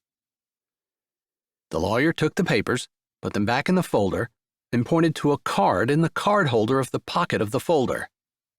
"This is my card. If you decide to sign the papers, give me a call. I'll have someone come directly here and get them from you." He smiled, but it didn't reach his eyes. "That would definitely be the best decision you can make in this situation. Years of legal expertise has led me to that conclusion, and I feel I need to share it with you." Carmen didn't roll her eyes, which felt like some kind of miracle. Years of legal expertise had led him to come to a strange woman's house on a Saturday evening on a holiday weekend? She highly doubted it. Not for her sake, anyway. "I'll do that," she said, taking the papers. The man smiled at her again, that same smile that wasn't really a smile at all, and he walked away. The man with him followed, not saying anything. She waited until the car completely left the parking area before she turned to Preston. "I can't believe that. That was just so weird." "Yeah, makes me think that you could get an awful lot more, because they feel like maybe it was their fault somehow, or that they'll be held liable in a court of law." "Maybe."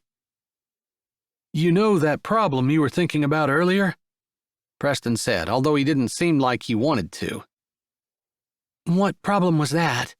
Carmen asked, trying to remember what her name was, let alone what she'd been thinking about earlier. "You could quit your job, stay home, watch Rochelle's children while Rochelle goes back to school. You don't need me at all." Chapter 16. Carmen got into her car, wearily. It was 4 o'clock in the morning, and she'd just worked a second 8-hour shift. Maybe it was because she was tired, but she seemed to have had way too much time to think during the slow morning hours of the convenience store. Thinking about the money. It hadn't taken her long after she'd read the contract that said exactly what the lawyer had said it did, that she'd get $3 million, and in return she'd release the company and all its subsidiaries from any liabilities, to decide that, yeah, she'd take the $3 million and not hold anyone liable. She wasn't planning on holding anyone liable anyway, and didn't really feel like she deserved any money. But they were offering it. She'd decided she wasn't going to turn it down. Maybe it was the relief that the thought that she wasn't going to have to worry about money, about raising her children and keeping her job and health insurance and all that stuff. A huge weight had been lifted. Not that she hadn't been trusting the Lord. That was the only way she was going to get through. But relief that he'd provided such a huge and unexpected solution to her problems. But that had come with a price. It had finally sunk in. Her husband had cheated on her. She had loved him. Not the way a woman loves a man romantically. She just tried to love him the way God wanted her to, sacrificially. The same way God wanted her to love everyone. Her husband was no exception. It had just been so hard. But when Rochelle showed up and said that she had 2 of Michael's children, it hadn't hit Carmen. Maybe she was still numbed by the funeral and his death and all the things she had to do. Maybe her focus was so much on her older children that she didn't even think about herself. Or maybe it just needed time to sink in, like it had in the past few hours. Her throat felt like giant hands were squeezing it, and her stomach like she'd swallowed a brick. He had cheated on her. At least once that she knew of. She couldn't swallow. Her throat was just too tight, and her whole body wanted to curl up in a ball. She didn't want to go home, didn't want to see anyone, didn't want to have to face anyone. Wasn't the treatment that she'd endured from him enough? Everyone knew how badly he'd treated her. Everyone knew he was a jerk. Everyone knew he acted like she meant nothing to him. Like her children meant nothing to him. She'd felt like trash because he treated her that way. But now he'd added more on top of that. Not only had he thought so little of her and treated her so badly, but he'd cheated on her as well. She felt slimy and dirty to think of what he'd done. How badly he'd used her. How little he thought of her. She couldn't go home. She wanted to just run away, find a cabin at the edge of some woods and just be alone, never show her face anywhere again. She didn't want to keep struggling and fighting. She felt like she'd been defeated. Funny, since Michael wasn't even alive anymore. How did he have so much power over her? How could he make her feel so bad? He wasn't even alive. She reached the edge of town and, as a last-second decision, jerked her car into the church parking lot. It was never locked, and she was a mess. She needed to talk to the Lord, and while she could do that while driving, she just wanted Him to hold her, to comfort her, to remind her that she wasn't a worthless piece of trash. My worth is in God, as His child. She knew that. She believed it. She wasn't feeling it right now, and it was so hard to ignore her feelings and go with her head knowledge. God, it hurts. It hurts so bad. She felt like a baby, like she was whining. Surely God would be sick of hearing her whining and crying and complaining. Look at what He had done with the Israelites. They had complained, and He had lost patience with them. But the psalmist said, I will cry unto God Most High, unto God that performeth all things for me. The verse gave her comfort. She was glad she'd taken the time to memorize it, appreciating that it came to her mind when she needed it.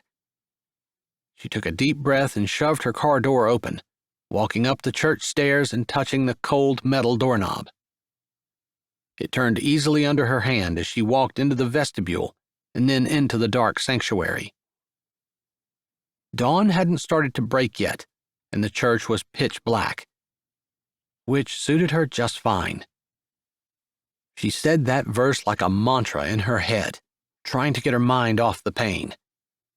Who would have thought that feelings could hurt so bad? But they did. Wrapping both arms around her stomach, she slid her hip along the back pew, turning as she reached the end of it and walking up the aisle to the front. Somehow, stopping at the back pew just didn't seem like it was going to cut it. She wanted to kneel at the altar and beg God to... She didn't even know. Michael wasn't even alive anymore. He wasn't here. Nothing could be done. It just hurt. He'd taken her trust, her love, her affection, and treated it like trash. God, I want to get back to where I was, where I didn't love Him and it didn't hurt. Why, all of a sudden, do I feel like He's taking knives to my soul? It felt dramatic. Even as she was saying it, she felt stupid. Stupid drama. She'd never been one of those girls who flipped out over everything. This hurt, and she was angry. Angry that Michael had the power to do this to her, but unable to figure out how to get it to stop. She flung herself down on the altar and didn't lie there but a second before the tears started.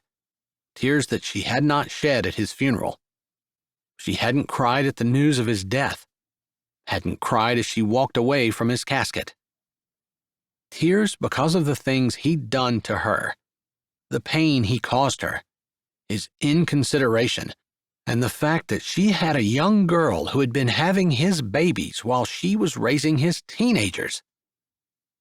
She had been such a fool. She hadn't sobbed in years, but there was so much hurt inside of her, she couldn't cry quietly. It pushed up, making her stomach sick. Sobs tore at her throat, and she had meant to pray, but she didn't have words. What was she asking for? Not revenge. It was way too late for that. Not the strength to leave. She was free.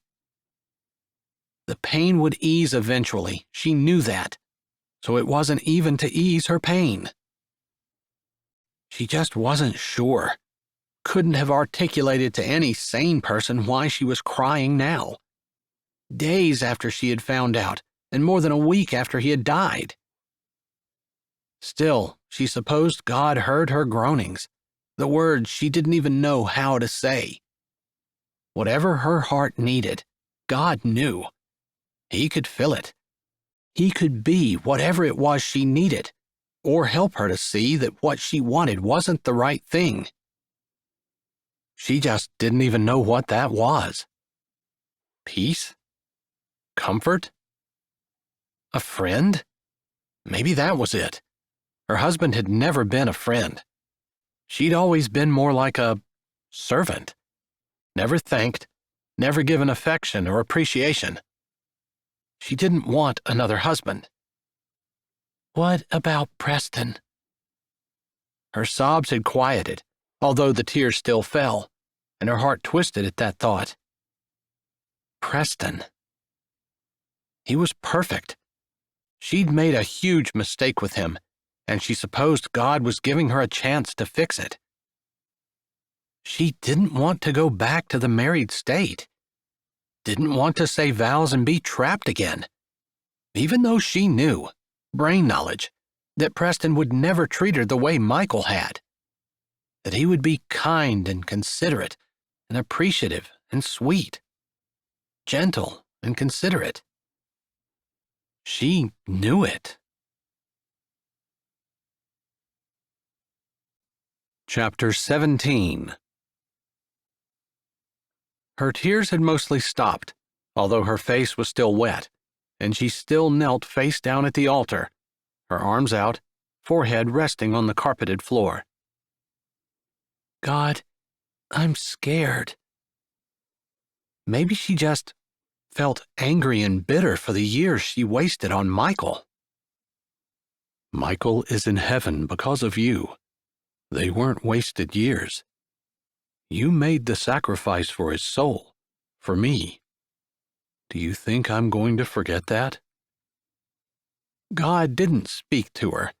She didn't hear his physical voice, but those sentences floated into her brain, and she latched a hold of them. She thought of the faith chapter, and the verse that said a person who came to God had to believe that he was a rewarder of those who sought him. Didn't she believe that God rewards? She did. She just didn't believe he rewarded her the way she wanted. He gave her things like a parent gave to their kids, school books and fruit instead of video games and candy. Things that when you became an adult you appreciated. Appreciated that you hadn't been allowed to do whatever you wanted. Appreciated their wisdom and were glad they helped you stay away from things that would keep you from being your very best. She knew that was the way God's rewards had to work too. Sometimes maybe a person's heart had to break before they could appreciate the wisdom and the gifts God gave. That was another thing she didn't really want to admit, but it seemed right. She had to be devastated, emptied of herself, before God could fill her with him. I don't know what's wrong, what I want to ask.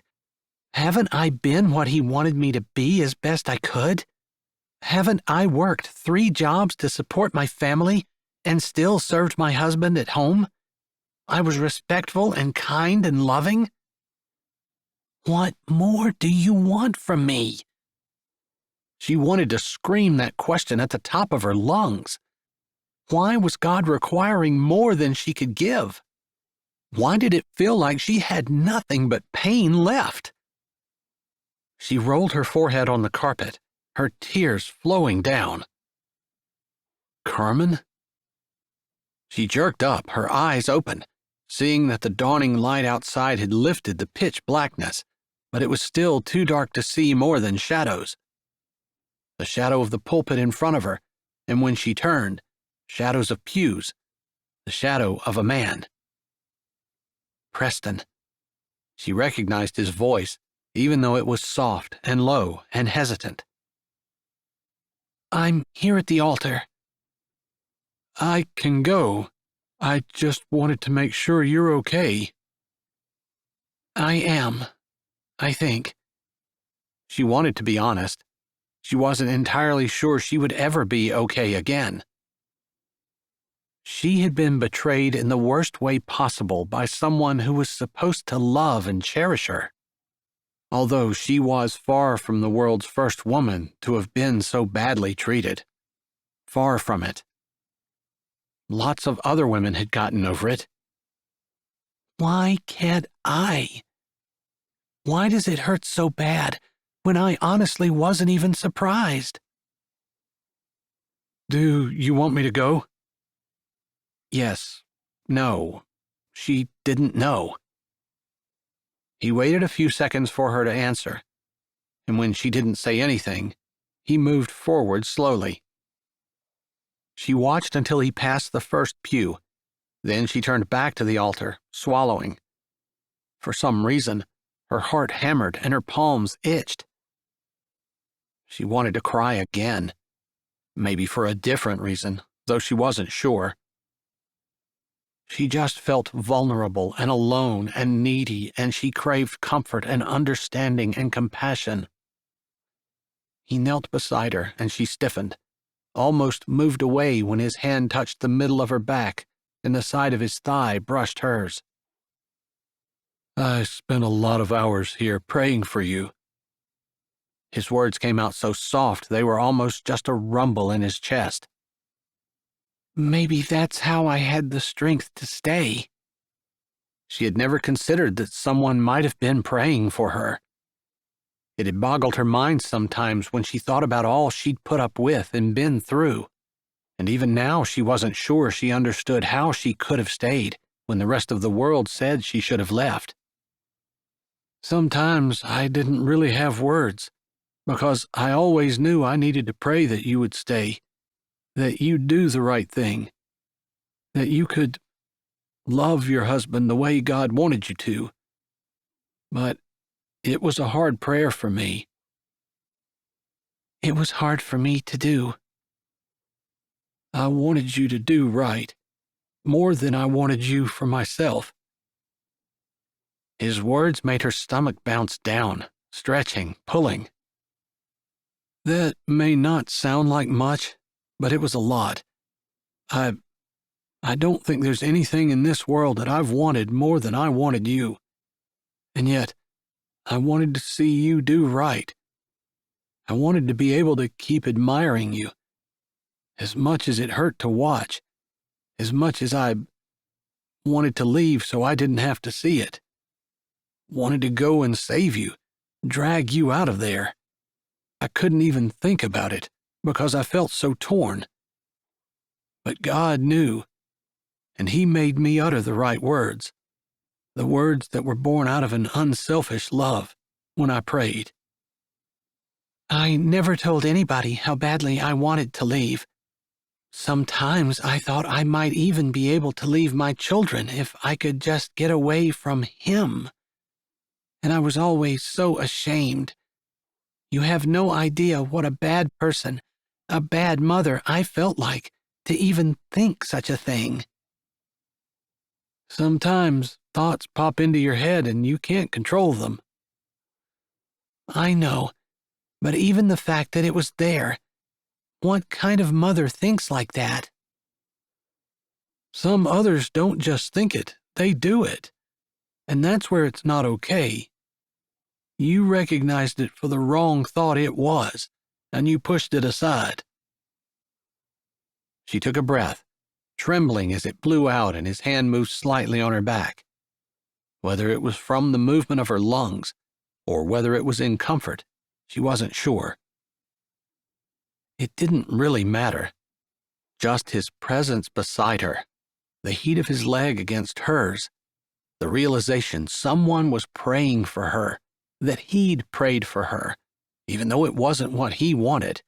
He was praying for the right thing.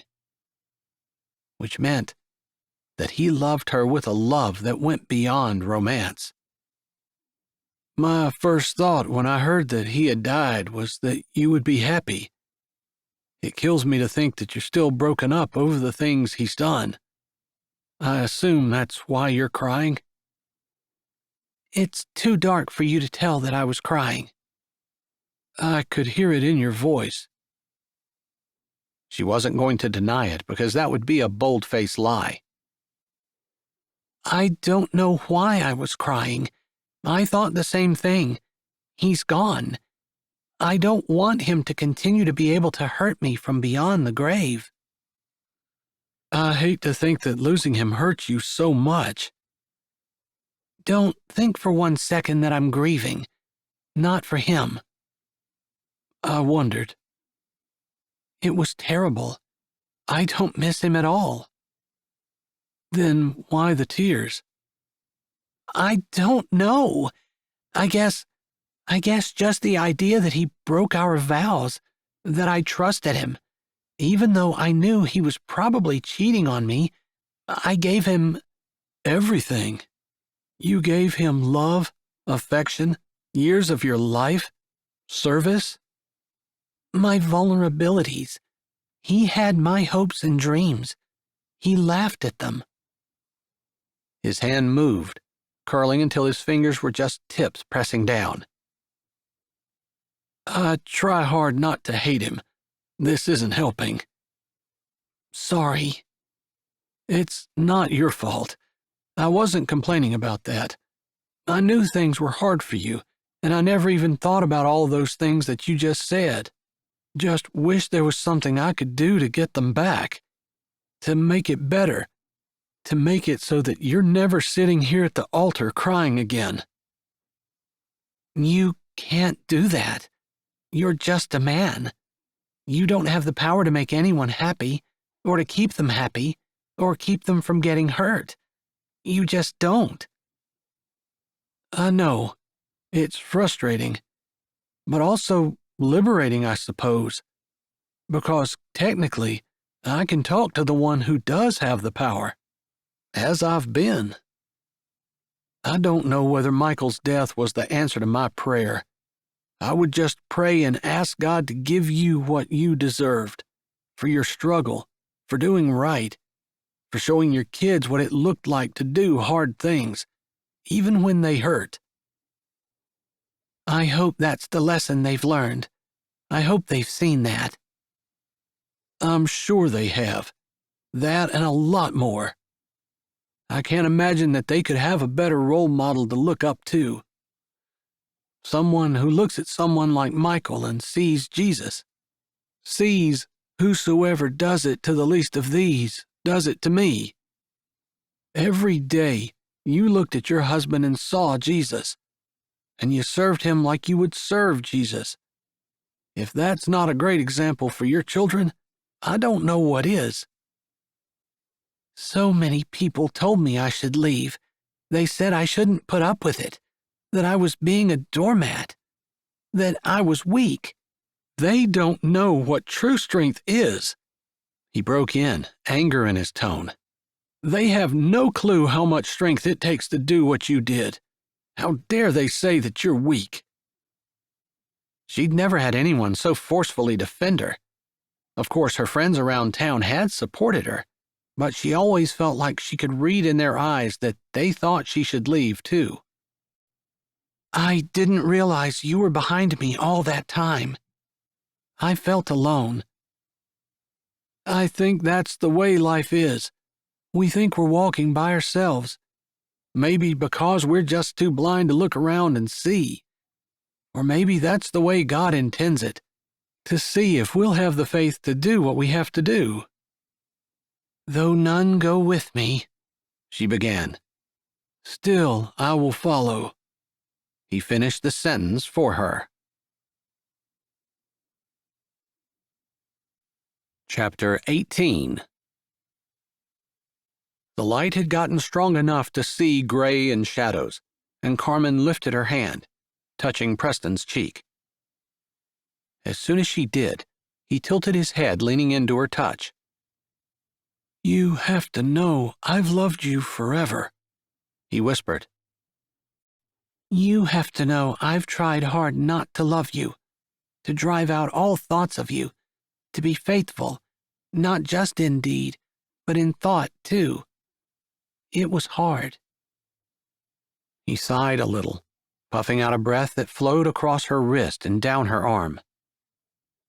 I don't want to hear that you weren't faithful, but somehow it does make me feel good to hear that it was a struggle. His lips touched the palm of her hand, kissing it softly. I didn't really mean a passionate romantic love, although I definitely feel that. But I meant more the kind of love where I would have done anything for you. That's the kind of love I've felt for you forever. You've already done so much. I don't want you to waste any more time with me. It's not a waste. I'm a mess. Look at me. I'm here at the church at 4 o'clock in the morning, and I don't even know why I'm crying. You can't want that. Can't want to be messed up with someone who's so messed up. You want to bet? He asked, and even though her words were heartfelt and sincere, the little bit of humor in his voice made her smile. He sounded so confident, so sure of himself, so absolutely certain that he wanted her, that he was laughing at the idea that she thought he couldn't possibly. She breathed a laugh, and he leaned forward, his arm going around her shoulders, his lips coming down to touch her temple. I can promise you, there's nothing you can do to make me not want you. Nothing. Crying isn't going to scare me away. I definitely was not trying to scare anyone away. I'm scared myself.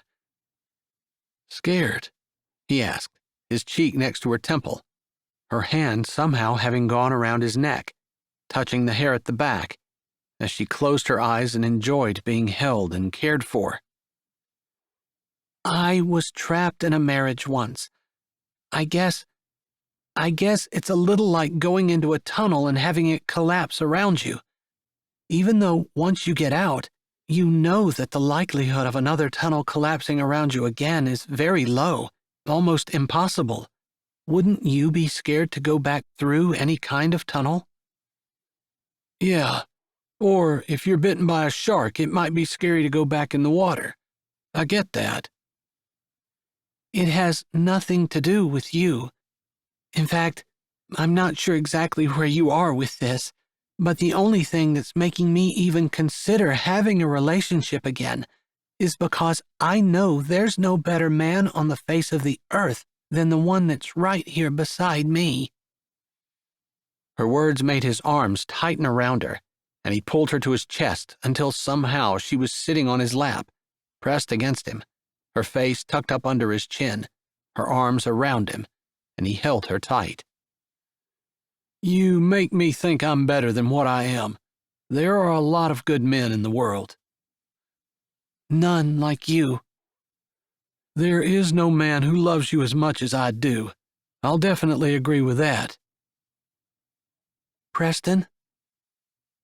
He said, almost as though he was so focused on holding her and the feel of her in his arms that he wasn't necessarily paying attention to her talking.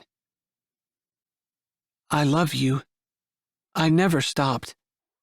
I tried not to think about it while I was married, but almost from the second I said I do, I knew it was a mistake because I loved another man. I wanted you to know that. Thank you. I guess I understand because I'm the same. The same in that I knew I loved you, knew I didn't want to lose you, and I tried not to think about it once you were gone. She kissed his neck, just a soft touch, her lips against his skin. He shivered. But I want to push it. You know I'm not just putting time in. I want the rings and vows and the forever. All right?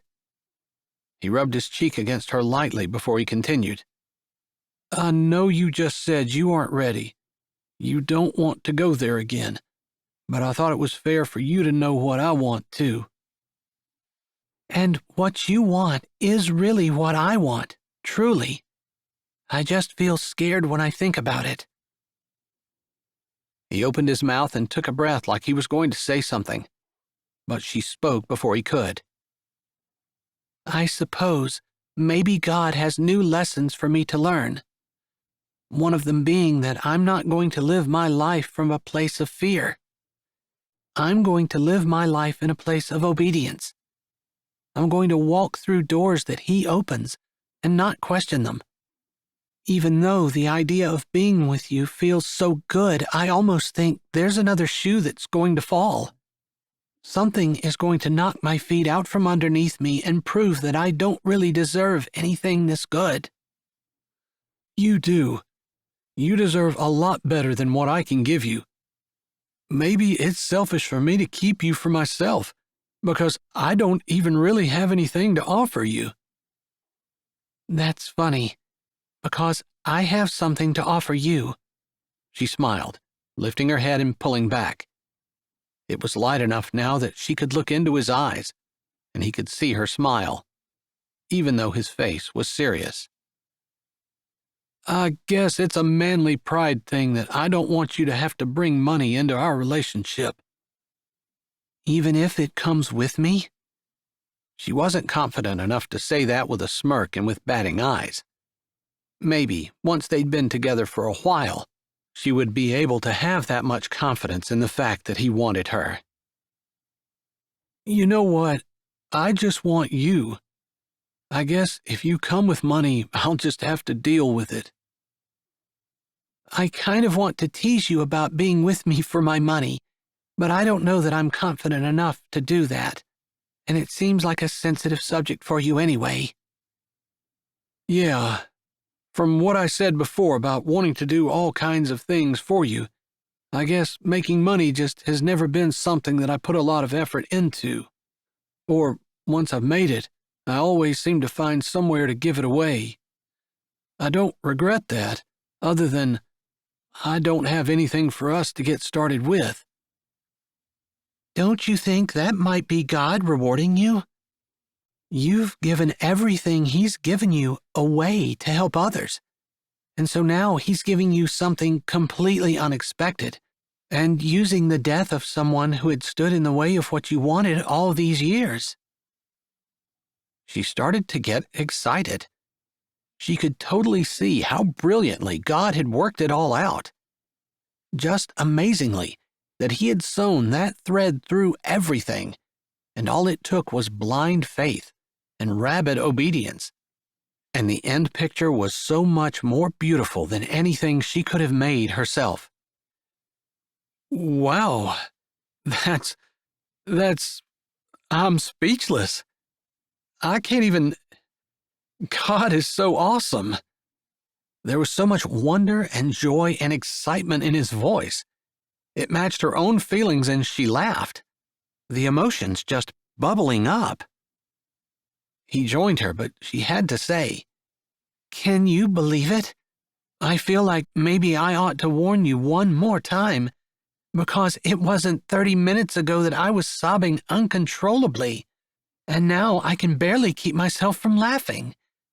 In fact, I kind of want to get up and dance around the room." He stood up from the altar, her sliding off his lap and onto her feet, and she thought for a moment that he really was going to dance around the sanctuary with her. But he just pulled her closer and hugged her, moving just a little back and forth. It was just the hug of someone who was overcome with emotion, the good kind. She hugged him back, then she pulled away, looking up. "Preston?" I love it when you say that. Maybe I should say what, just to hear you say it again. "Your name?" Yeah. "Preston." He grinned, and they shared the silly smiles of people who had just had an amazing experience together. "Will you marry me?" His eyes opened wide, his brow shooting up, and the silly grin disappeared as his mouth morphed into an O. But then his mouth curved into a grin as his hands came up to hold both sides of her face. You stole my lines. You have no idea how badly I wish I had said those words 15 years ago, that I'd at least beaten Michael to it. Now, I'm still too slow. It's okay. I'm covering your weakness. He laughed. That's fine. You're not going to be able to beat me at this. He lowered his head, and his lips touched hers, and she sighed, moving closer, feeling like this was the absolute right thing. Maybe her doubts weren't all completely gone, and maybe her fear hadn't completely disappeared, but she knew, without a shadow of a doubt, that this was the man that God had for her. That God had opened a door. Maybe he was rewarding her for her faithfulness. Maybe he was just giving her something good, even though she didn't deserve it. But regardless, whatever the reason, she wasn't going to turn it down.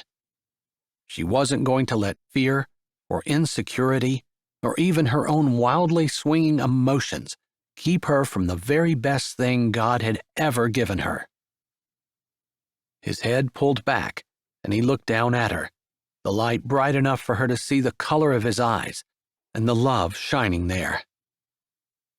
I sure hope when you asked me to marry you, you were thinking like, soon, not, years from now. Tomorrow? She said, a little bit of fear traveling through her as she did it, but overshadowed by her confidence. If he was the right man, why would they wait? That sounds good. Now we need to break it to your kids. I think they'll be happy about it. I can't imagine any other reaction. I hope you're right. JR, I think we have things patched up. He would be the one I would be most concerned about, although Gunnar seemed to worship Michael. Just like he worships you, maybe in a slightly different way, but you don't have anything to worry about in that area.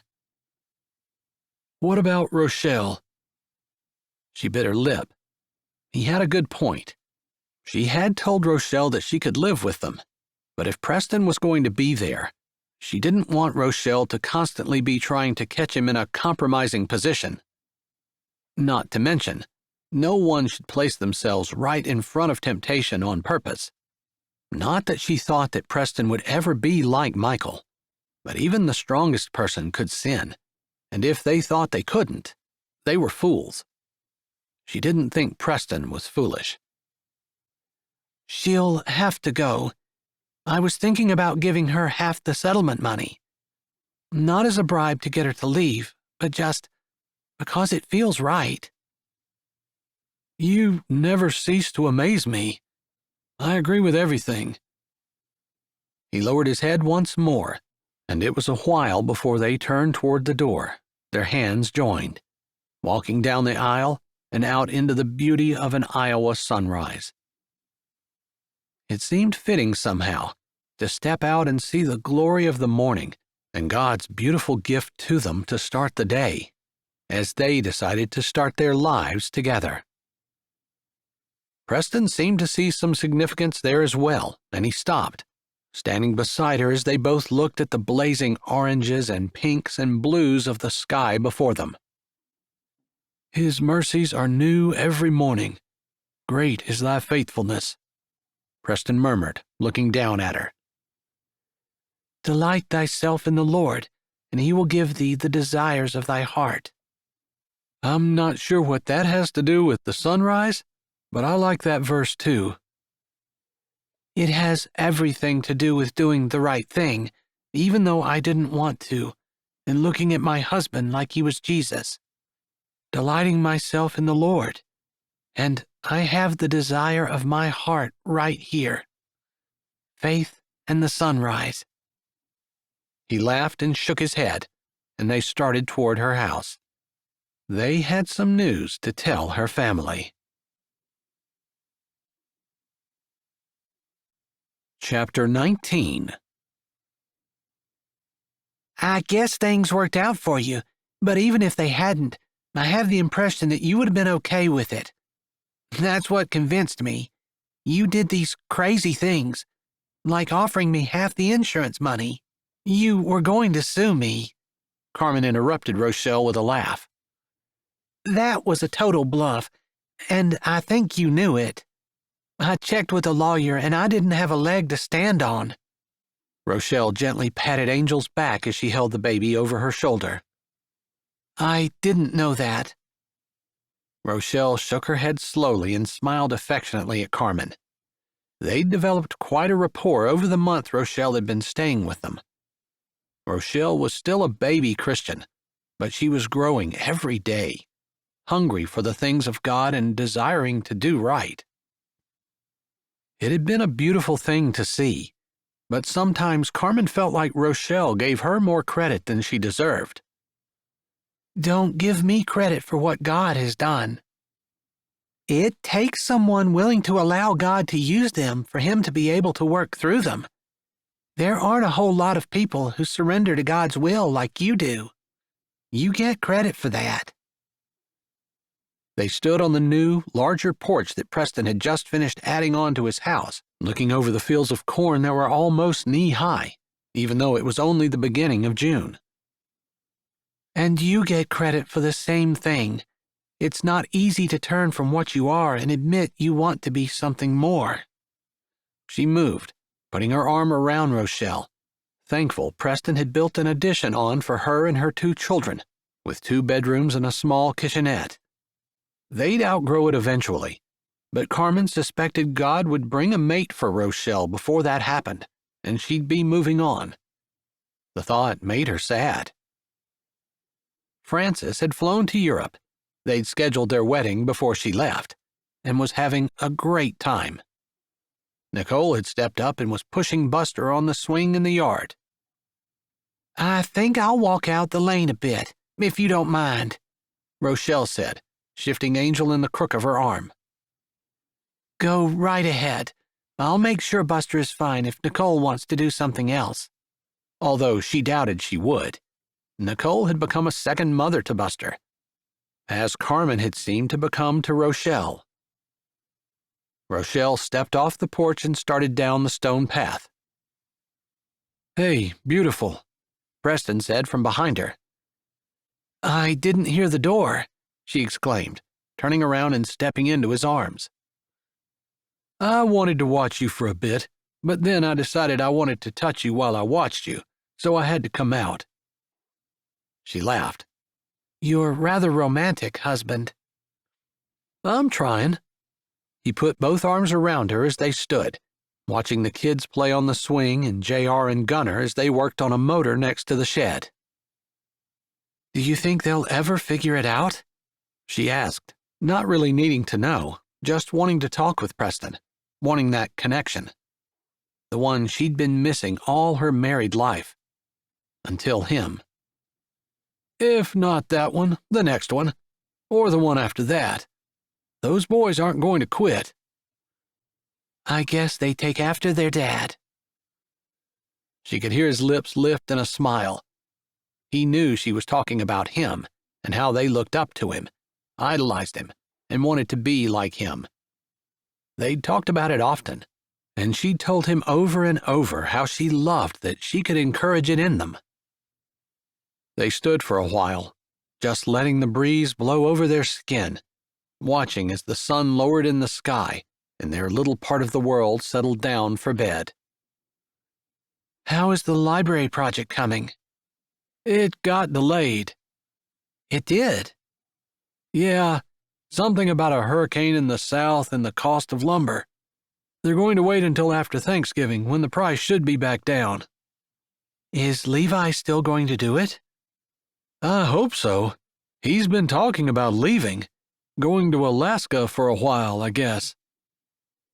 Why? She turned to look at him, hating the idea of the family being separated. Just restless, I guess. Their eyes met. She supposed she understood. There was something in a man that made him want to conquer something. She could see it in her boys, although they were hopefully channeling that into conquering the motor and wouldn't need to leave. Although if God led them away. Preston? Yeah? Have I thanked you lately? Just a bit ago. Why? Because I wanted to make sure you knew exactly how much I appreciated you waiting on me. not rushing ahead of God, knowing He'd work things out if you just stood still in His will. It wasn't easy, although I can most definitely say it was worth it. He nuzzled her head and she turned completely in his arms, putting hers around his neck and smiling up at him. I don't know if it was, really, for you, but I know I sure made out pretty well. I can guarantee you, it was worth it. He kissed her then, and she just had to thank the good Lord, one more time, for giving her a good man, the best. This has been Heartland Faith, a Heartland Cowboy Christmas Sweet Romance, Book 9. Written by Jesse Gussman. Performed by Jay Dice. Executive production and cover art by Julia Gussman. Editing by Heather Hayden. Copyright 2022 by Jesse Gussman. Production copyright by Jesse Gussman.